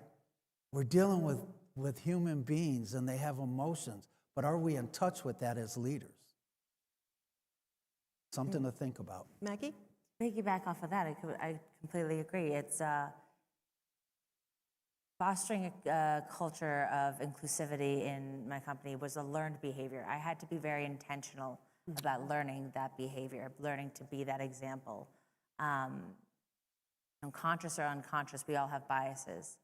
And that's part of being human. So, to foster that, we have to be intentional. And in creating my company, my business partner and I we spoke about at length, what is the culture we want to foster here? And what do we care about most here? And that was very intentional, and it had to be foundational to our company culture, is that we care about inclusivity. And that was learned for me. I didn't just make that up. I didn't grow up with that. That was a learned behavior for me.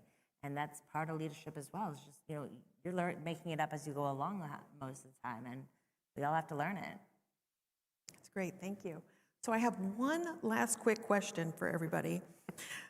What is one thing leaders should do differently starting tomorrow? Amy, oh, Jose, go Jose.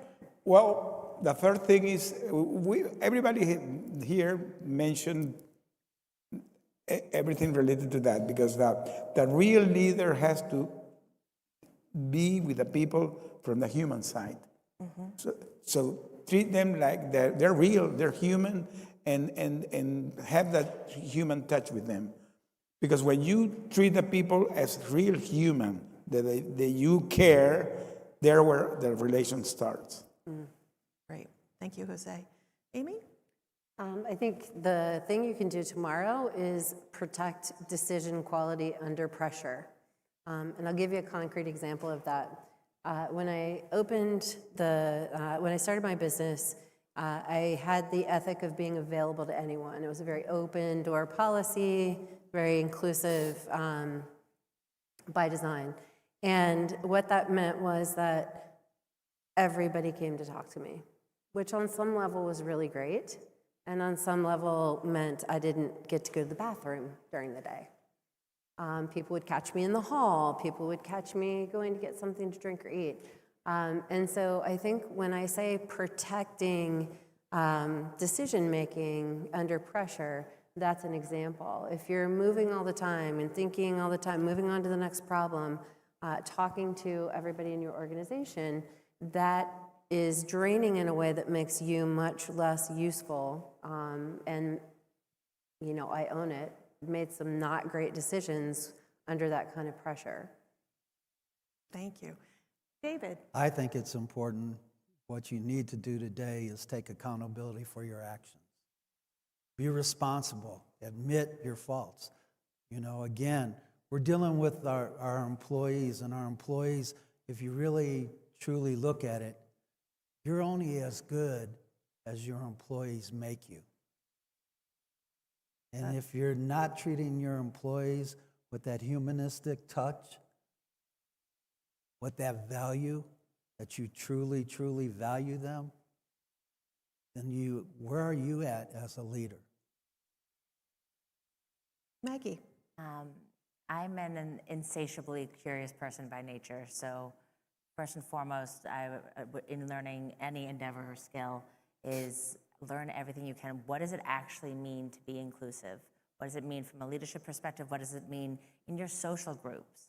What does it mean to care about every voice in the room, not just the loudest ones? You have to learn about, I have to learn about it, speak for myself. I have to learn about it and learn about everything before I can start employing it. That's the first thing I would do if I wanted to learn to be an inclusive leader, learn what it means to be included and what it means to be excluded as well. Great. Griffin. I think just, having that drive and determination to, believe in what you're doing, because, as you continue in your path and you believe in your mission, your company, whatever you're doing, that will resonate with everyone else, either in the company that can help you, advise you, and lead you forward on your path in your life, in your business, and just in general. So that would be my last point, or just example and thought on that topic. As a leader, if you protect your people will protect you. Exactly. Yeah. I mean, that's as clear as I can actually say it. I mean, your people are valuable, and until you truly understand the value of your employees, it makes you think, right? How valuable are our employees? They're truly valuable. I want to add something else because, we're today in a crazy world. Everybody knows that. And there's a trend to have autocratic leaders in many positions. You see it more frequently. So it's kind of a contradiction of what we're talking today. Because sometimes the autocratic leader is, you do what I say. That's it, period. And sometimes, okay, that is needed. But the real thing is that in the long run, those leaders that are going to be remembered are going to be those that care of the people. Mm-hmm. Those leaders that take care from the human side. There's a lot of leaders in the history that were like that, and one of the biggest leaders was Jesus. So I want to finish with that. Mm. Yeah, I would also add that in addition to being remembered, the type of leadership that you're describing, Jose, builds successful companies, sustainable companies. And without it, we could all probably come up with a list of companies that have failed because they didn't do that. And so sustainability of your company is really heavily dependent on inclusion. Thank you. Inclusive leadership is not about intention. It's about how leaders perform under pressure. The organization that will win are the ones that can consistently integrate diverse perspectives into better decisions. That's what drives innovation, resilience, and results. Thank you all for being here. Thank you. Welcome. Thank you. Thanks. How do we have time for questions? Give us some time. Do we have time for Q&A? Can you give me a time on how many minutes we have? Perfect. Q&A time. Any 8 questions minutes. for our panelists? Thank you. Don't be shy. Yes, sir. He's coming. Hi, this is a great discussion. Kudos to you all. I'm Dr. T. Maurice Fowler, and my question is, how does psychological safety impact what we're talking about in inclusion? That's my question. A great question. Amy? Oh, Maggie? Psychological. So when there's a breakdown in inclusion, the first things that tend to happen are people clam up, as we spoke about earlier. People hesitate to contribute. They may hesitate to give dissent. They may say that might not be. They might not say like that's not a great idea. When there's a psychological breakdown, when there's no trust, there's no respect, or they don't feel trusted, respected, valued on their team. That, from a leadership perspective, from a company standpoint, is detrimental to any execution of any plan you may possibly have.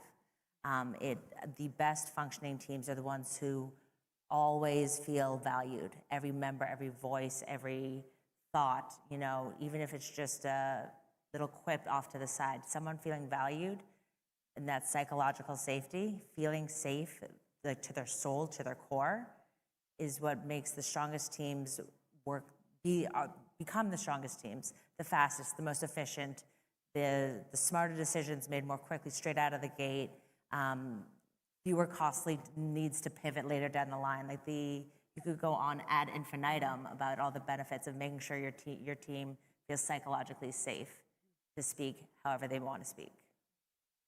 As a therapist, I'll add, I was new to the definition of psychological safety from a corporate perspective. I think of psychological safety from a human being perspective.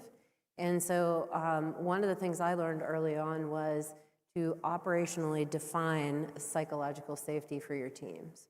Because, you know, it could mean 10 different things to 10 different people. I was shocked in a meeting one time to hear that psychological safety meant not holding people accountable in public because they felt exposed. And I thought, well, I don't even know what to say to that, you know, that we need to be able to discuss things, and we need to be able to talk about performance, and we need to be able to all be okay and feel supported and psychologically safe to do that. And so it's been an interesting experience combining what I know of human psychological safety and the corporate version of psychological safety. And I think the best answer is, you know, combining those. Thank you. Yes. I have a very specific question, and I hope it doesn't make you uncomfortable. I am in an industry that is failing, and there is no psychological safety, and there is no inclusion. And I am trying to break that mold and very much becoming an outsider in doing so. And my question is, what do you do in circumstances like that based on your experience and knowledge?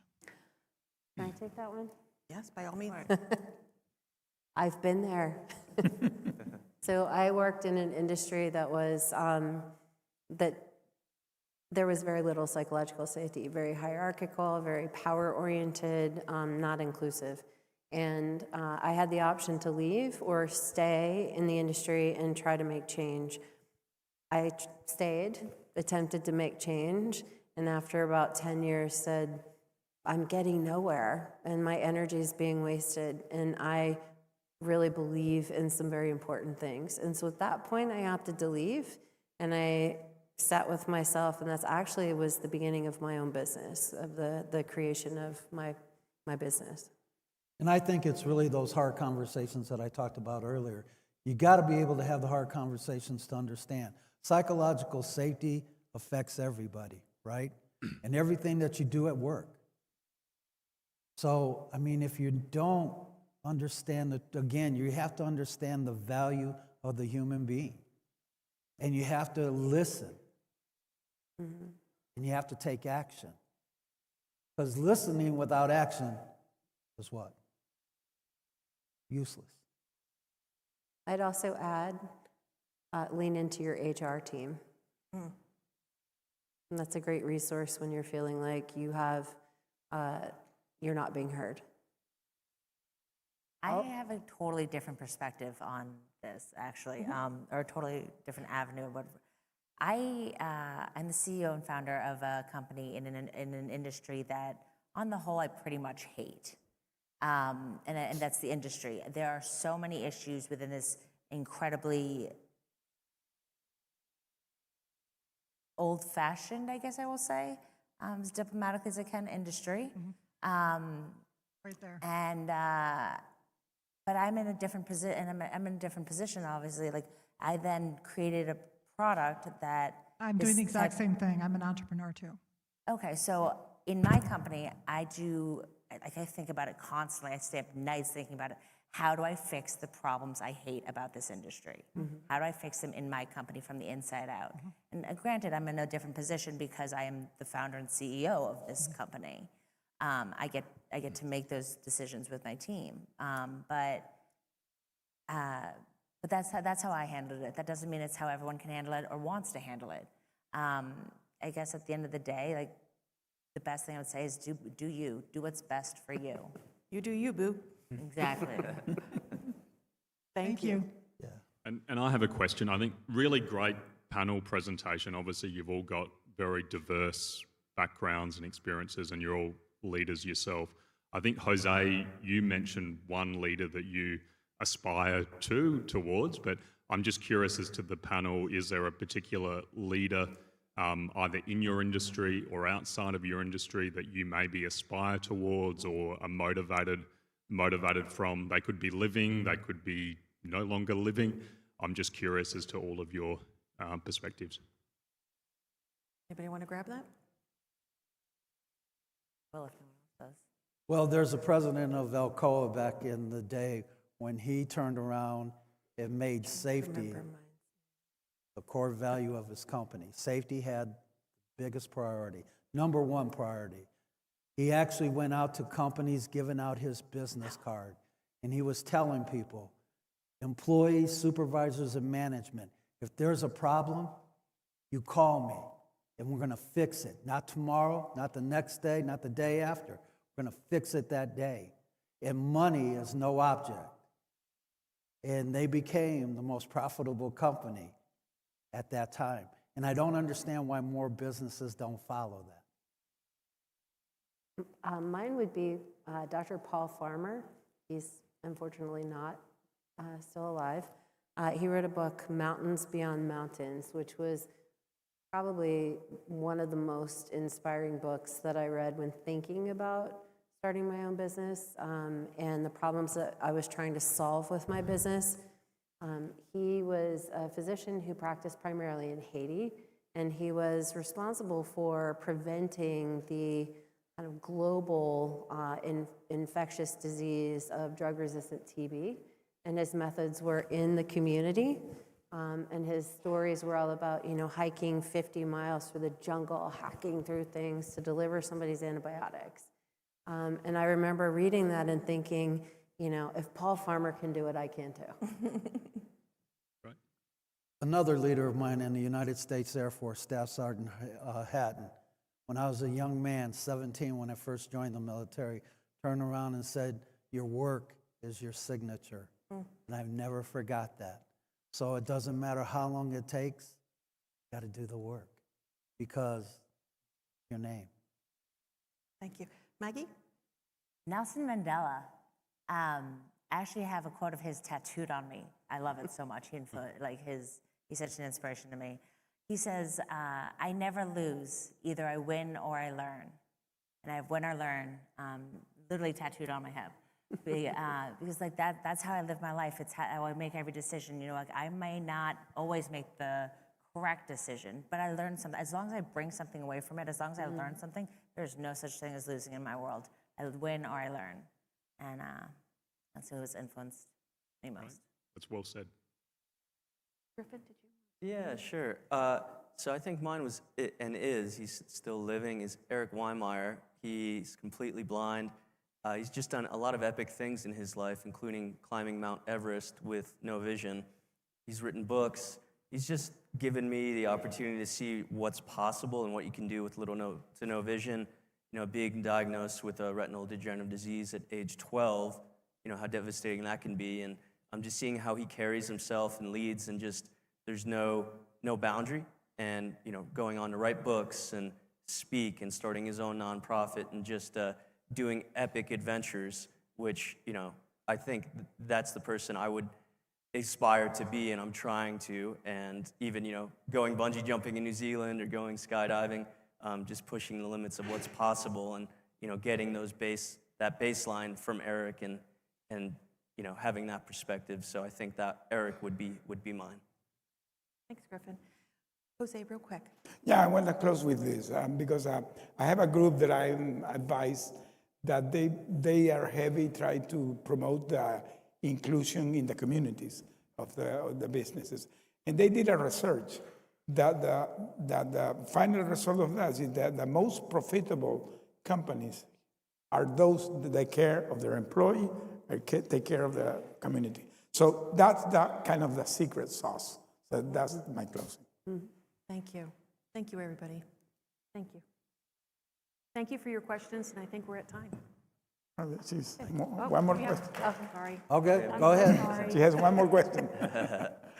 You guys talk about psychological safety. Something else came up for me, and I was just curious as to what do you think would help address like breaches in psychological safety, like caused by peer level competition, the backstabbing, and somehow like reinforce the idea there's room for everyone, because that happens a lot, and sometimes people think psychological safety just goes upwards, but it's horizontal too.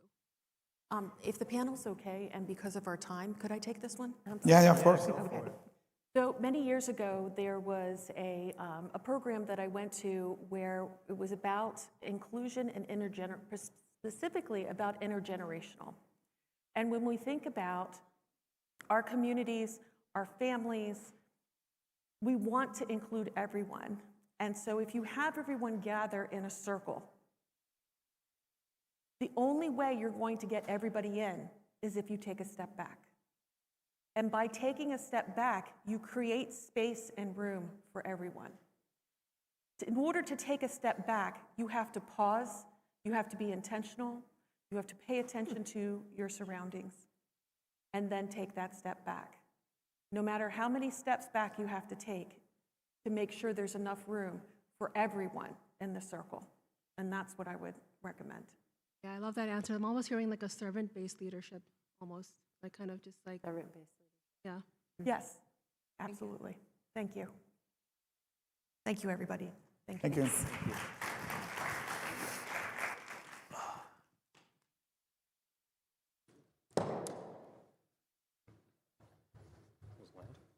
That was.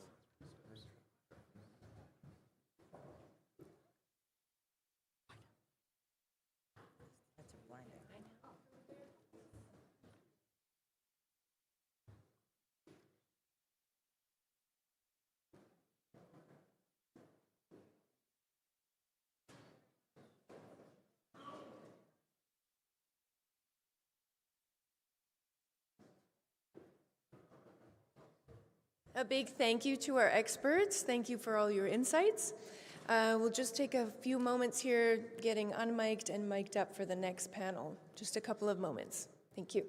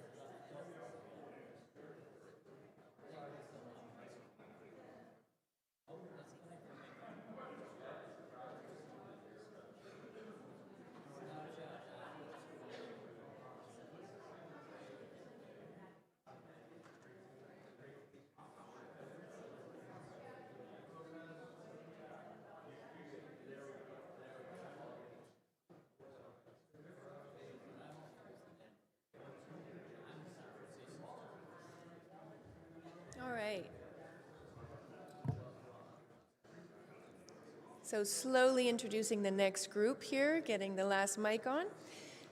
So some of the most impactful shifts in business today aren't happening quietly. They're being driven by leaders who are challenging the way organizations think, operate, and grow. Women executives across industries are not just participating in that change, they're leading it. They're influencing culture, unlocking new ways of thinking, and driving innovation when it matters most. Our next panel, how women executives are driving innovation and culture shifts, brings together leaders who are doing exactly that, reshaping organizations and setting new benchmarks for success.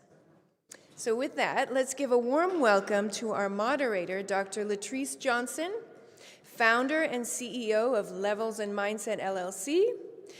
And you can come on up as I introduce you. And panelist Shanika Batchelor, CEO and co-founder of Amarna Assisted Living. Amelia Zephyr, CEO and founder of Creative Foundations LLC. Welcome. Anita Davidson, CEO of Creative Biotherapeutics. Come on up. And Lisa Canning, CEO of Lisa's Clarinet Shop, to the stage. Take it away, Lee. Well, we're glad to be here, and we are excited to share who we are and engage in conversation with you. I'm going to start off, we're all going to introduce ourselves, and I'll kick it off. I'm Dr. Latrice Johnson, founder and CEO of Levels and Mindset, where I support school leaders in going from reactive to responsive leadership. And I do this through coaching, consulting, as well as professional development. And I am virtual, but I'm also based out of Southern California, but mostly virtual. And so I'm going to pass it on to our next panel member here. Hi, my name is Shanika Batchelor. I am the CEO and co-founder of Amarna Assisted Living. We are the first luxury assisted living in Egypt. So I am originally have my company based out of the U.S. I've been doing assisted living for about 15, 16 years up in Wisconsin, and now we're expanding globally to the Middle East, North Africa area. So I'm excited about that. Hi, my name is Amelia Zephyr. I'm the CEO, Program Director of an early intervention agency called Creative Foundations. We work with families of infants and toddlers who may have special needs, and we try to regenerate and make the field vibrant and help our families the best way we can. Excellent. Hi, I'm Anita Davidson. I am CEO of Creative Biotherapeutics. My technical training is, I've got a doctorate in physical therapy, and that's where I spent about 40 years of my career, and then have transitioned to co-founder to a anti-cancer biotech. So I get the pleasure of working with my husband every day. Sometimes he wants to farm me out, but I'm using my years of entrepreneurial business development and such as a method to be able to drive our biotech forward to bring our novel cancer therapy to the patients that desperately need it. So I use my patients from the past that I have lost to cancer as a driving force to bring our company forward to success down the road. Hello, my name is Lisa Canning. I have been an entrepreneur since the age of 17. I launched a business out of my dorm room in the music field, and I've always believed music is a powerful resource to open hearts and minds and to bring people together. I am in an industry that is failing. It's been declining for 40 years, so 5 years ago I decided to launch an initiative to change all that because musicians don't have enough skills to be able to support themselves, and yet we have a plethora of opportunities in our world that need more connection, more support, and more empathy and humanity. And so that initiative is called the Working Musicians Academy. So as we move forward, you all, so we as women entrepreneurs have decided that we're sharing, yes, I was introduced as the moderator, but we are sharing in this amazing responsibility to highlight one another, And so we have questions that will be asked of one another, and we will answer, and then we'll have time for Q&A at the end. So we're going to kick it off. Sure. So ladies, what does diverse leadership mean to you, and how does it bring organizational change? I'll jump in. I think one of the important things is to actually be the example and be open to hiring people that could potentially be better than you are, and then be open to their thoughts and their perspective. And just a little, it's not always a positive perspective. I mean, sometimes there can be really hard conversations. For instance, my private practice in physical therapy years ago was having some challenges from a culture standpoint, and I brought the team together and sat and let them voice and really encourage them to tell me the good, the bad, and the ugly. And one of the staff had been a new hire, and she goes, "I can't believe you just sat there and took all of that negative and all of that, all of those comments." And I said, "Well, if I don't take them, how can I lead? How can we change anything?" And so I think that's one of the most important things, is to be the example, to be open to those innovative thoughts, and to support the people that might have some differences of opinion. So. I'll go next. So diversity, I spent first part of my career in the military, in the Navy.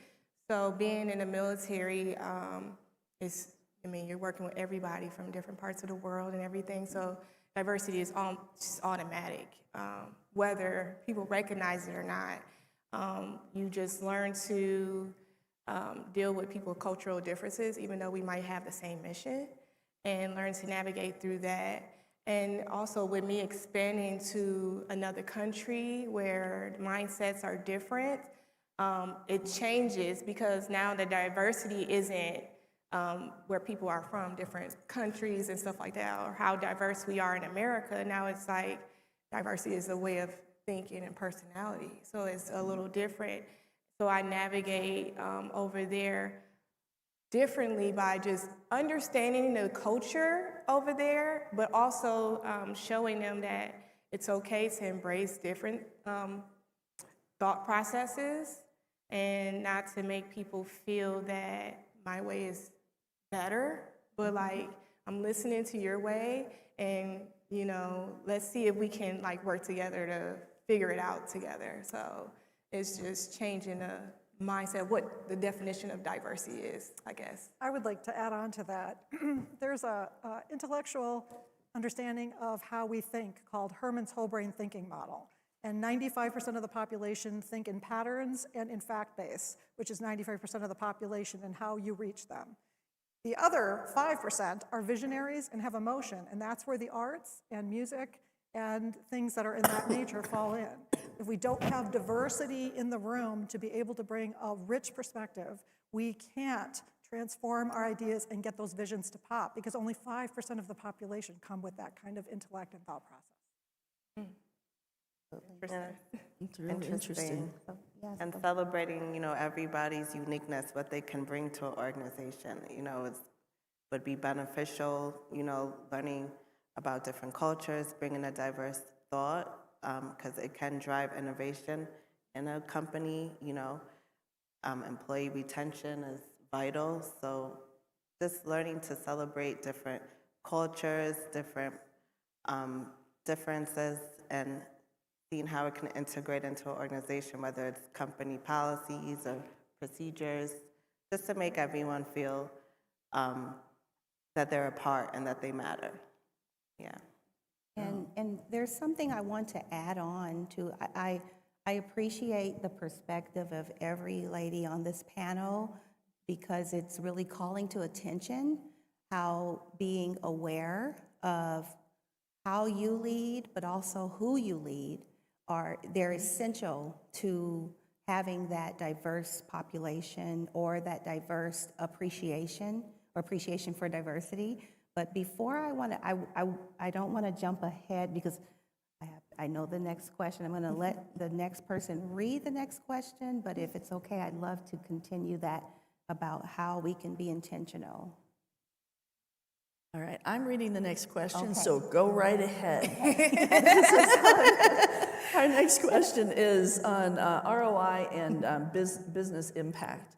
So when we talk about diverse leadership as a strategic, how can you, as a CEO, increase return on investment, and what tracking do you utilize to actually measure success? Yeah, so here I am again. So, sorry. So here's the thing. The way that we can get our return on investment is being intentional. And what I mean by intentional is it's going past what I would, and this is not to offend anyone who is looking at the surface level, I'm just going to call it the fluff, going past the fluff. And what I mean by that, getting to the data of how we are strategically bringing your staffing into the fold. So what I didn't mention, I mentioned that I support school leaders. I am a former principal. I've been in education for almost 30 years. And in that time span, there's something that I was always intentional on, and that is not just my students and the diversity and the equity involved of how am I supporting my students, but also when I became a principal, how I supported my teachers, who support our students, who support the community. And so what I mean by that, if I'm looking at data and I'm looking on my campus, is this a reflection of the community? And how do I know? Well, I'm looking at the data, and I'm also talking with my leadership team, and we're strategically bringing the mission together. And so that's what I view as return on investment, because we're investing into the community, and we have to be a reflection of that community. And I want to pick up from that thought. Yes. I want to talk about the fluff. Yeah. Actually, fluff has an incredible amount of ROI, and here's the story. About 20 years ago, I did an internship with an organization that went into Fortune 500 using music, dance, and theater. And they strategically worked with leadership who are having intrinsic problems with their communities, getting people to get along and getting people to be able to make progress. And over short weekends of instrumentally using these tools to engage everyone, making them participate, making them sing, having them act, having them become a part of the arts, they were able to make monumental shifts that saved them hundreds of thousands, if not millions of dollars of salary and wasted effort, because it's a catalyst. So you have to use the right tool at the right time, and sometimes fluff is ROI. Well, I agree with you, Lisa. And here's why. When I say fluff, I don't mean those programs that you support. And so, because as a matter of fact, I was a principal in a very popular city in a very popular district called Palm Springs. And I'm going to say it because that's where I was.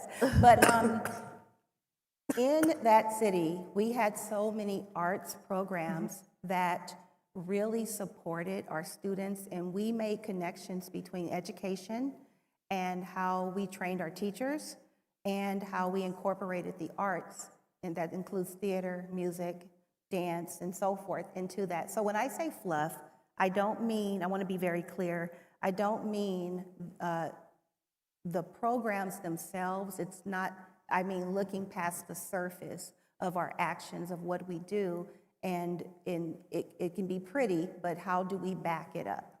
And my intent wasn't to criticize no, you in any absolutely. way. No, absolutely. It I was just that feel in the like you cleared it up. business Yeah. community, it is not recognized as the highest level, actually sometimes, of being able to create change, because it's looked at as not essential or not necessary. And that's what I meant by that. We agree. Yeah, absolutely. Can I just add a little bit? So I feel as working in the healthcare field, so the statistics is like mostly 90% of it is women that do the management and most of the work of the healthcare field. You know, when you go to the hospital or whatever, it's a good chance that it's a woman taking care of, you know, your loved ones. But when we look at those CEOs and those people at the top, they're men, right?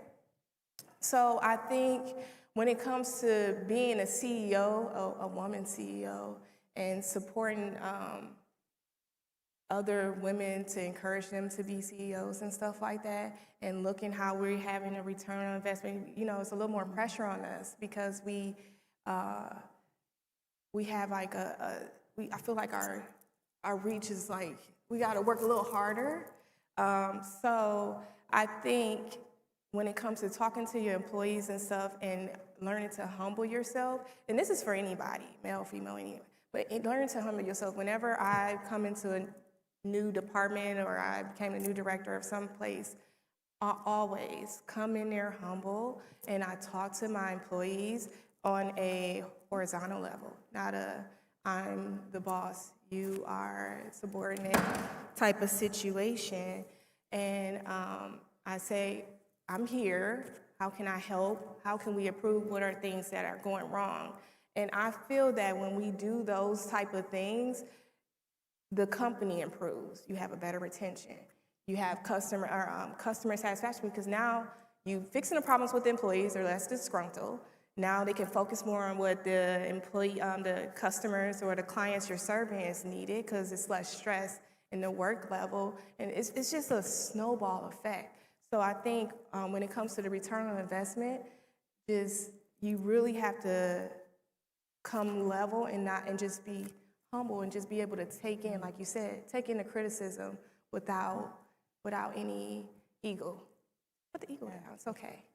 I agree, like, you know, putting the ego to the side is very beneficial, and it helps with, you know, ensuring that the employees that you are working with have a voice and that they feel like they're a part of your team.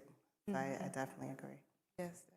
And to tie both of those pieces, I moved from a female-dominated field in physical therapy to a male-dominated biotech. And so ego has sometimes been a little bit on the rocky side, because I've not only had to learn the whole process of biotech and the players and the process from a regulatory standpoint, but I've also had to learn the science so that I could talk to anyone from a scientific level and to have them be able to understand what our mission and vision is and what we're trying to move forward. So from a female coming into that environment, it may look at times like it's a more difficult situation, but I've also found it very freeing, because I can come in with a whole different perspective. And as we're having conversations with people and leaders and funders and such, I can come in and pull from my patient care history and say, this is why we're doing it. And it's very difficult for someone then to try to get into the male-female dynamic or the hierarchy and the ego, because it brings it right back down to, this is patient-driven, this is customer-driven, this is what the mission actually is.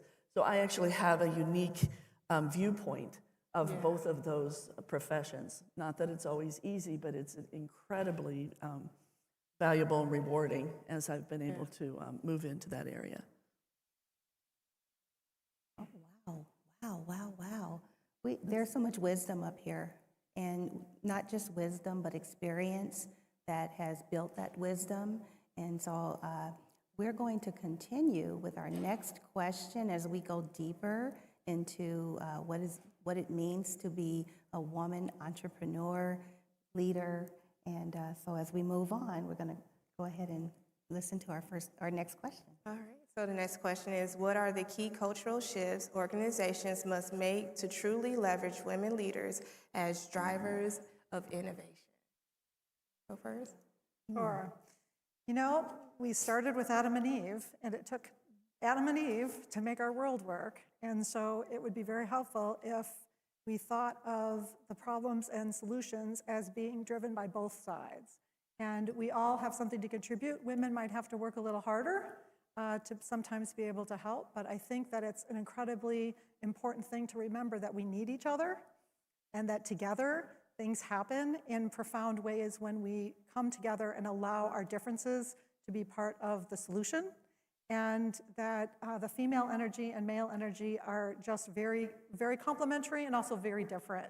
And it really does present an opportunity to not only let a woman lead, but it also allows a man to be able to benefit from that tenacity and that driving force that women bring to the table and their ability to get things done. Well, I want to add, I love that as a leader, having that balance, when you are in an environment where you have balance of voice, whether it be male or female, and you have that balance of voice and respect, the organization thrives at a much greater pace. And that's not an easy pathway to get to. And so having opportunities as leaders where those you are leading are needing that voice, give them that space to exercise that voice and not let it be something that, so the last panel that was up, if anybody was in the room, mentioned something very similar to having that equal amount of voice. So in a culture, in an organization, allowing that voice and not letting it be something that is damaging, as in you don't want to speak up because you're going to be perceived a certain way. That brings about a very toxic work environment, and that's something that, you won't find the growth at a natural pace, and it's not sustainable. So the cultural shift has to lie in voice and how you guide that voice to be heard without penalty. I want to add, so I went to listened to a panel earlier in healthcare, and they was talking about women in healthcare. And the thing is, women naturally have this instinct of nurturing, right? Now, when it comes to business, we're converting into that nurturing care. That's what women bring into business, that softer touch, right? But it doesn't mean that we can't lead, but we bring a more empathetic approach to things. So I think for leveraging, because this is just statistical facts, companies that have women in leadership have a better ROI. They do better, have better sales, just statistics. Why? Because we're bringing in that nurturing, we're caring a little more, we're listening a little more, we're a little more compassionate.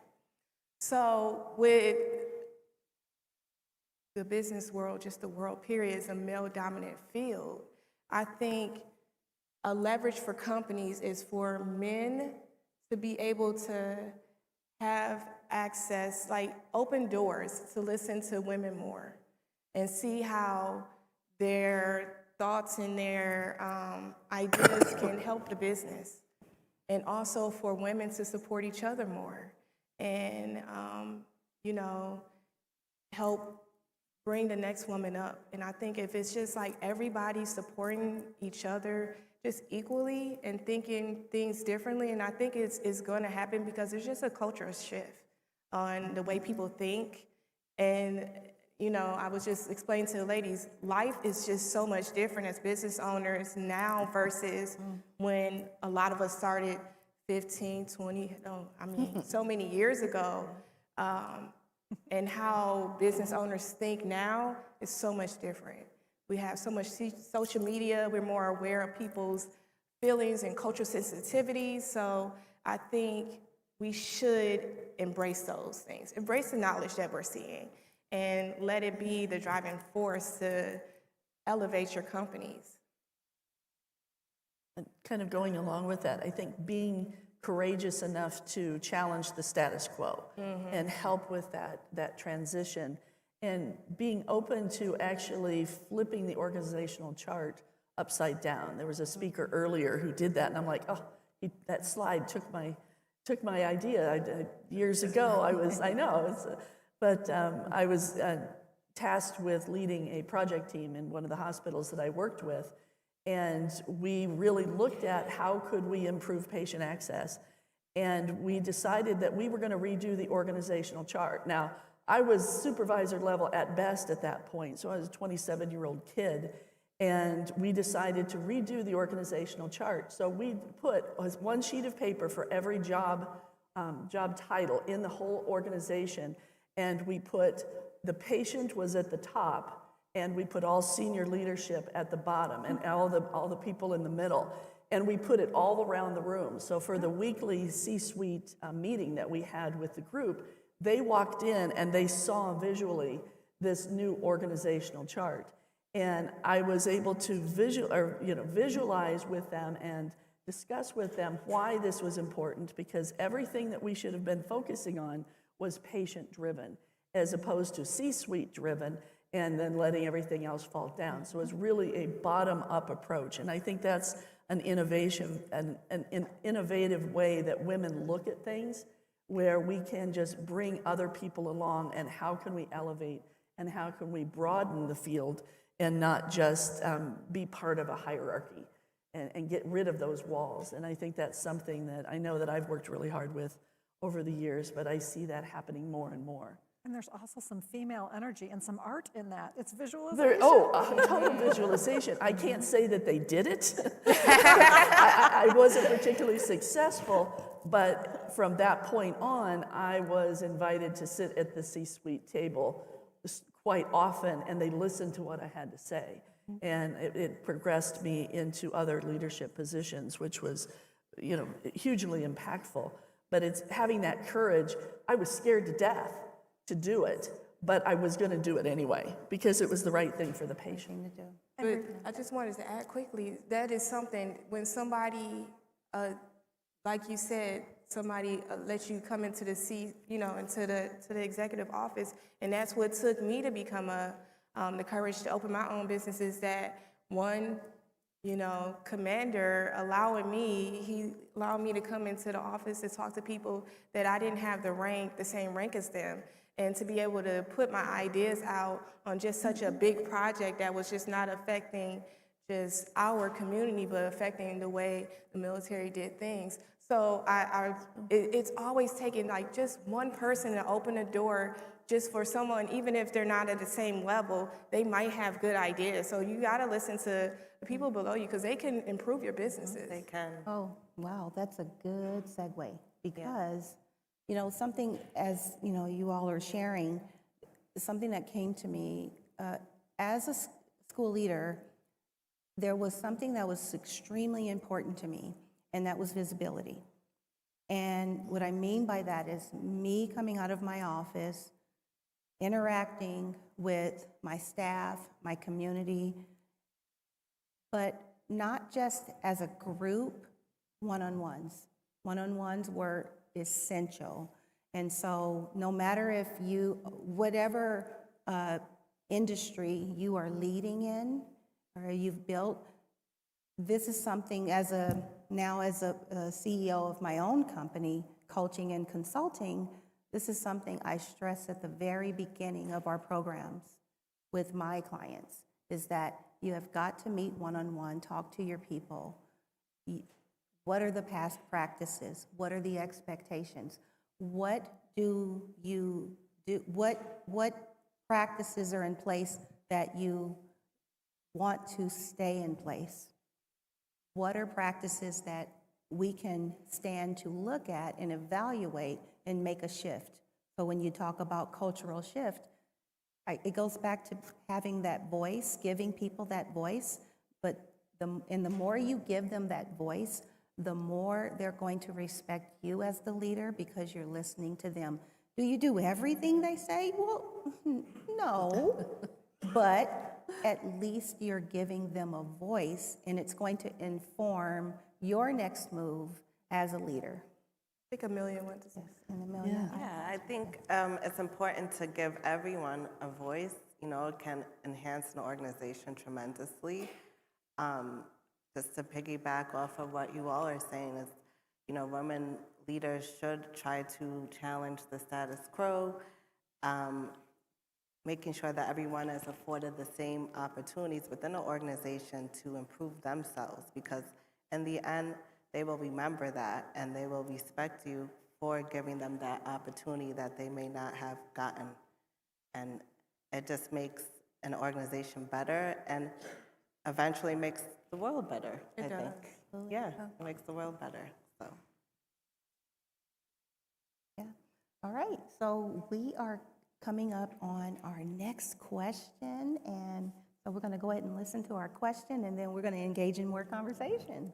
Speaking of Yes. giving women a voice, thank you, Education 2.0, for giving us 5 ladies a voice today. We really appreciate being able to be here with you. And so there's such a powerhouse on the stage. I feel so lucky to be here with these wonderful women with such diverse backgrounds. And so our question is, if we could go back and tell ourselves 1 or 2 things that would make us better leaders or more effective leaders, what would those things be? So, You want to go first? I'll go first. If I could go back, I would say for myself to speak more, be a little more confident. I think by elevating yourself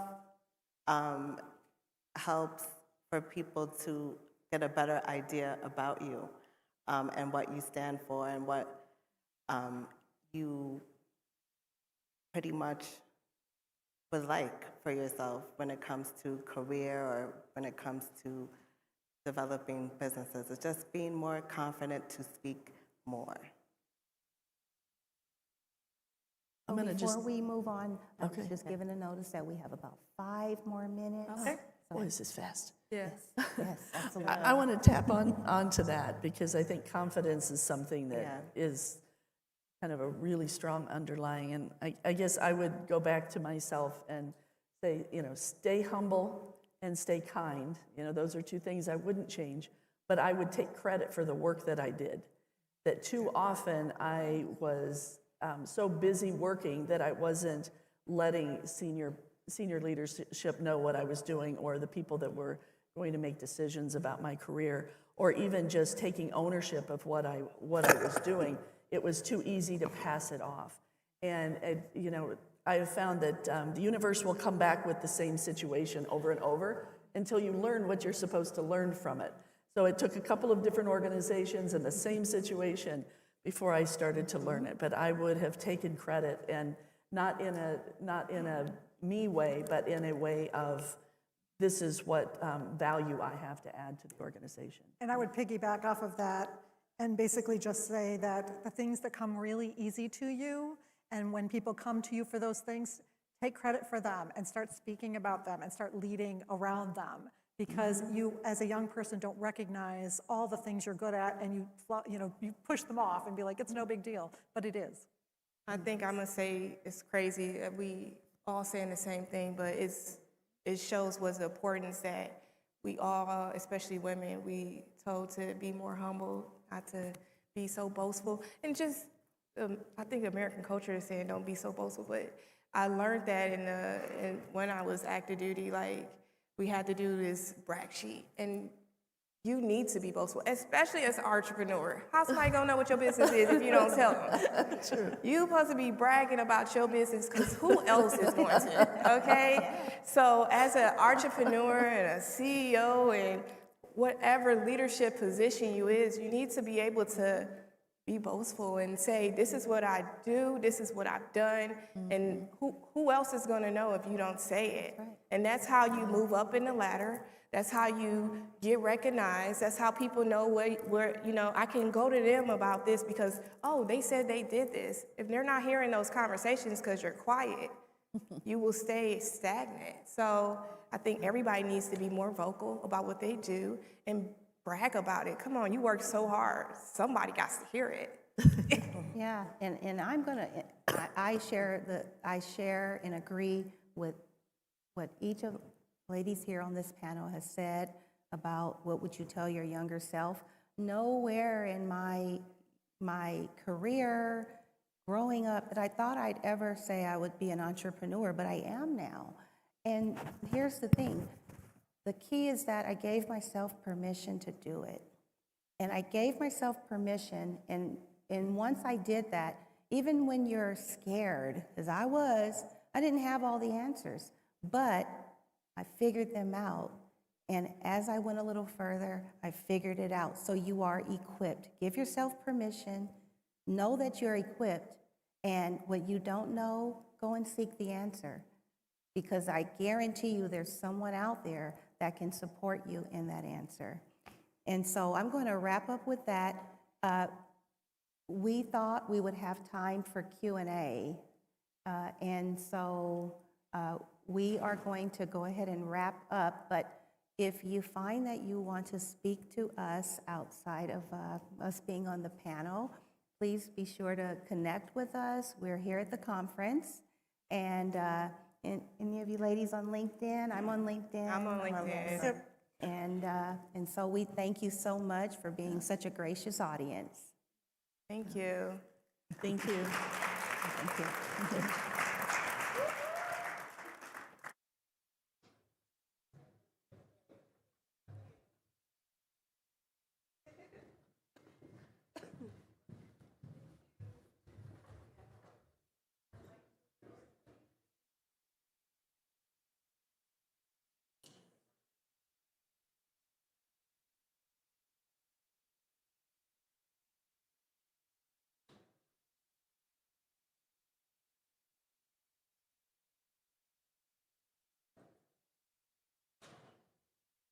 All right. Thank you for such an inspiring session, leaders. Next up, we turn our focus to one of the most critical challenges for every business, finding the right people to drive growth. Are you ready to discover the strategies that are truly game-changing and for your recruitment apart from ordinary hiring?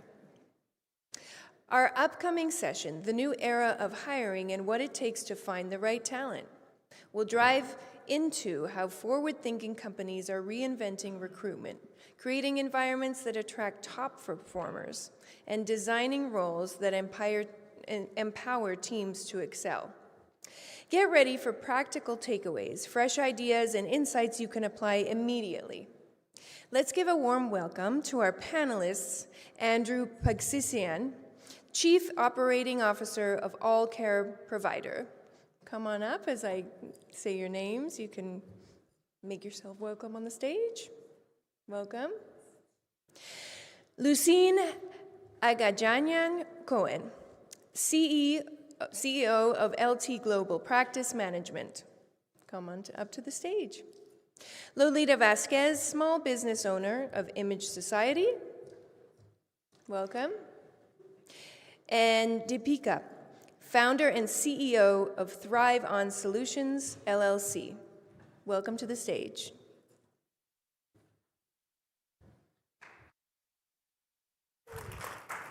Thank you. Oh, sorry.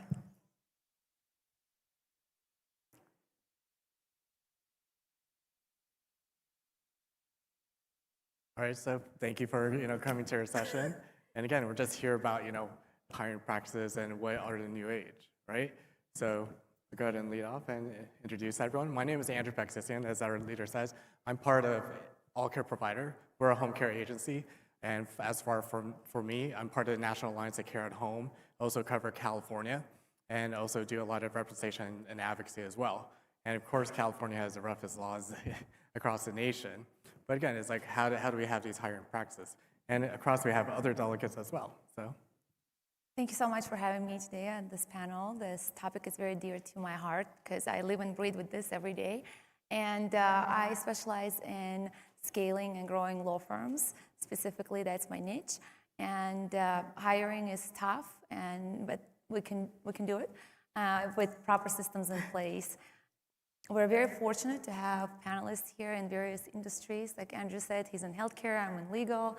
Lolita is in small businesses administration, and Deepika is in tech and digital integrations as well. So with this, I'll pass to Lolita. Hi, my name is Lolita Vasquez. I'm the owner of Image Society. I'm a photography studio in Sacramento, California. I have a warehouse there. I do a lot of headshots and branding photos, and I also own Capture Create Studios, and I manage the team there. We do weddings and families. I also am a pageant director. I'm the California State Director for Elegantly Miss California. So I do a lot of nonprofit works and working with young women, training them how to be powerful leaders of society to take over one day, right? The last thing I do, if I'm not spread already, I'm in the tech space. I am an event coordinator for large-scale tech events. Thank you, Lalita. Good afternoon, everyone. I am Deepika. I'm founder and CEO of Thrive on Solutions. What I do is digitalization. You have a requirement, you want to build an app. I'm your go-to person. And sometimes solutions become obsolete. The processes that I follow, it makes your services and solutions thrive, your applications would thrive, independent of version changes and technology changes.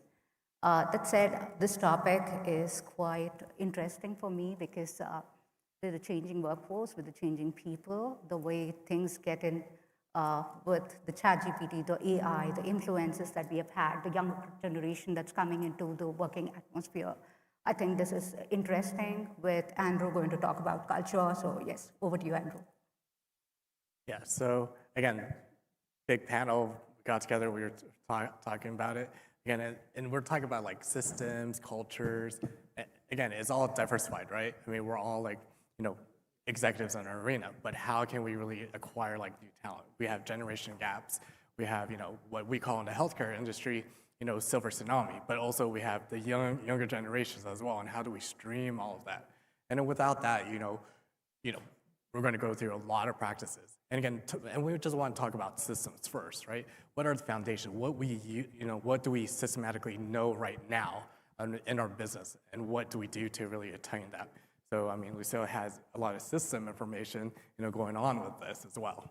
Well, I'll tell a story. A couple months ago, this business owner reached out to me and said, we're hiring a lot of people, we're growing, the payroll is increasing, but we still are not able to operate at the level that I'd like to operate. And, but we're hiring a lot of people. So listening through the story, and I'm going to keep it short, I simply asked, so what does success look to you? And there was silence. So the person didn't know what exactly they were hiring for. They were just hiring to fill in the gaps. So the answer to me is systems first, people second.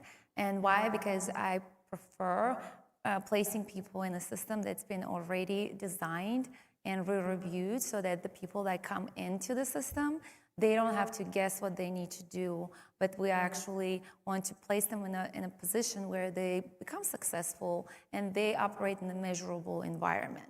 So with that, then everything starts running smoothly, and a lot of our organizations, unfortunately, don't do it that way. And with AI now in place, and Deepika can, Absolutely. comment on that. Yeah, I was about to add saying, we want our workforce to be in a system where they're set up for success. Your path is very predictive. You're able to get your team to look at the kind of solutions you want to implement. So AI has a lot of impact, but even the answers that AI gives us could not be really tailored. So people do matter. The way we think, the productivity has to go up. It comes with a clear definition of what do we want to achieve and how do we want to achieve and how do we facilitate, because a true thought leadership comes from facilitating our people to achieve and put them in the path. So that's how you become an absolute leader, and that's what you want to do as a company, as a founder. That said, with AI coming in, to add to your story, another story, people, so there is, I do a lot of vendor management and subcontracting. So when you get into a market like this, you tend to work with a lot of freshers from different background and different groups, right? And you get resumes that are like 7-page long. They're talking about JavaScripting, they're talking about Python, they're talking about, you name the technology, it's on the resume. You can do a Control F and you get the entire pineapple, apple, you name it, everything's in the market, right? And then when you ask them questions in terms of evaluation, how do you, basically as a founder, when I ask them questions, when I'm interviewing them, I kind of ask those traditional questions that were asked to me when I was young. And those questions are no more valid because your AI is giving them the answers. ChatGPT is giving the cheat sheet. There are cheat numbers there. So I don't even know if I'm hiring the right person or not. So I think while I'm saying this, there are tools like Parakeet and others that bypass the even security, which is a system. So I'm not very sure at one point if the person who's sitting and I'm hiring this person as a Java developer, is a true Java developer or not. So where I feel system would really come into picture is establishing that psyche, changing the evaluation metrics, and I think that's going to be a key strategy for us as we go forward. Yeah. It's no longer human only, it's AI plus human. True. And it's almost need to hire an AR coordinator for every role for it to be successful, because it's no longer just get your job done, get your job done faster. So speed is very, very important nowadays environment where technology drives our workforce. Absolutely. So, but with that, I don't think it's very important to remember that. So we touched on culture, and Lolita has a very valid point about. Yeah, so actually it kind of piggybacks on what you had said earlier about how systems first, people second. In the smaller space that I exist in, and actually in the larger space, I'll get to that in a second, I really do think that's very important. Because also in translating, I used to be a high school band director. I'm very much bought into teaching people how to do things, building, and then translating into building people that fills your space, right? You have to have that framework where people exist, not necessarily to say micromanage and say everybody works a specific way all the time, right? You build that framework to define what's important. Oh, wow. Oh no, mic down. What's important for your company, right? Values, what your measurables are. I'm so sorry, I broke it. Like what's important for your company and things like that, but also to have a space to where whether you are a senior person in whatever size company, thank you. Oh my gosh, he looked at me like, That's a strategy, people. I'm so sorry. You work so hard. To not only if it's like a senior person, somewhere where they can strive and do their thing, keeping in mind all of these things that, they have to work with, or somebody who's very junior or starting out and just kind of getting their feet in the water, who just got out of, like, say, probation, or oh my gosh, okay. Manning their first project, right?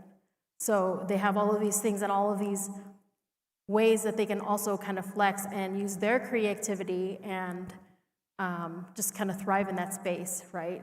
The critical thinking, all the things, And I kind of feel like also that's how companies keep people, right? You don't quit good management. You don't quit a space where you feel like that you are growing as a person in your skills and so on and so forth. They will buy into you more, right? Yeah, exactly. And even with a well-documented organization, when everything is documented in SOPs, you still need to have someone translating, quote unquote, to every single employee or contractor on a certain project, because everybody has different mindset or understanding of what is required. But I apply, in addition to the structure, SOPs, and systems and all that. So I also add measurable factor to every single person that works within the organization, so they know what the goal is and what's expected of them. So accountability comes with that. So maybe Andrew can speak to accountability. I mean, we talk about like a lot of quantifiable items, right? How to keep that proficient over there, and we'd want to say, hey, individuals that we're onboarding on, is that person going to be successful? Like Lita was saying, it's like you just really never know until they put their feet into the fire, right? And even if they're like a junior, coming in, you just like want to make sure it's like, hey, is this person going to be successful? In our organization, we always say, hey, is this individual, when you put them in the seat, is this person going to be capable for not only our vision, mission, core values, but also can they actually add some value into the corporation, but also outside of it as well? And are they accountable what they're going to be really attained to? Again, when we take like AI, when we take like resumes, like dime a dozen, I think everyone's kind of like getting a little bit fatigued these days, like looking through everything. But again, it's like, I don't think AI is going to solely take over, but you still have to have that human element into it, right? Especially in healthcare, especially what we learned through COVID, like you still need to figure out and interview these individuals. Yes, you could sift through all the noise and get that perfect candidate, but there's no such thing as perfect candidate. On paper, that's great. At the same time, you have to look in that person's eye and say, this person's going to be successful in our environment, And can we reciprocate that as well to them? As leaders, like we had to bring up leaders as well. And like we're touching base too, is like we had this generational gap. Yes, we want to develop little mini me's, right? Because people who visualize us, that's who people want to hire. But at the same time, like when we want to graduate out as leaders, we want to make sure that that little, performs, people that we're bringing underneath our wing, right? That really understand the mission, vision, and core values to really reach out beyond themselves as well. So when we're doing the recruiting, we really do our due diligence and making sure that they could actually fit in to our corporate culture as well. Yeah, and couple that with globalization as well. So global talent, right? So how many of you hire people overseas? Raise your hand. Let's see. Okay, so it's about 50% of the attendance. So with global talent being available to us, we actually can do more, faster and better. So in tech industry and medical industry, so we talked about and covered how everybody needs to be HIPAA compliant. In the legal industry, that's so common where you have your virtual assistants. Although I don't like calling them virtual assistants, to me they're virtual professionals. That's how we brand it within our organization. And we have a lot to choose from. So, and we bring them into our environment, and we just need to do a good job explaining what we want from them so that they're successful. Yeah, again, it's all about for us, it's the culture of safety. When we take a look at that, you don't want to ever be that employer to say, hey, or that business say, hey, we employed someone, and all of a sudden there's some risk. I think also we have to also expose the fact is hey, with a culture of safety, it's okay to hire an individual and then come back. I kid you not. It's been so many times where I am fearful for individuals that we hired onto our organization that they stay quiet and they just don't know. Mm-hmm. But to everyone's point, it's how do you quantify that? Are they scared of it? Are they not scared of it? Again, it's with globalization, it makes life a little bit easier. At the same time, it comes down to that one individual. Can they really rise and shine to the efforts and to your organization fit?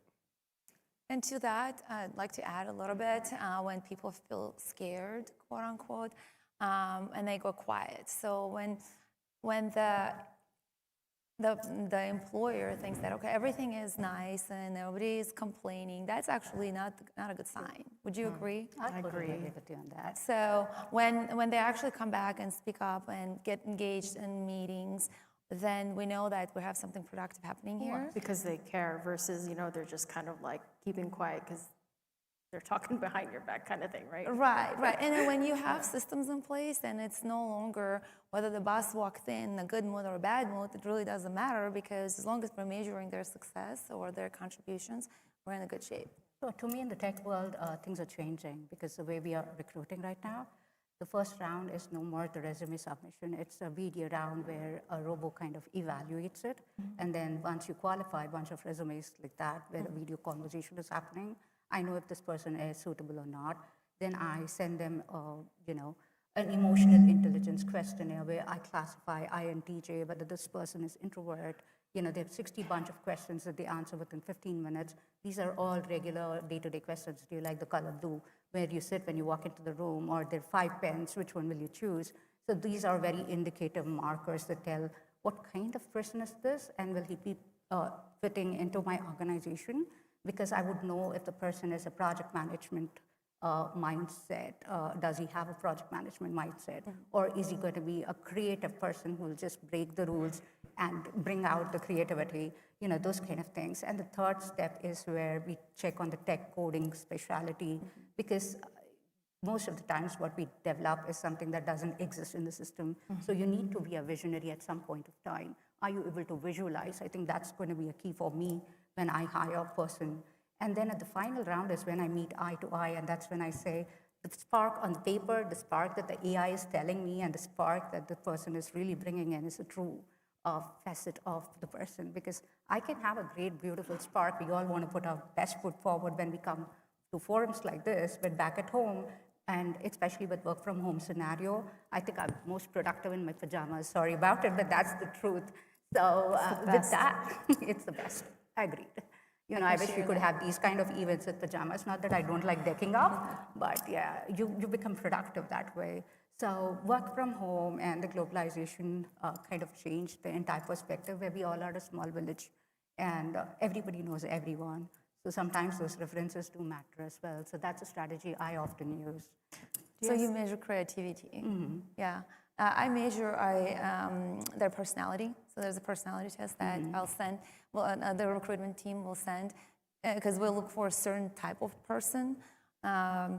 For various jobs, there are various personality types that are suited. So by no means we're trying to look for followers. That's not it. So some people are empaths, some people are deliverers, some people have some different optimists. So depending on what we're recruiting for, we need to, that's what's important for me. What's important for you? Well, for me, and it's kind of an interesting space too. So again, I'm a pageant director, right? Sometimes I judge, sometimes I evaluate lots of resumes, right? Whether it be in the pageant space or in the tech space. I used to work in web as well. So I've seen a bunch, right? So what's important for me right off the bat are two things. If it's a resume situation where I'm, sitting there in like a nonprofit where it's still paper, right?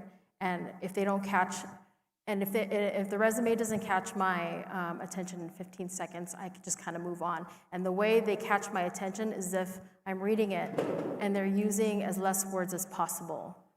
Okay, meaning they can talk in layman's terms, meaning they can speak to people that have like lower education exposure, things like that, so they can speak to people very simply and get their point across without having to use like 57 words for something, for the one thing that they're trying to say, right? So that's the one thing, right? And same thing, if it's a situation where it's like interview first, or a video first, right?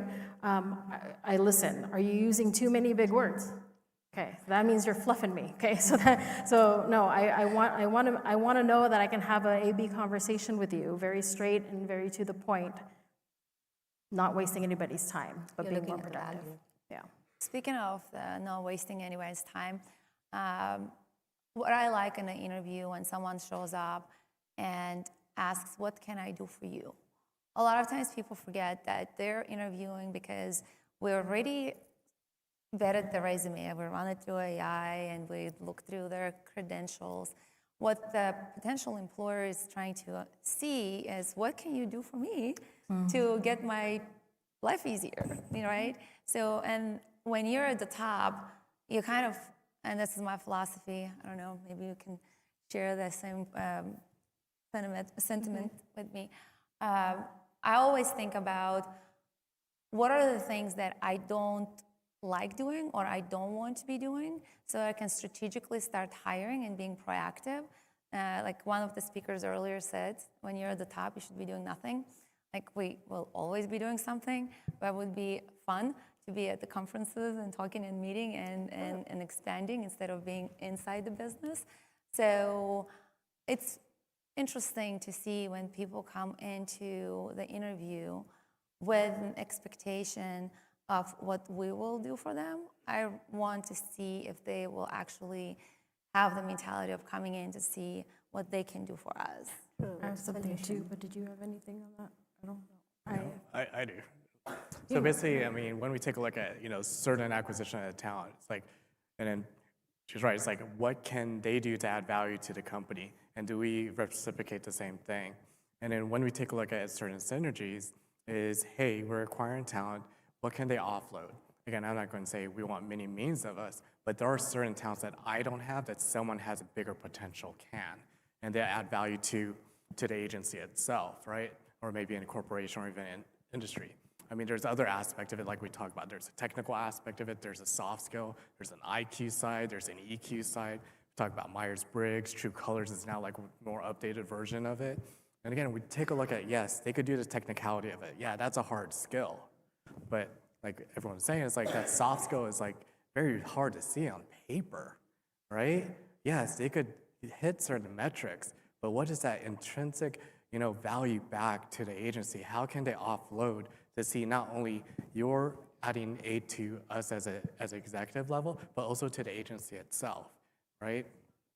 So those are one of the things that we take a look at acquiring talent. What is the agency as a visionary, as a leader, that we could actually bring on these types of talent? Are they the right talent for it? Is it the right fit, right?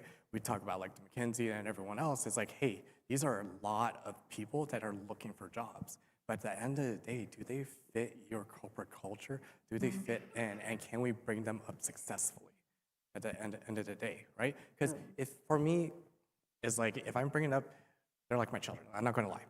All my employees that are underneath me, they're like my children. I bred them, they bring up whatever they want. I was like, okay, how can I make you successful? Those are one of the biggest things as a leader that we had to bestow. And we have to see that in that individuals that we're hiring on, that we could promote them.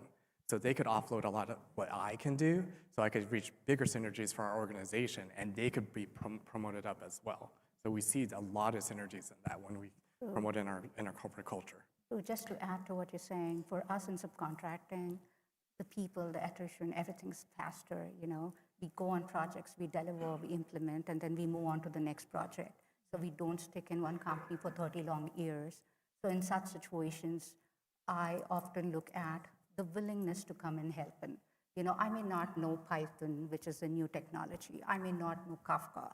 I may not know any of these new technologies that the names are so unique that I can't even pronounce, right? Like Grok or any of that. And then I look at, when such is a situation, I often ask, is there willingness to go and pick up Python for Dummies from library? Is there willingness to say that, hey, I want to learn this. I may not know all the answers. Are you honest enough to tell me that I don't know, but I'm willing to help, I'm willing to learn, I'm willing to contribute? As long as that is the kind of approach and the psyche person has, I don't mind working with that person. Because sometimes all you need is a ground to stand and they'll move the earth. Yeah, speaking of the core values, right? So they need to match the core values. Right. And we earlier spoke about integrity and how to operate with each other. So, Lolita. Oh, okay. So it's in my space. This is how I relate to what all of you guys were just talking about. So one of my photography brands, Capture Create Studios, I acquired them 4 years ago, and they have a team.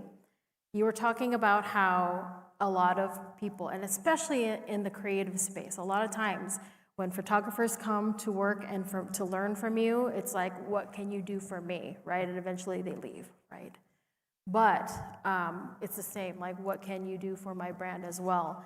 And for Capture Create Studios, what that reminded me of is that, yeah, we all shoot great photos, right? We're all great project managers as well. However, it's evolved so much in the last 4 years that we all have our different personalities as well, right? We have the rocker chick who's out all night long, except for the night before your wedding, because it's important that she's up at 8, right? Or we have, you know, the very Christian guy, or we have Nate, who's very Christian, and, you know, like, and we have some clients that really gravitate towards him too. But anyway, these things about our brand that people comment on and talk about and put on our Google reviews, all about us, you know, I think that's what makes us different. And in terms of that, you know, it was a very unexpected surprise how that elevated my wedding and family brand, right? Because it wasn't just Capture Great Studios, we do great pictures, yay, whatever. You get to work with these personas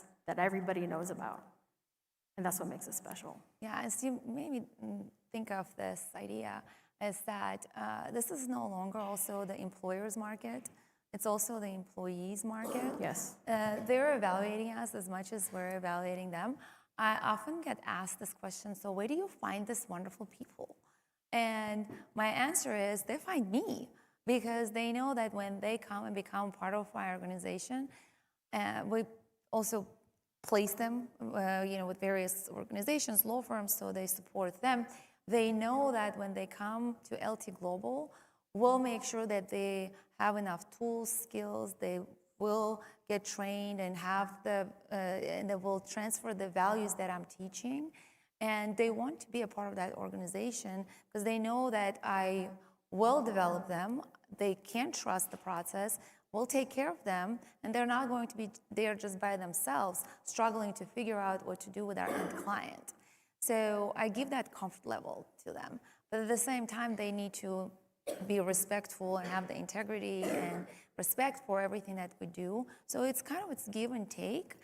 And when we establish ourselves as such, then we become very attractive to the people that we bring in into our world so that they can represent us well. So it kind of goes both ways. And when we have everything in place and we have enough communication about that, so there's not enough talking that we can do to make sure that all the dots connect, then we truly come to the successful points where we don't end up like that business owner that contacted me and said, we keep hiring and hiring and we spend all this money, but we don't see the results. True, and it's also like, your people represent who you are. They talk about your values. They are the ones carrying they are your brand ambassadors, if I may say that. And, how you treat them, it's a mutual effort, and how you invest in them, in their growth. How do you make them into that leadership path? That kind of establishes who you are as a company. And for me in Thrive On, that's what we do. We, although it's subcontracting, a lot of vendorship happens. We ensure that these guys get into full-time positions. We ensure that immigration is not one part that's hovering on their head. We also make sure that they get certifications into cybersecurity or any of that. So learning becomes part of life. Learning has a huge impact. So as long as the hiring strategy they ask me a question, what's the learning path? What am I doing? How am I going to do this? If this is my vision 5 years down the lane, how are you going to ensure that I reach to that? As long as they ask those kind of questions, I think we are in, win-win situation. And I believe that, we're curators of certain educational and procurements, right? Like internally, like I deal with tech and healthcare.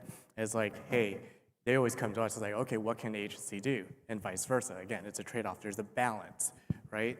And when we seek those balances, okay, as us as owners, like how can we curate in the pathway?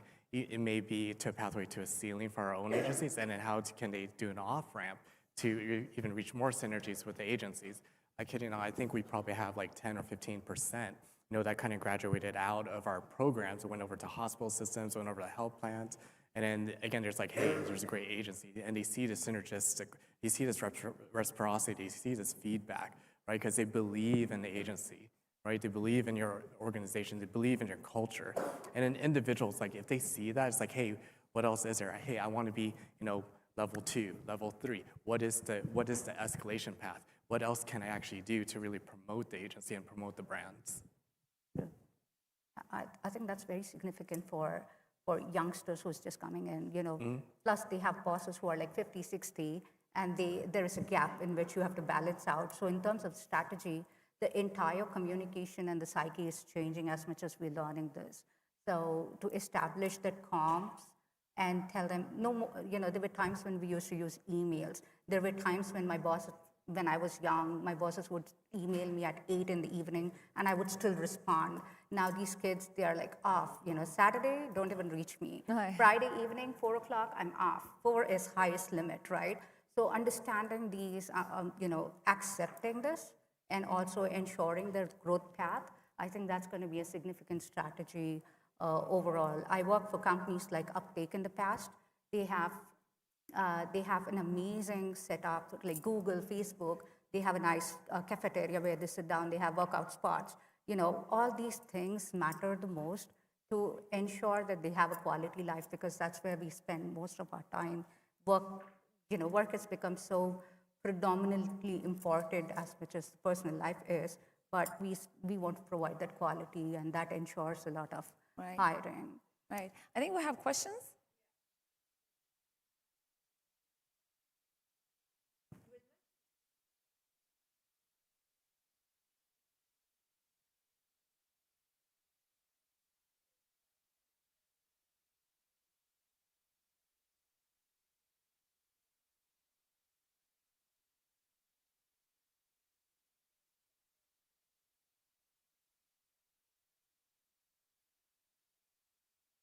I have an answer. I mean, of course, again, where I come from, so when screening, and I got most of what I do when I first reach out, say, I have this opening, right, is from a book called We Should All Be Millionaires by Rachel Rogers.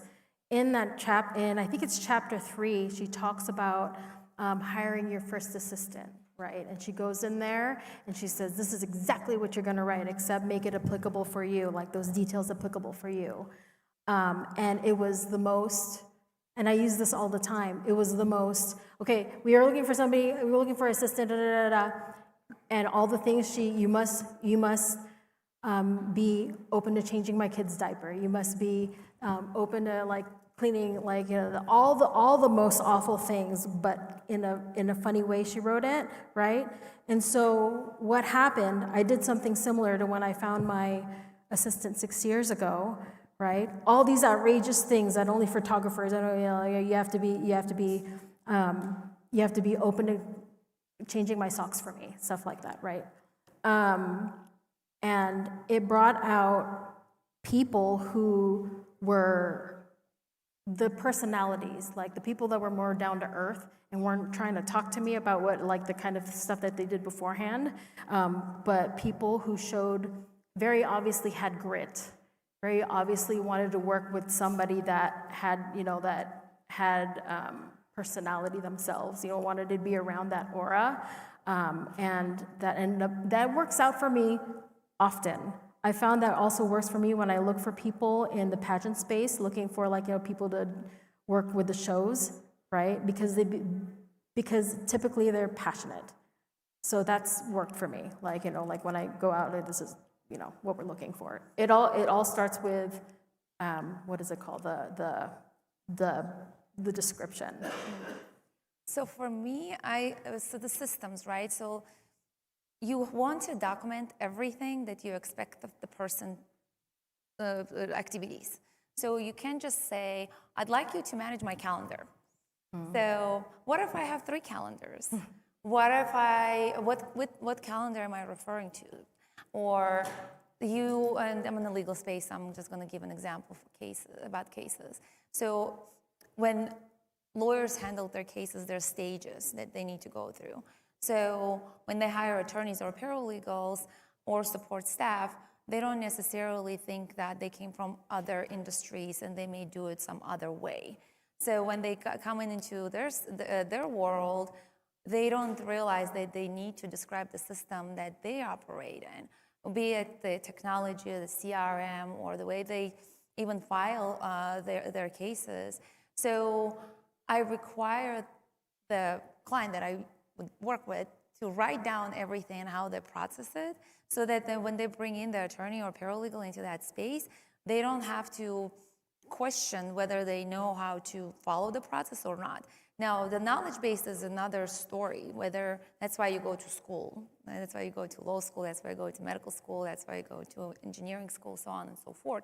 But how you will succeed and accelerate within my organization is a different matter, and which is why I say write down your systems. How are you going to go from point A to Z so that when you bring in the person, they can swim in it instead of suffocating? Guesswork. So that's very important, and a lot of people just miss that point. Did I answer your question? Yeah, I think for myself being in the healthcare space is, yes, they'll go through the schooling, they get their certification, they get all their credentials done. Yeah, that's fine, right? But it comes into, and we had to develop a, testament of fire, sink or swim, right? Like, whatever you're saying in that resume, in that black and white piece of paper, can you really do it? But we go beyond that. Do you really fit into the corporate culture? Yeah, you could read about it onto our website. You could read, a lot of things from it, but not until you're deep entrenched into it that will put their feet to the fire. It's like, okay, are you speaking truth? Can I really accelerate? But also, the silent type scares me, like I said. They're like, do they really know? Not know.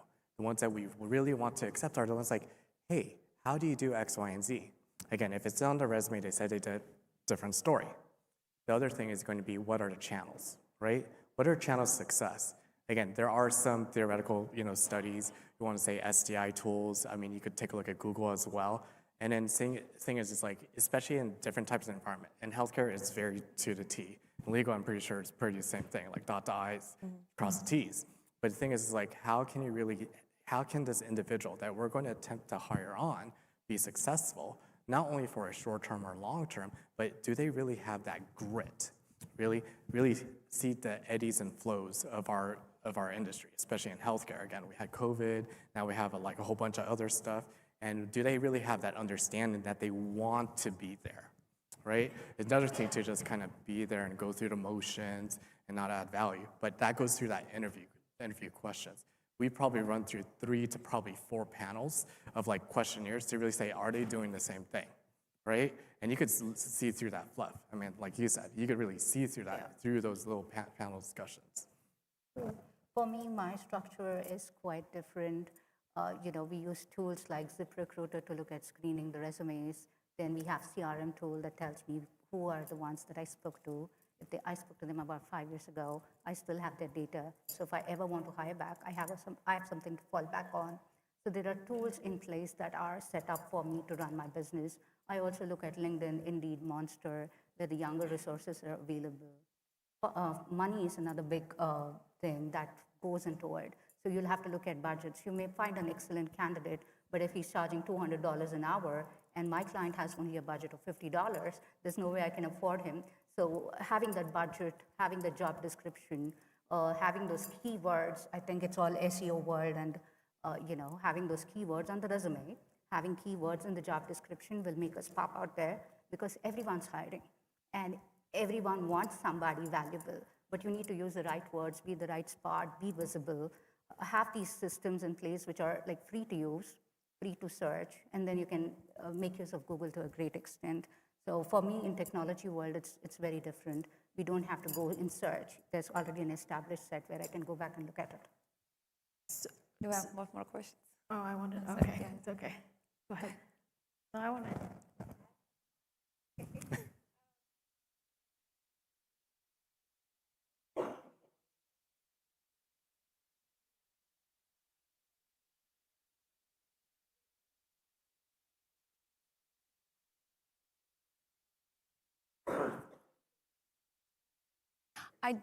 I personally don't go off of the job description. I would, when we do the personality test, I look for how the person processes information and how they will deliver on their task. So it's not about the job that they will do, but how they will do it, how they process the information. For example, so we hire a lot of optimists and deliverers. So why am I looking for those people? It's because if I bring in an optimist into my organization or to support my client, they're going to be optimistic. And they're not going to be, gripe and complain about every little thing that was given to them. I like surrounding myself with those types of people. So I like bringing in deliverers. Why is that? Because I'll say, I have this in mind and I'd like this to get done. And the person will start thinking about how to deliver on my vision. I like surrounding myself with those types of people. But then there are some personalities, and there's one specific personality that I avoid. They're called philomaths. So they have a lot of ideas. So do I like ideas that people present? Absolutely. But they won't finish anything. And it's been tested already. So those people will come in, you'll give them an idea, or you'll give them a task. They'll come back with 5 different ideas, and the job will never get done. So I'm very selective about, and I really pay attention to those personality tests. And if you're interested later, you can stop by and or contact me, and I'll give it to you. Yes, my recruiters do that for me. So I don't talk to people unless they already went through the whole process.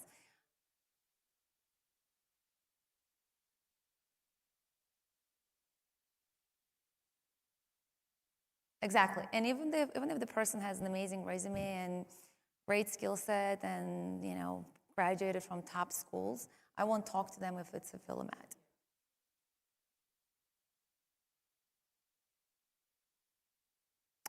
Is that for me? Everybody? I mean, I've asked questions like, what is one thing that you used to think was right, but now don't, sort of thing. So it shows the growth, right? And there are different points of view. Yeah, I mean, it's all the personality screening. Mm-hmm. Like all of those are just so interesting. If I called your boss right now, what would they say about you? See how they react, like not necessarily what they say out of their mouth, but how they react. If they knee jerk, that's a red flag, right? Things like that. I always finish with, what can I do for you in the next 5 years if I like the candidate and I choose to work with them, then they will share and we'll work together strategically to get them there. So that's my favorite thing to do for people. Before we end too, I kind of also wanted to like make sure there was a couple of points that we could have gone that way with looking for qualifying skill sets and or personality types or whatever. Because like you were talking about earlier, how a lot of people come from, schooling from health and so on and so forth. I come from music background. I went to music school and I taught for 6 years before I decided to hop into tech before going to, right? It's finding the people who know how to use what they've already learned, right? Their core skill set, and have that grit and the know-how and give themselves permission and have the confidence enough to try their skill set somewhere else and somewhere else. And I feel like that's something that has longevity in it.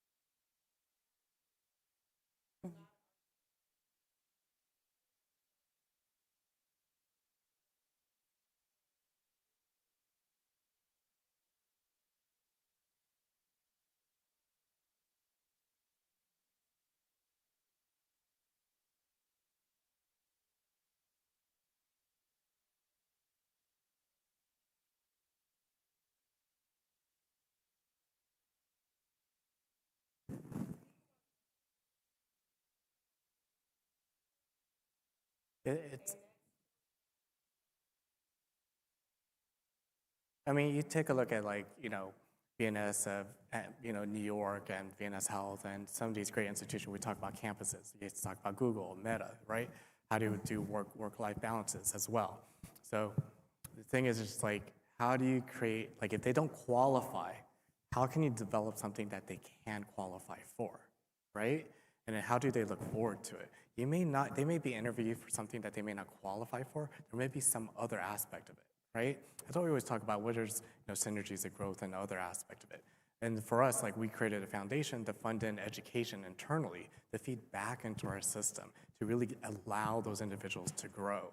And how can you either partner or internalize it yourself? And that's where we see a lot of synergies going on. And if they're able to take that step, it's can you really be proud of themselves on getting those achievements? And if your corporate culture is correct and aligned, they'll stay with you, for a longevity of the period pieces of it. I think we have a question on the right. Yes.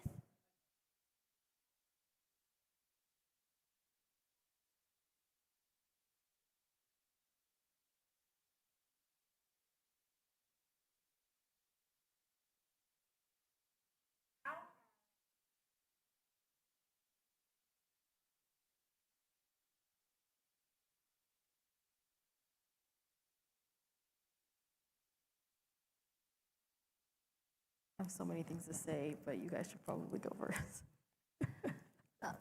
For me, I think I work with a lot of Gen Zs because these kids are coding specialists, gaming specialists.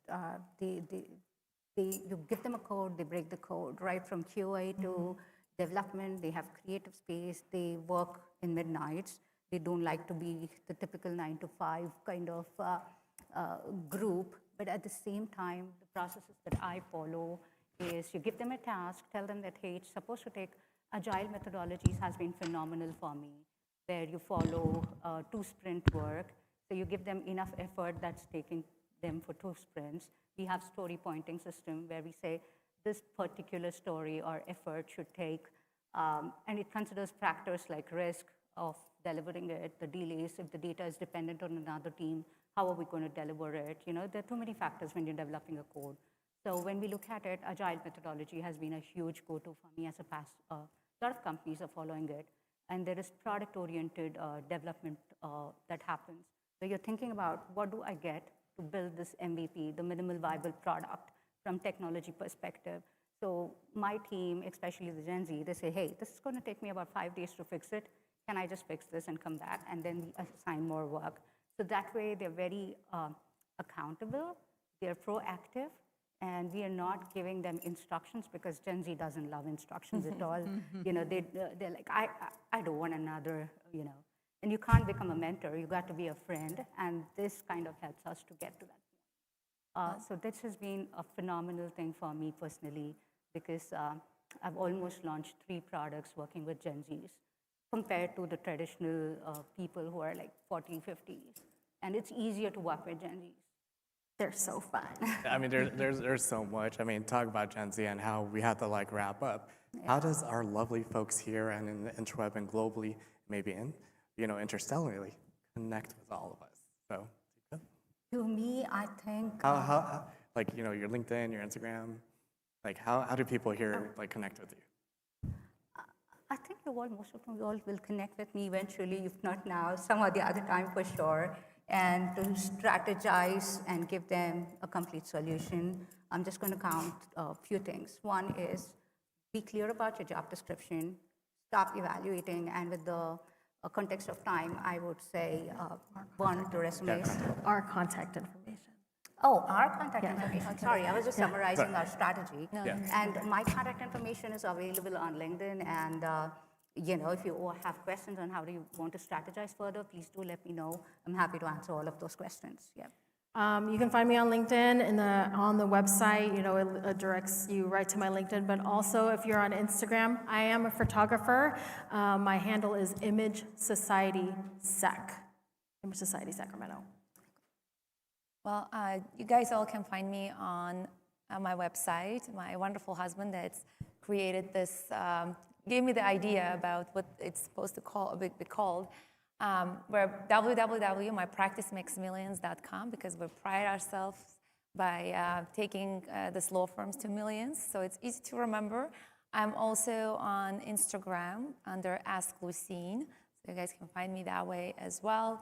And I know we're in the books as well, so it's easy to locate us. And you can reach me over at Andrew Pexizan over on LinkedIn, also at allcareprovider.com, and then all the other instances on social media is there as well. So yeah, so I want to thank you all for this. And thank you so much. Thank you for for the questions. Appreciate it.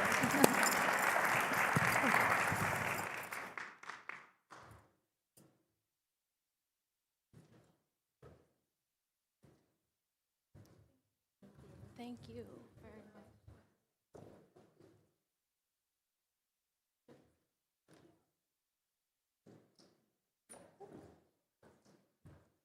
I'm okay. Thank you, experts, for such an engaging session.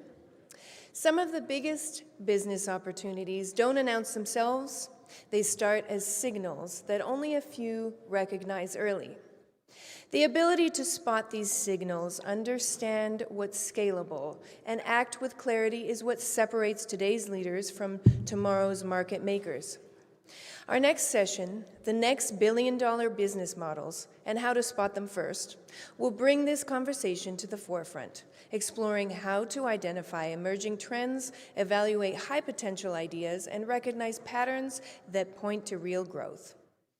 Please join me in welcoming our moderator, Dr. Hani Demian, MD, founder and CEO of Placentia Healthcare. You can come to the stage as I call your name. Welcome. Along with our panelists, Erica A. Rosenthal, co-founder and managing partner at Veritech Group. Welcome. Martin Kilmer, Chief Operating Officer at Gravis Law, PLLC. Michelle Carroll, founder and CEO of Lexcura Summit Medical Legal Consulting. And Geston Smith, founder and chief design officer at Guest Creative. The stage is all yours, experts. Thank you. Thank you.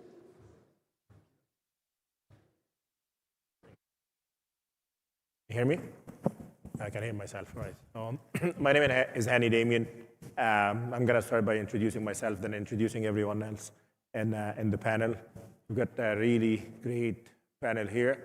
And I know it's a long day. It's been a long day for myself and probably for a lot of us. So we're going to try as much as possible not to put you to sleep and wake everyone. I'm Hani Damien. I am a physician, longevity medicine, regenerative medicine, chronic pain specialist. I built my practice as a chronic pain management, and I discovered the need for chronic pain management, so I built a company around it. And after 10 years, decided to grow the company, bought my partner out a few years back, and we bought a company in Florida for spine surgery, which sounded great at the time, and then discovered that chronic pain is not a single organ problem, it's a multi-organ failure problem. So we looked at the body as a whole, and we decided to switch to longevity, regenerative medicine, personalized medicine, into stem cells, PRP, peptides, and optimizing people's health, looking into our healthcare system, and decided that it's been a reactive medicine, and I've been practicing reactive medicine for a while, so we decided to be more proactive, and this is where company is positioned now, and we've been doing great and growing, and I can't wait to share a lot of stories with you during this panel. I'll leave the mic to Erica. Okay, thank you. Hi, everybody. I want to compliment you all for avoiding the lure of the casino and sticking this out. I'm with Veritech Group, and we are all former operators within Veritech Group. We've all had our own businesses and exited. I've had 3 exits.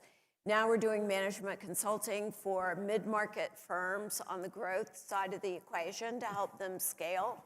We're often brought in by the private equity or investors when a company is stalling for whatever reason or has a major inflection point.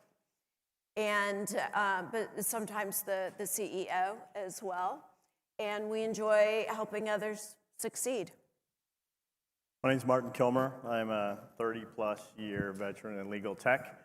I don't say that to many people. I'm actually happy to see you here because the next billion-dollar idea, I think, surprised the room's not completely packed because we have the answers for you. I currently work for Gravis Law. We are a 50 attorney-plus firm. We're nationwide. We focus on B2C and B2B practices, so pretty much everything across the board. We are a tech-enabled firm. We were founded by 4 gentlemen who decided that the practice of law needed to change, and we wanted to look at it from a technology perspective. Our motto is law uncomplicated. We enable our attorneys. We build our business. We have our own case management system. Our objective really is to use modern technologies and capabilities to grow our firm and serve our clients while still maintaining the personal relationship that's required to be a good attorney. We'll talk a little bit more when the questions come around about how that's enabled, how these things are enabling law to grow and become billion-dollar businesses now. But really, as we look forward, maintaining that integrity, we've heard all day long about the threats of AI and what it does to humanity while we become more efficient, how tech is a driver of business, and we're going to talk a little bit about that because it does play into every billion-dollar idea these days. Hello, my name is Michelle Carroll, and I'm the CEO and Chief Clinical Strategist for Lexcura Summit. I translate large amounts of, I'm the nervous one. I take large amounts of clinical notes from, oh geez, I am so sorry. I can't settle down. Oh, okay, so my company was set up 3 years ago. It's designed to translate medical records for attorneys, but in a very special way. It changes them by using a new model that I have developed myself. It's the very first one of its kind, and it brings 3 things together. It brings medicine, law, and critical thinking. But I'll talk to you about that later. Nice. How you doing? My name is Gaston Smith. I'm the founder of Guest Creative. We design and build spaces that move. What that means is we design and build deployable infrastructure. So that's the intermediary in between fixed construction and your pop-up tents. So we design spaces that allow businesses to take their environment directly to the consumer instead of having them come to them. Might be the next billion-dollar business. We're working on it. Okay, practicing. All right, so we'll start with the question to Mr. Kilmer. Legal services have historically resisted disruption. What structural changes are finally creating space for scalable, high-margin legal business? Well, so there's many things to talk about, but I'll focus on 3 of them. One is certainly technology. Well, if you go back to when I started my career, we entered data on IBM cards. I did say I was old. But over time, technology has really changed the legal market, the commoditization of content, the acceleration of the ability for attorneys to do work much more efficiently has really changed the landscape. So that's certainly one of them, is the advent of technology. Up until today, when you look at the 2-letter word that we don't say out loud, and the impacts of it on the practice of law. When I started out years and years ago, we tracked everything in 6-minute increments. Today, with technology, you can do a full contract and do a full case in about 6 minutes. And the ABA requires, the American Bar Association requires, that you can only charge your clients based on the time spent if you're doing hourly billing versus value-based billing, which is really based on flat fees and accomplishments of a task. So how we track and change how we relate to our clients has also changed due to technology. The second really component that's going to drive $1 billion legal infrastructure is alternate business structures. More than 10 years ago in the UK, they started to allow non-attorneys to invest in law firms. Well, that's now coming to the United States. If you watch the news from Arizona, for example, these alternate business solutions are now allowing the Big Four to invest in law firms.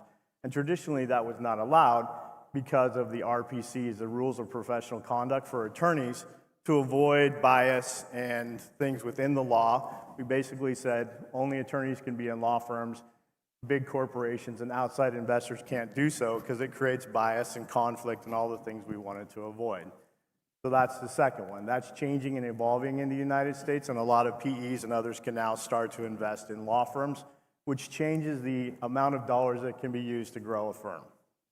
The third one's really called managed service organizations. It's really separating the practice of law from the business of law. I like to think about it this way. The practice of law is the personal relationship that an attorney has with their clients. It's you coming in and talking to me about your issues, whether it's your divorce or your business or your bankruptcy. That's our one-to-one relationship. That's the practice of law. The business of law, what goes on behind the scenes, how I bill you, how I run my HR organization, how I run my tech organization or my finance organization. Then those can be separated out and become the business of law. Now, from a structure perspective, because of ABS and others, we can take those two things and invest separately in them, grow through structure, keep the relationship side of a client relationship between an attorney and a client separate. Those 3 things are significantly changing the practice of law and allowing for a lot more investment and growth within this sector. So let me ask you the question that everybody has in mind. Do you think AI will ever replace lawyers in law firms? Will be, I'm having a contract. I don't see myself having a $100 million deal on the table and going to AI to draft contracts. Would you ever see this happening? Not 100%. And the reason for that is you still have humans involved in legal industry. There will be a significant shift. I'm not going to say it won't be 85 or 90% of that will be done by technology. You still need to have the relationship between the client. I need to have somebody I trust. I need to have someone to talk to. There's an emotional component about practicing law, particularly in areas like family law and estates. I still need to have a person that I can talk to, I can relate to, and that understands me as a human, because it's not all tech. And what we find in the law is the empathy and relationship from a personal side with our clients is a key component, and that does not go away as long as it's not just machines talking to machines. I would agree. I'm glad somebody will be safe. This question is for Erica. Describe a moment when you recognized the market shift before it became obvious. What signal tipped you off, and how did you move on it? But before that, would you mind just talk briefly about the 3 successful exits that you had before? And the 3. I can talk about those a little bit. One was in mental health. We started with 6 clinics and grew that to, well over 100 clinics that were coast to coast. And we did it through COVID. Another one was spine surgery. We had spine surgery clinics that were all over the country with a minimally invasive spine surgery. And that one sold, and then you see a trend here in healthcare. And then another one was really from the ground up, which came out of a University of Miami heart disease trial where there were too many exclusion criteria for the patients, and we decided to do a patient registry system, which is a different way of getting people helped. And we focused on no option heart disease, and that one was taking cells from their bone marrow or fat cells and putting them in through the femoral artery into the heart. And that one, all of them sold in less than 5 years. So they were fast, and that was good. I would say it was sometimes it's being in the right time in the right place. It's just luck sometimes. But the question that I've now forgotten. Recognize market shift when it became obvious. What signal tipped you off, and how did you move on it? Okay, we talk to a lot of CEOs in the work that I do, and one that came up just recently, and maybe somebody in the room has the solution for this, but when I started getting calls from the billion-dollar private equity group saying, do you know anybody that has ranking in AI? We want our portfolio companies to be ranked in AI, kind of like search engine optimization, but this is for AI, has a higher trust score because it's not keyword search, it's who is the best at doing this. And several of them are calling. That's what we call demand clustering. And when that happens separately, then there's something there. And I don't know who has figured this out. I think it's too early, but I bet you a lot of people are working on it. And I think that when that comes, whoever can capitalize on that and figure that out is going to have a pretty good business. Incredible. So I will comment on this. You've been successful. You've been in the right time with the right idea. And I do believe this. I read this before. Ideas are not created, they're found. You can find them anywhere. You just need to quiet down and remove the noise, but that's an incredible track record. I'm going to go to Mr. Smith. How does design-led thinking change the way you identify or validate a market opportunity before money is spent? I had a course in Harvard a while back. It's called Design Thinking, and it's really been an interesting subject to me. Yeah, so design thinking involves a lot of empathy. It involves a lot of foreseeing the user and how they would actually use the experience of the product or the service that you're developing. And so something that I foresee when I'm dealing with space is the space that we're developing that allows that portability, that movability, that adaptability, allows you to test reality before committing to real capital. So it allows you, instead of spending a significant amount on a fixed constructed space, you can then test it beforehand, test different markets, test different consumers, and then you'll have an accurate feedback loop to come back to what is actually working within reality. That's great. I'm gonna go, Ms. Carol.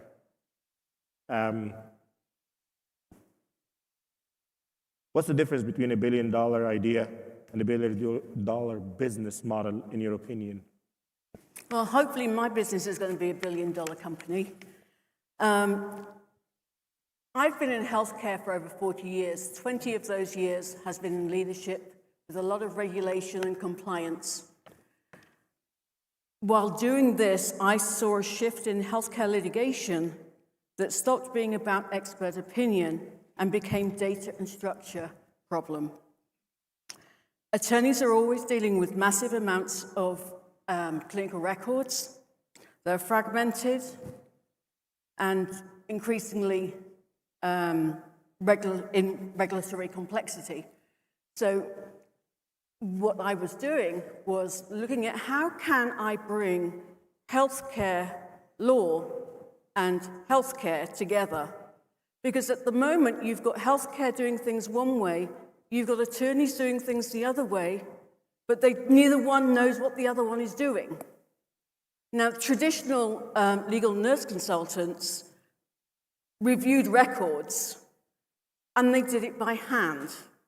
So you've got to think how long that takes, especially if you're the one with a personal injury, for example, and you're 2 years in and you still haven't gone to court, because they're going through all of these records. Now, when these records go back to the attorney, they're getting the medical record. It's not broken down in any way. So it might be an order, and the attorney can go through, but what the attorney doesn't know is what does it actually mean? How am I going to use this in the courtroom? So I thought about what was really needed to bring these two together. Now, I was talking with somebody who was developing AI and developing AI for medical cases. And we together came up with a plan that I would use their AI if I could figure out a model that would work for both healthcare and law. Now, what I decided to do was have a pillar system. So the first thing that I had to do was make sure that we had baseline for the patients. We had to know where we were starting from. Did they have wounds before they were admitted? Did they have some other kind of disease or diagnosis? All those things have to be known first. Then you have to look at the medical records. Well, who's looking after them? Is it the hospital? Did they go and see their PCP? Are they seeing a nurse practitioner? Or are they having home health? All these records mount up, and they're all fragmented, and nobody knows what the other one is doing. So unless you've got a complete set of all the records, there is no way you can translate that into litigation.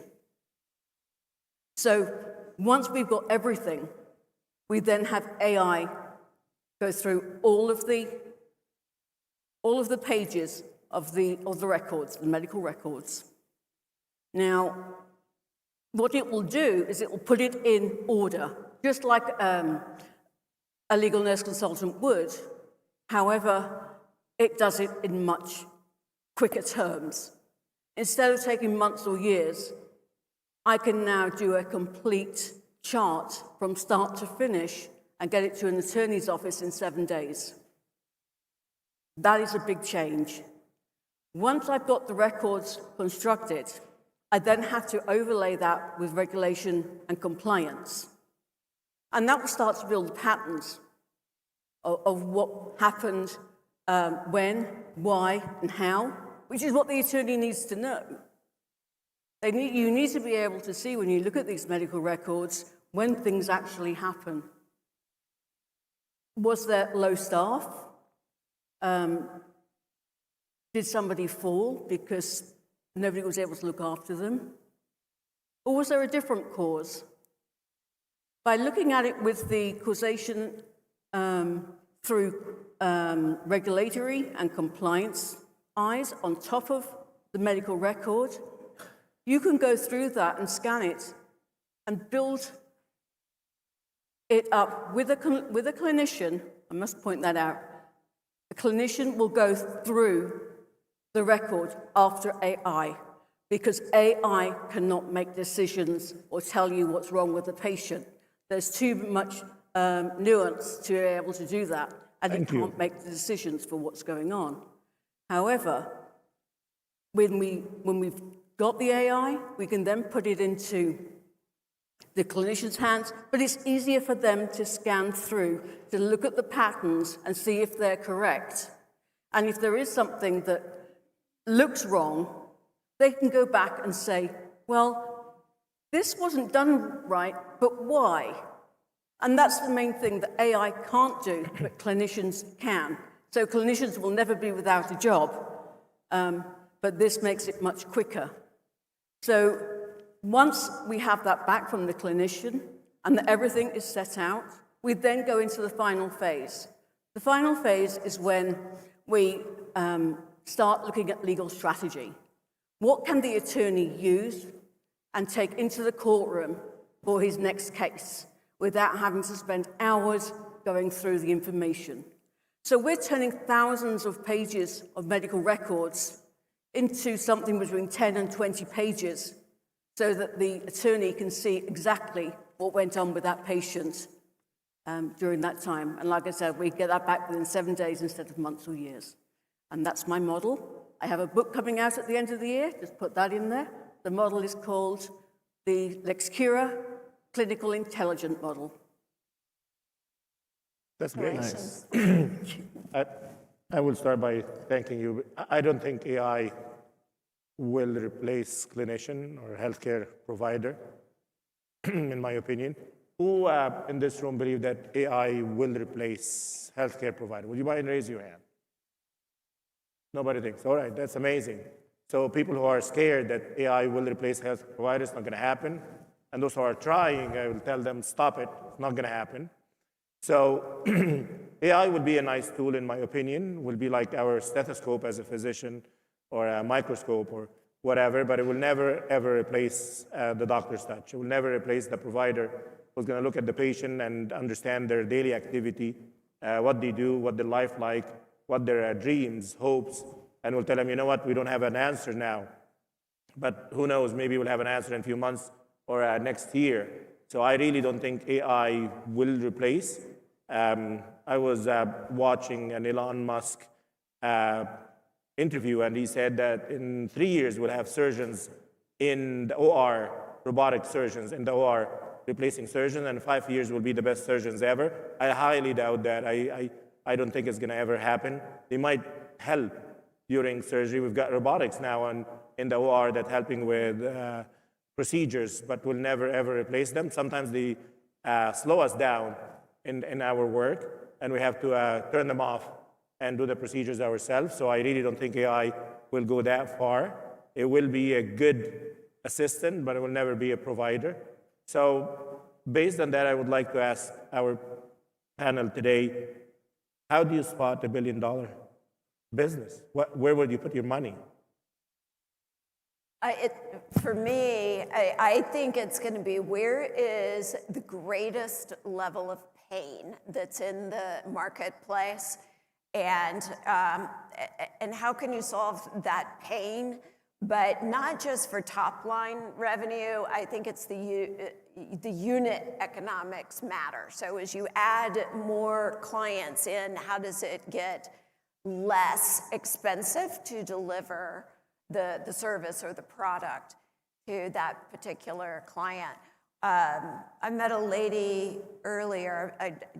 I promise I'm not giving plugs, but stand-up CEO of Spark recognized that ADD, attention deficit disorder, is growing, and she created a game that will help. I'm not going to tell your story, but go see her, take your checkbook. She's, You're welcome. I think there's so much talent out there. That's on the innovation side. But if you look at mid-market companies, there are billions of dollars as a wedge that companies have out there now, that their constraint is capital because it's been tied up for so long. It's starting to break free, but not enough. Or people constraints. They don't have the bandwidth to get everything done fast enough. And so I think the real trick over the next few years is going to be who can execute. Who can execute well and fast enough that the imitators don't come and take over. Yep. Right? Yeah, I look at a couple things really. Scarcity, so water is a great one. It's not renewable, so there's things that we need to do. Yeah, we may get ice off Mars at some point, but at the end of the day, it's a resource that is not renewable right now, and so we're so dependent on it. It's ripe for innovation and $1 billion. We've already seen this with the movement from taxis to Uber to now automated. The next is going to be flying cars, right? So it's watching legacy and historic industries and watch that evolution. I think you've seen this in social media, whether it's LinkedIn, YouTube, all of these. Things that impact the greatest market of people and transition across all businesses and personal life. If we look at things like Google historically, and this is how you see evolutions, things that cross from my personal life over into my business life are great opportunities for growth and billion-dollar ideas. But it's really watching the landscape, looking for legacy industries that have some scarcity. We talked earlier, if you were here, listen to how much our energy industry is in jeopardy and how much need there is even just to feed the demand today. Energy is another one where there's billions and billions and trillions of dollars out there from people who can crack that code. I think if you watched the news yesterday, Trump administration says they need 183 nuclear plants just to handle the demand today. And it's a place where if you can crack that code, there's lots of money to be had. Yeah. I think there's a lot of people with some great ideas out there that want to start their own business and they want to be successful. But from what I've seen, when people have these ideas, they run with it, but they don't think it through. So you have somebody with a great idea, they start off okay, but they don't think about the structure. They don't know how they're going to get to the end. So that's where everything breaks down, because if the systems, they don't know their systems and how they're going to move along the process and have it in a position where it can be repeated and it's not going to break and you can bring it up to scale, that's the only way that you're going to actually make your billion. Yeah. Remarkable. That's execution. And I think you always have a vision, but without execution, it's very hard. Yeah. Absolutely. And I think opportunities are harder to find if you're looking at trends, but if you're actually looking at the constraints to solve a problem. And the larger the problem that you solve with the infrastructure that you said and the execution, then that's where you get to the real billion-dollar opportunities. Amazing. All right, I'm going to leave an opportunity for our attendee here to ask questions. Anybody has questions? No questions. Would love to hear your story. Yep. There's a mic here. Yeah, there's a mic.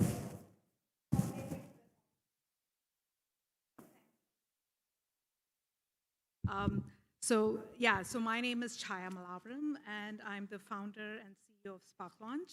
At Spark Launch, we are building an AI-powered game-based platform for ADHD children and their families and educators and clinicians. Thank you. And we start with ADHD and then dyslexia, dysgraphia, autism. They all could overlap with an individual. And there's so much untapped potential in these individuals. And these are the inventors, creators, and the systems today are not built to support them. And as you mentioned, structure is one of the key aspects, building consistency and creativity. That is not taught in schools today.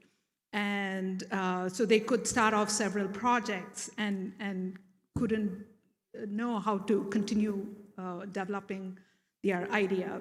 And so, so we are the best place to start with is a child, because a child, what you teach a child stays with them through their life. And so we want to catch them young. And if we want to enable them and tap into things that are not taught in school. And so in search of dopamine, they could go off in the wrong path. So we want to help them identify their own gifts and strengths and use that to do good in this world. And that's my goal. And my vision is truly global. And I want to, we already have a great team from a thought. We are close to releasing our prototype. And we have a large network who will test and give us feedback. And we are looking at raising we are at early stage investment. We are raising $2 million. So if you have investors here in this room, please reach out to me. We have a great team and great collaborations already in UK and US. In UK, they have to wait 2 to 7 years to even get a diagnosis of ADHD. And they just suffer. Not knowing. And yeah, so the problem is real. I love your initiative, Miss. How are you considering the learning environments for these children? Sorry, you mean how are you considering? The environments in which those students that you're So we are building a game-based platform. And yeah, so that's, I'll leave it to that. But it's a environment which is conducive to their brain, so where they will naturally engage. So neurodivergent ADHD folks can not just focus, they can hyper-focus on things that they are interested in. And we have a podcast. We've been running this podcast for over 2 years. And we've interviewed, had amazing guests, amazing neurodivergent guests. And yeah, so it's not that they can't focus.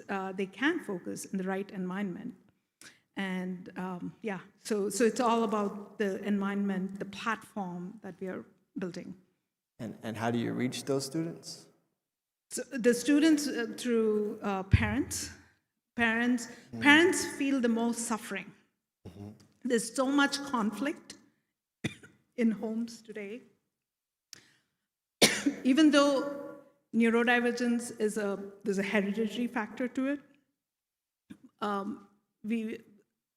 parents from our generation are not aware, and there's a stigma to it.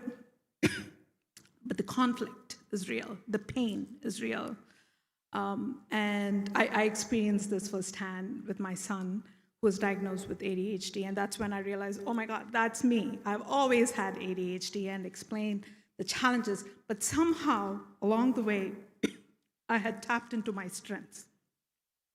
So I studied accounting and finance, and always struggled with focus and procrastination, typical, classic, for 16 years, until I fell in love with technology. So it's when I found that love for my work. And then being an artist, when you fall in love with your work, you don't have to make anyone try to focus. You naturally focus, and not just focus, you invent, because you're so obsessed with it. And that's beautiful. I will not do anything other than that. Thank you. Yeah. To find the love in people. I've taken on a big task, but I know we can get to it. I'd love to talk to you about doing a deployable learning space or gaming space so that you can reach more students with a consistent environment. Yeah. That could be very interesting. Yeah. And when you give autonomy, I'll give you a little clue, autonomy to the player, they will do it. They need freedom in a safe environment. Absolutely. Yeah. Thank you so much. Thanks. Any questions, anybody? I think you earned yourself your first investor, so good luck. Thank you. Right. I have a question for you. I have a question for you, ma'am. Ma'am. Right here. I'm trying to help you sell your idea. What percentage of people in the world are diagnosed with ADHD? Awesome. Great question. And what percentage of children are diagnosed with ADHD? So since I'm focused on children, there are 11 million children who've been diagnosed with ADHD, and this is all the English-speaking countries, US, UK, Canada, and Australia.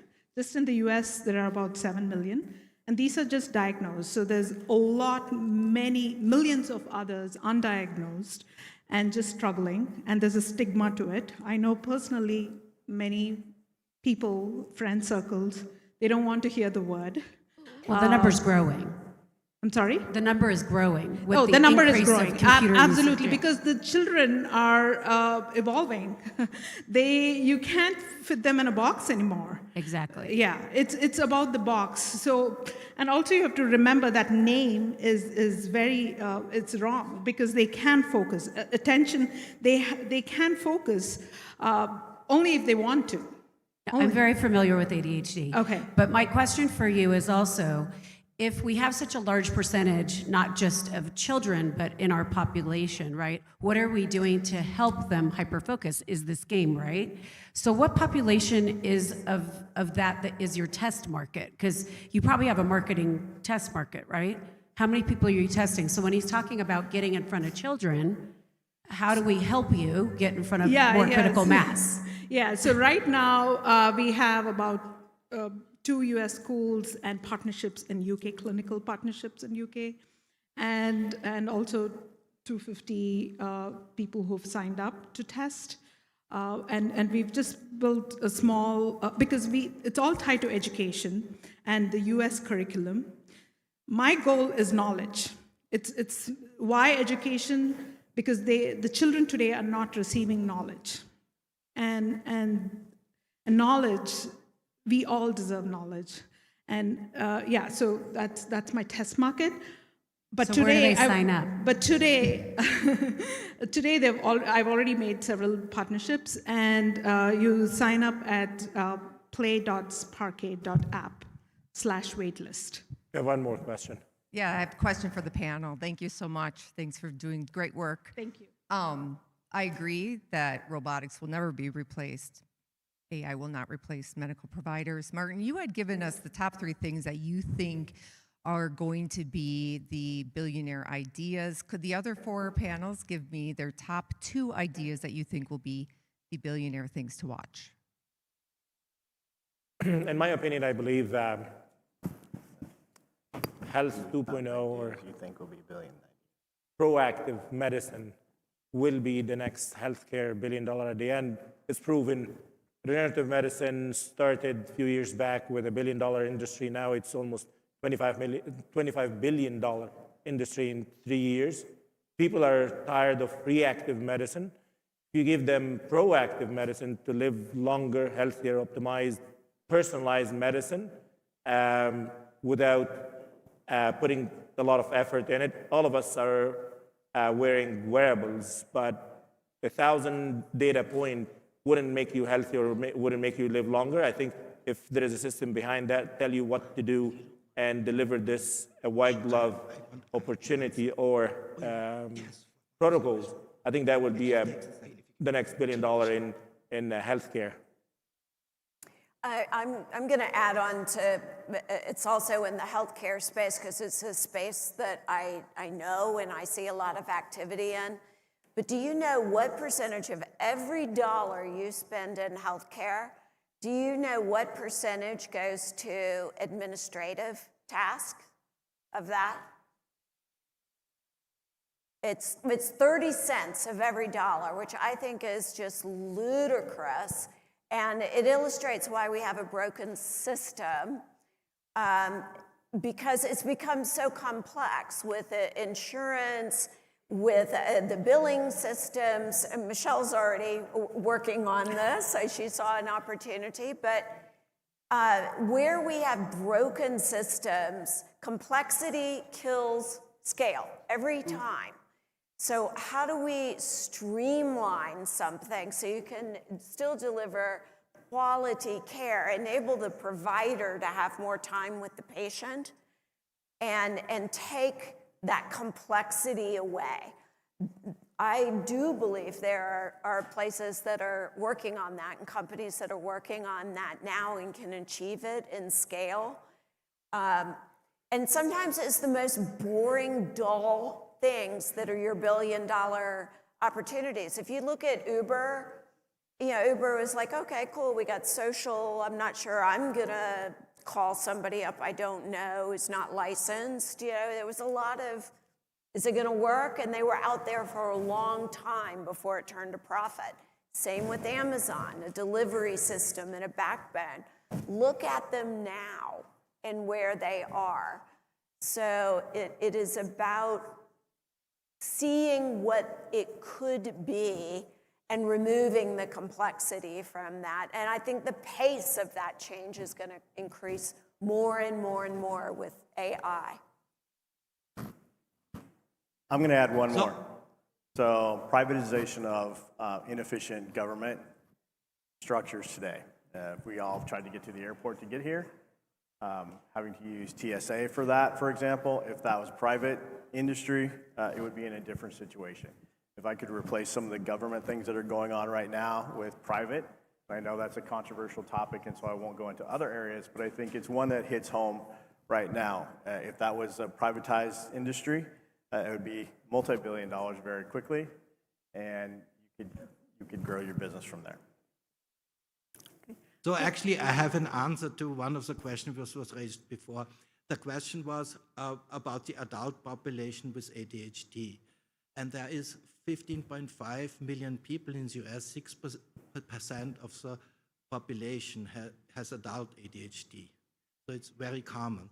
And if anybody has any question, I know about everything. I get awards all the time, and I can cure ADHD. Anyway, thank you. Thank you. You're up. Oh, you get that. Wrap up. Okay.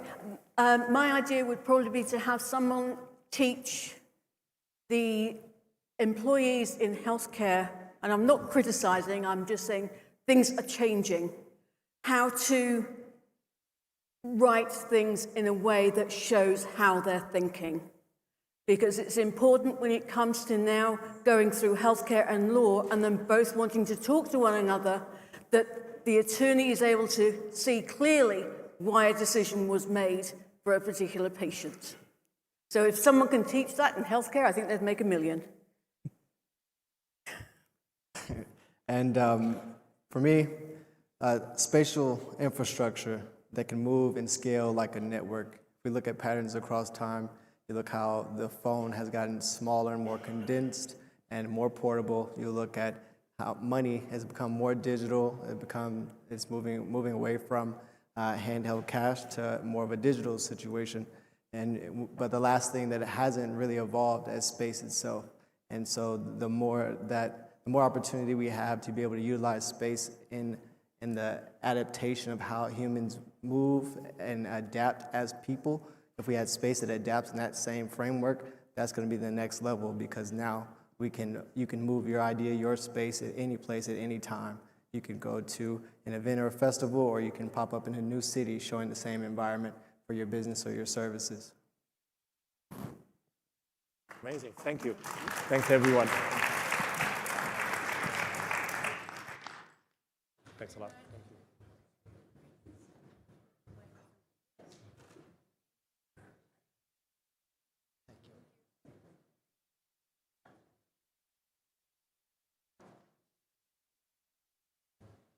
Thank you. Thank you. A big thank you to our moderator and our panelists for this insightful session. So now it's time to shine a spotlight on the trailblazers who are redefining what it means to lead with impact. With this recognition session, we honor executives, innovators, and organizations whose vision, dedication, and bold actions are setting new benchmarks for excellence. To present these awards, we have David Karp, healer and author of Truth Whispering with us. So you can come onto the stage right here. And as I call your name for these awards, you can come on up and take a photo with Mr. David Karp. So we'll get started. Yes. So the first award I have here is for Akshay Markande. Akshay Markande. I will go to, oh, there you are, good. He is the founder and CEO of Version X Innovations with over 25 years of experience in the technology sector. He is recognized for his creative orthodox thinking, which is a key driver of Version X's innovation in the workplace technology space. His core vision for the company is to streamline all building operations into a single unified digital platform. Congratulations.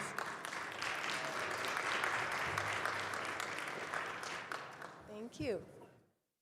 Now we have, pardon? You didn't, a good surprise then, yeah? Congratulations. Alex Jordan. Do we have Alex Jordan? If they're not present, we'll make sure we get their awards. I will go to the next person. Amrita Mishra. Amrita Mishra is currently serving as the country director of Singapore at Women in Tech Global. She is recognized for actively dismantling systemic barriers for female talent in STEM. As a mentor and contributor to the local tech ecosystem, Amrita has been instrumental in driving growth and mentorship programs while promoting an inclusive culture of unscripted leadership. Congratulations. Thank you. Next, we have Deborah Acosta. Wonderful. Deborah Acosta is a civic systems leader and founder and CEO of We Excel, where she advances infrastructure strategies that strengthen economic performance, climate readiness, and community resilience. As former Chief Innovation Officer of Leandro, she translated a 10 gigabyte fiber investment into measurable economic outcomes. Her work integrates housing, energy, mobility, and emergency response into locally governed and digitally interoperable models. Congratulations, Deborah. Yes. Yeah. So for those of you who may have heard my talk today, I'm 71 years old. And yes, I use AI, I have to admit. But my first encounter with innovation happened in 1973. I was working at WT Grants, and lo and behold, they came out with a 4-function digital calculator. Oh my God, it was $100. Right? And we're all thinking, well, this is pretty cool, but who's going to actually use a calculator for $100 that does 4 functions, right? So fast forward through today, I have gone through retail jobs, through technical jobs, through leadership jobs, through government jobs, and through all of this, there was a recurring theme. We govern and we create things for the average person. I just heard a stirring response about ADHD. I have 2 children who have ADHD. The nightmare of raising those children when I didn't understand what was going on. So here's the point. We need to create systems that work for all people. If we are going to be a resilient community, state, country, global citizenship, we need to make sure that we're including everybody who needs to be involved in that system. And I am saying that as not only a senior, but as a woman who has felt very, very distanced from that corporate ladder, from that being able to go up. So my partner and I, Ann Marcus, we created our own opportunity with We Excel. We excel the power of we. So I want to leave that with you today saying we can do this together. Thank you.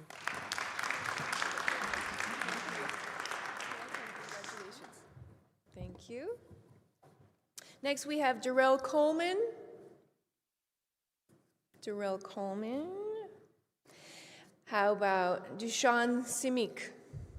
Dushan Simik? Very good.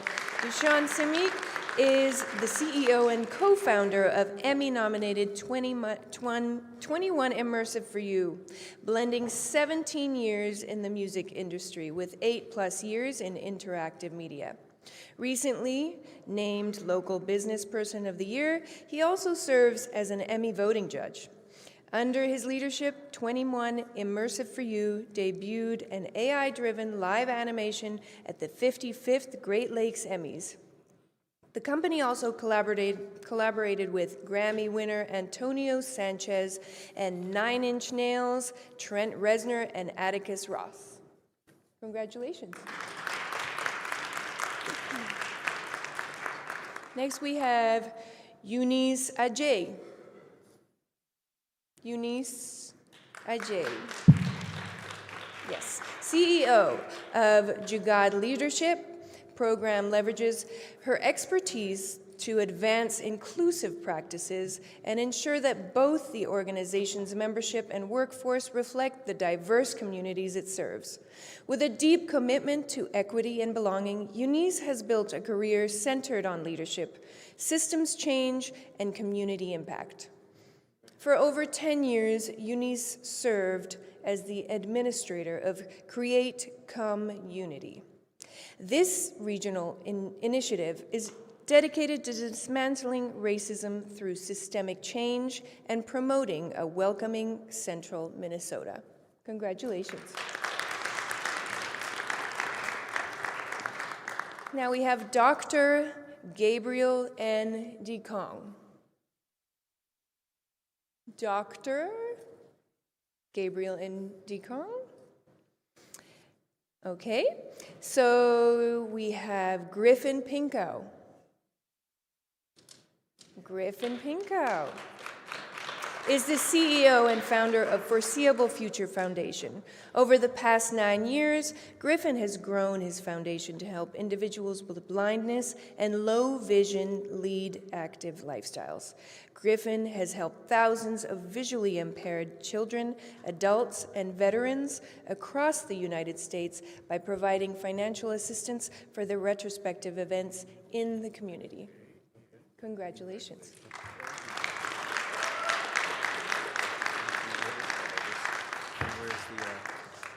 Come a little bit over here. Thank you. There you go. All right. Well, thank you for this honor.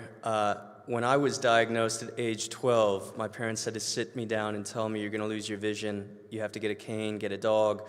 There's nothing we can do for you. We don't know what's going to happen. And over the years, I never let that stop me from doing anything I wanted to do. Around college, I actually ran the New York City Marathon with little to no vision, and I ran 3 more marathons after that. I got into tandem cycling at a Paralympic level and realized that I could still be an athlete and continue my love of sports. At that time, realizing that there was nothing really offered for this community that has been left out and kind of forgotten about, the visually impaired and blind community. So I started Foreseeable Future Foundation. Through our initiatives and programs, we help thousands, over 5,000 visually impaired and blind kids, young adults, and veterans live more fulfilling lives through sports and recreation. We give them a sense of community and self-worth. We get them active and moving. When they think they can't do anything, we help them move and get on the field. Sports doesn't just help someone physically, but also emotionally and mentally in all different ways. So through Foreseeable Future Foundation, we've created this incredible community through sports, recreation, and helping families, making sure that they don't feel left out. Through my personal experiences and professional experiences, I've noticed that firsthand. Now 33 and losing more vision, we are just excited to continue to grow and help millions of visually impaired and blind people and their families. Thank you.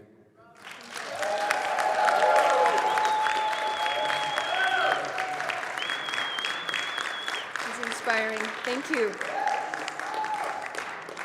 Next, we have Geston Smith. Geston Smith is a two-time A-Design award-winning designer and founder and chief design officer of Guest Creative, trained at the University of Southern California School of Architecture and certified as a professional building designer. He specializes in movable, code-compliant systems that allow operators to deploy physical space strategically rather than permanently by default. His work spans district-ready, expandable learning systems, and commercial deployment units designed for mobility, compliance, and capital discipline. Congratulations.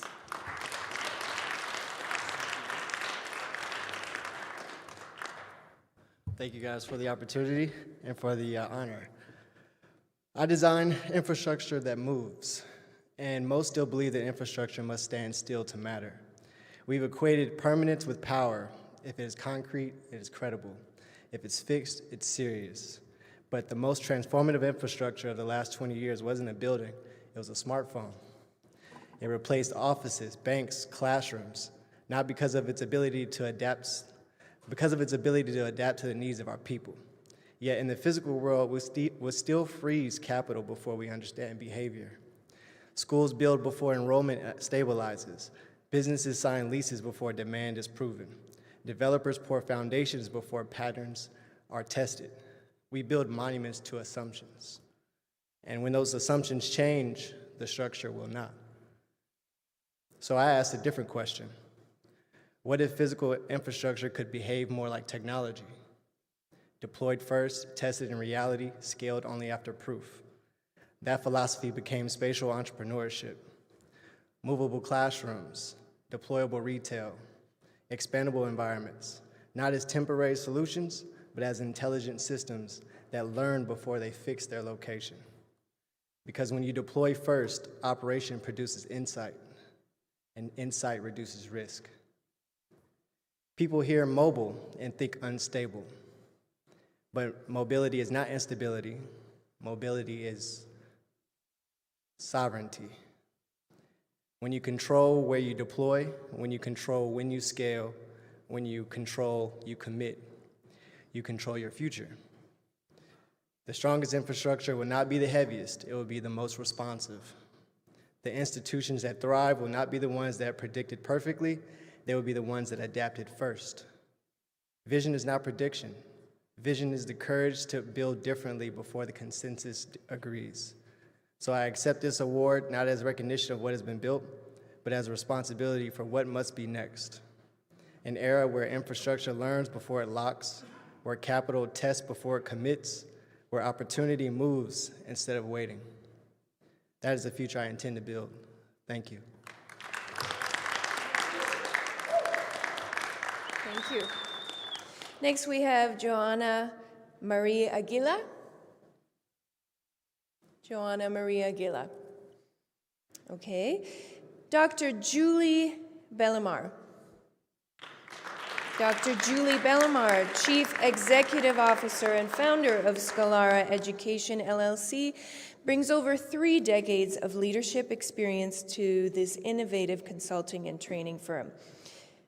He has designed and implemented training programs and multi-course curricula for academic institutions, military organizations, and private companies, and has coordinated over 400 projects using both traditional and agile approaches.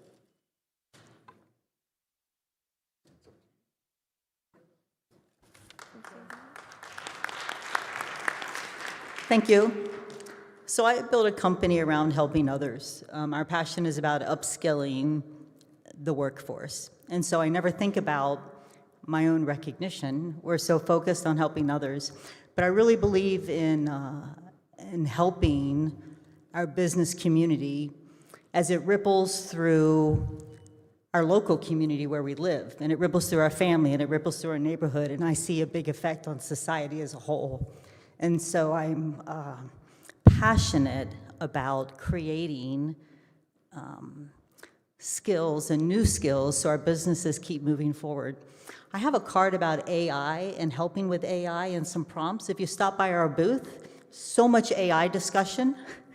And so I have a tool to help you use AI as a strategic thought partner. So stop by my booth to pick up that card. And again, thank you so much for this.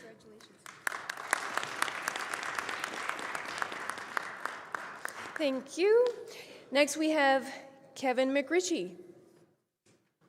Kevin McRitchie is chairman of the board, president and CEO of Tactical Rehabilitation and Brilliant Health Solutions. He is a 35-plus-year veteran of the IT, healthcare, and manufacturing education and government industries. Kevin is the recipient of the World's Most Inspiring CEO 2023, World's Top 20 Visionary Leaders 2023, Most Trusted Military Providers Award 2023, and Higher Vets Platinum Awards 2023, 24, 25, and 2026, among many others. There's a lot there already. Congratulations. You can say it quick if you like. Okay. Thank you. Okay. Congratulations. I didn't want to take up more time saying a few words. It's very nice.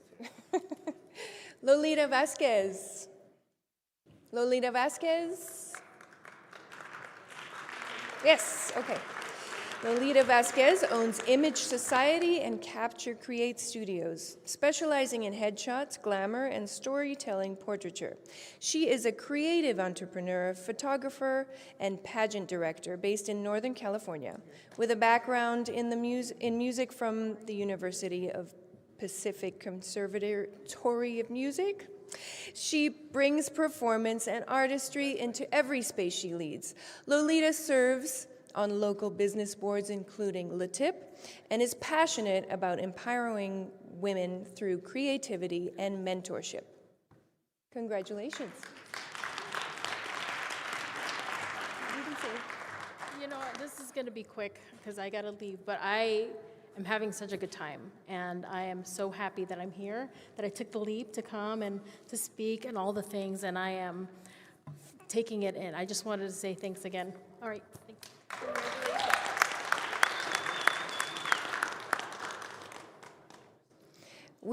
Next we have Lucine Agajanyan Cohen. There she is. As the founder and CEO of LT Global Practice Management, Lucine Agajanyan helps law firms scale from 6 to 7 figures. With over 2 decades of experience spanning companies, startups, and mature firms looking to pivot, she brings a sharp, results-driven methodology to every engagement. Her philosophy is simple. Most businesses' problems aren't people problems. They're systems problems. Congratulations.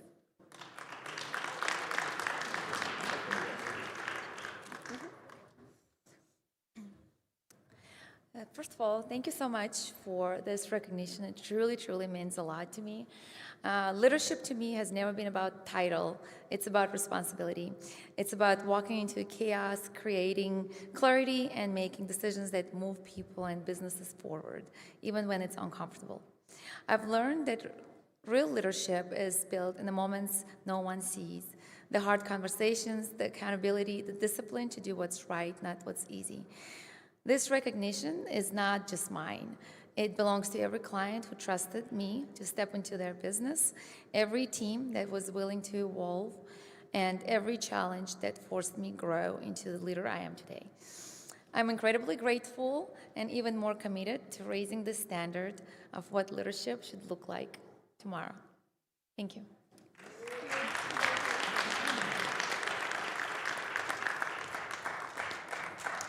Dr. Marquette L. Walker. Dr. Marquette L. Walker. Okay. Do we have Mike San Diego? Mike Sandiego, currently serving as Chief Financial Officer and Senior Vice President of Eon Group. Mike Sandiego, CPA, MBA, CFC, CICA, leads strategic financial transformation, governance, excellence, and sustainable growth initiatives. His professional leadership and social impact have earned recognitions including the Asia's Pinnacle Awards, Asia's Legacy Awards, Asia's Modern Hero Awards, and World Class Global Awards. Congratulations.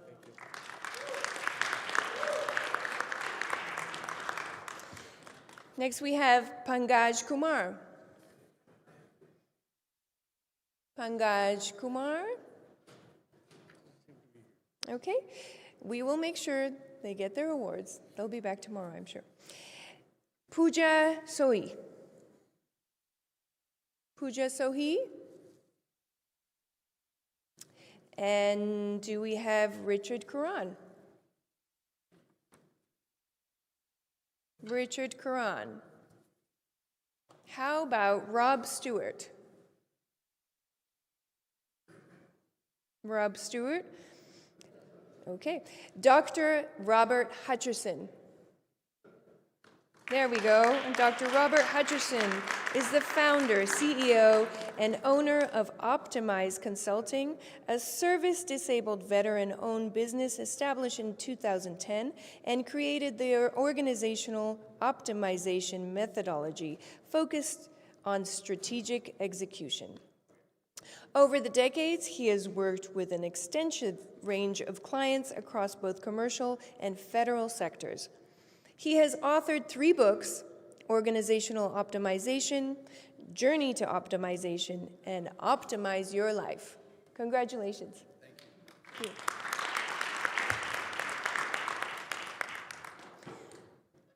you. Do we have Professor and Dr. Robert H. Schistel? Schistel, thank you. Feel free to correct me. Professor Dr. Robert H. Schistel, President, CEO, and CSO of Protecta Skincare Inc., Microbiopharma Inc., Radmeet Inc., Immune Right Inc., and PsychoGood Inc.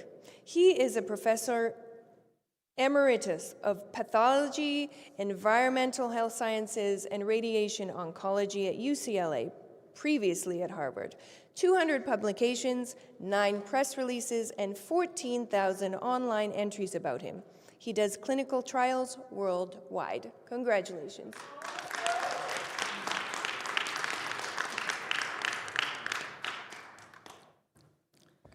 So I feel almost too good to be true, but true, and every day is better than the last day. I want to thank Health 2.0 for this award and for organizing an absolutely wonderful conference in an absolutely wonderful city. Now, you heard I was professor at Harvard and now UCLA. I can help everybody and everything. And just one thing, I had eyeglasses for 55 years in my life, and 4 weeks after I started my own therapy, it could get rid of 2 dioptrism and astigmatism. So everybody starts seeing better. I don't want to get the hopes up. I never had a completely blind person, but everybody's, why do you see better? Because my chemical is extremely neurogenic. That's why I can cure all the other mental disease, and your optic nerve and your retina are nerve cells. And I cure everything else too. So I'm in service of all people and animals, and I love all people and animals, and I wish for love and peace in the world. Thank you.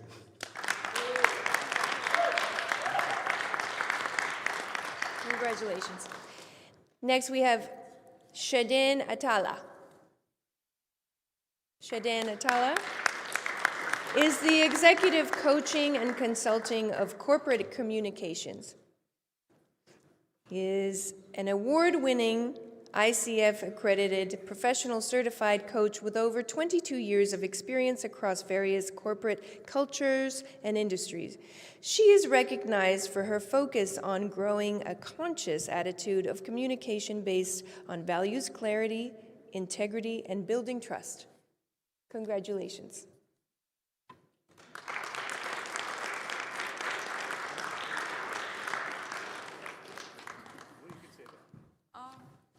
have to, but yeah, you can. Well, I haven't prepared really anything to say, but I will take the. Oh yeah, the heels didn't help much.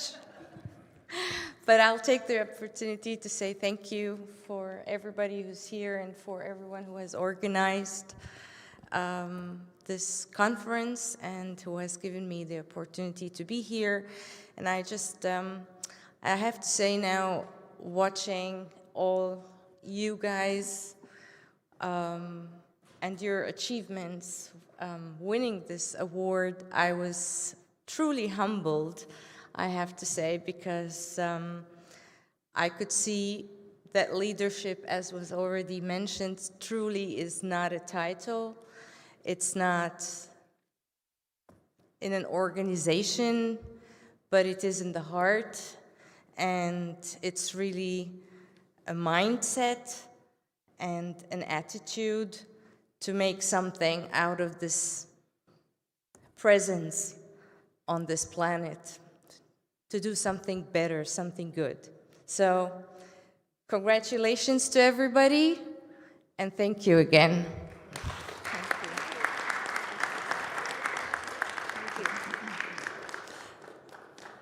Sidra Sharmin. Sidra Sharmin. Okay, next we have Srikar Reddy. Srikar Reddy.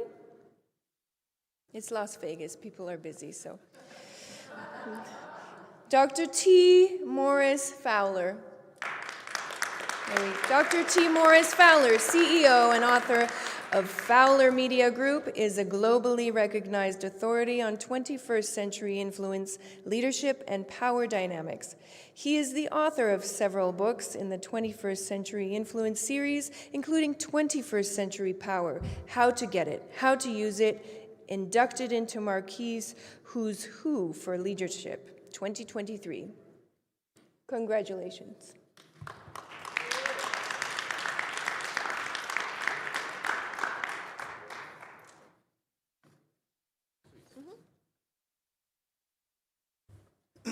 Thank you, everyone. I want to thank the CXO 2.0 organization, first off, for recognizing me and the vast billions of people on planet Earth for the things that I've done in my life.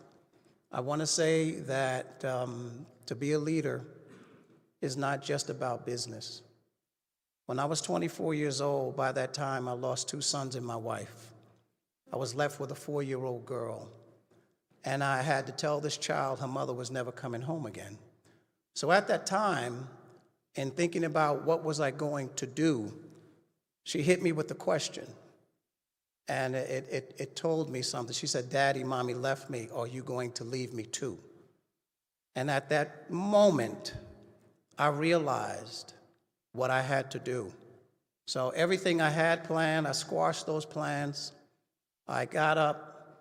And my dream when I was 18 was to go and see that world that I was born into. So I embarked upon an international career, and that little girl became my shadow. She went with me on planes, trains, buses, cars, manufacturing plants. Everywhere I went, she was with her dad. And she is now in her 40s. My daughter's name is Tia Clarice Fowler. And she was supposed to be here today, but she couldn't be. But she's going to see this video, and I have to say, Tia, this award is dedicated to you, my precious child. It has been tough, but we've gone forward, and we thank God. And I lost my mother in 2017. Mom, this is your son today in 2026. So I thank God. You know, I became a writer. I'm an Air Force veteran, but I didn't start to be a writer because, you know, I did that in high school. It was a way to release the pressure of things that I had gone through. And it happened very strange, and I'm going to end it with this. I was in a conference room. My office was in Mexico. And all of a sudden, one day, when I'm supposed to be taking notes and listening to what's going on in the business, these words started coming to my head and rhyming, and they wouldn't stop. So I said, okay, let me write a few so that they'll stop. But they wouldn't stop. 30 days later, I had a book. And in 1995, I was standing in Washington, D.C. with the International Society of Poets receiving awards for being a writer and a poet.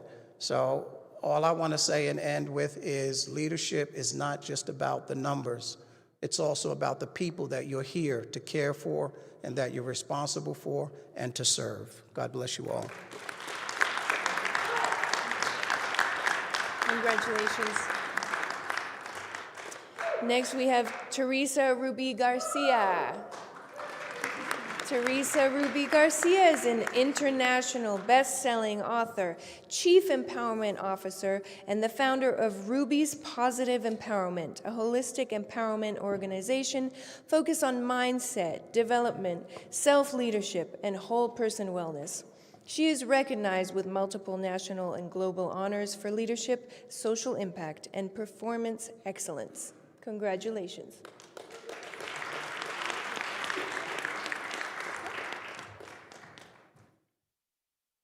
So I just want to quickly thank the divinity that is in all beings. I want to thank my love, Nelson. And I want to thank all of the pain that turned into my power. Thank you. Dr. Lance McNeil. Dr. Lance McNeil. Next, we have Marlene Shakir.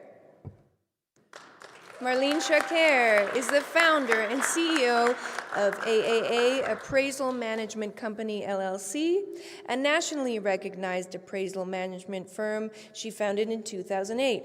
For several years, Marlene was the first and only woman to own and operate a certified appraisal management company in the United States, breaking barriers in a traditionally male-dominated industry.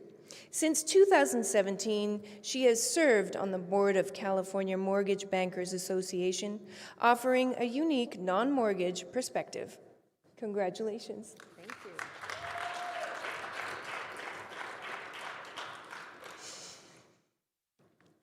Well, it's such a humbling, like receiving this award is both on the personal level, very humbling and incredibly meaningful. And I'll say something that I would not be here if it wasn't for I always say he's my first partner, our Lord, because without him, I would not be able to do any of that. Knowing me, you would know that for sure. Especially like she mentioned that being the first and only woman-owned in the whole country, certified as a women-owned business in main man-dominated industry. Everyone used to call me as a dreamer, but you know what? I said that, yes, I am a dreamer, but I'm gonna make sure that my dream come true. Just stay to your vision and truly and always do the right thing, no matter who is watching or not watching, and do the right thing and always believe in yourself. And being a leader is not just being like, yay, I made it. It's when you lift all your team at the same level with you. This is when you feel and you're like, yes, I did it, I made it. It's not just me. Everyone who is with me or believe in me is next to me and ahead of me. And I am so humbled to be here with all of you. Just our colleague said, congratulations to all of you that, wow, like I'm here listening to all your achievement. This is truly a big humbling. And I am so grateful to be here among all of you. Keep going, you guys.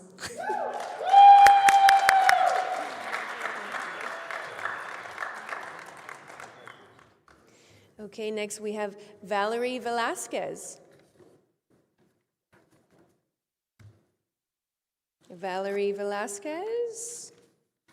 Okay, and our last award is for Aparna Kare. Aparna Kare is Senior Vice President of Quality Assurance At Media Ocean, bringing nearly 30 years of global industry experience, she has had the privilege of working across multiple countries and cultures, guiding diverse teams and driving meaningful transformation. Influenced by leaders who modeled vision, empathy, and integrity, she shaped her leadership philosophy around inspiring people, driving excellence, and leading with purpose. Congratulations.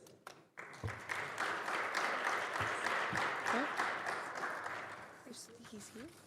Did you want to say something? Okay, I think we have another one that snuck in. Let's see. Okay. Richard Caron.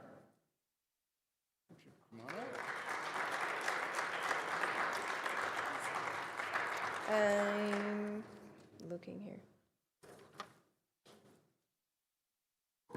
Here we go. Rich, can I call you Rich?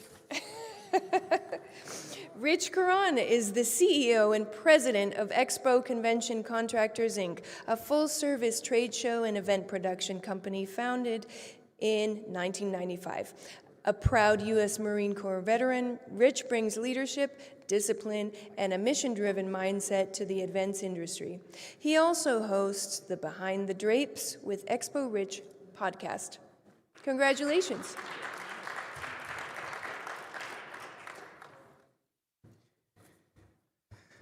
Thank you, everybody, and it is an honor to receive an award like this, especially upon so many amazing business leaders such as the CXO group. Really, just the company that we've built over the years has really been based upon the people, and really, truly, the only reason why I'm standing here today is the amazing group of people that have been around me to support the business that we've created, and we just continue to scale. And it's just, I got to say thank you to everybody at Expo and the people that have just helped me grow this thing the way that it's been going. So thank you.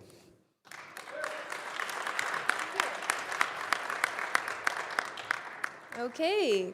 Congratulations to all our honorees. Your vision, leadership, and bold thinking are not only making an impact, but also inspiring what's possible for others.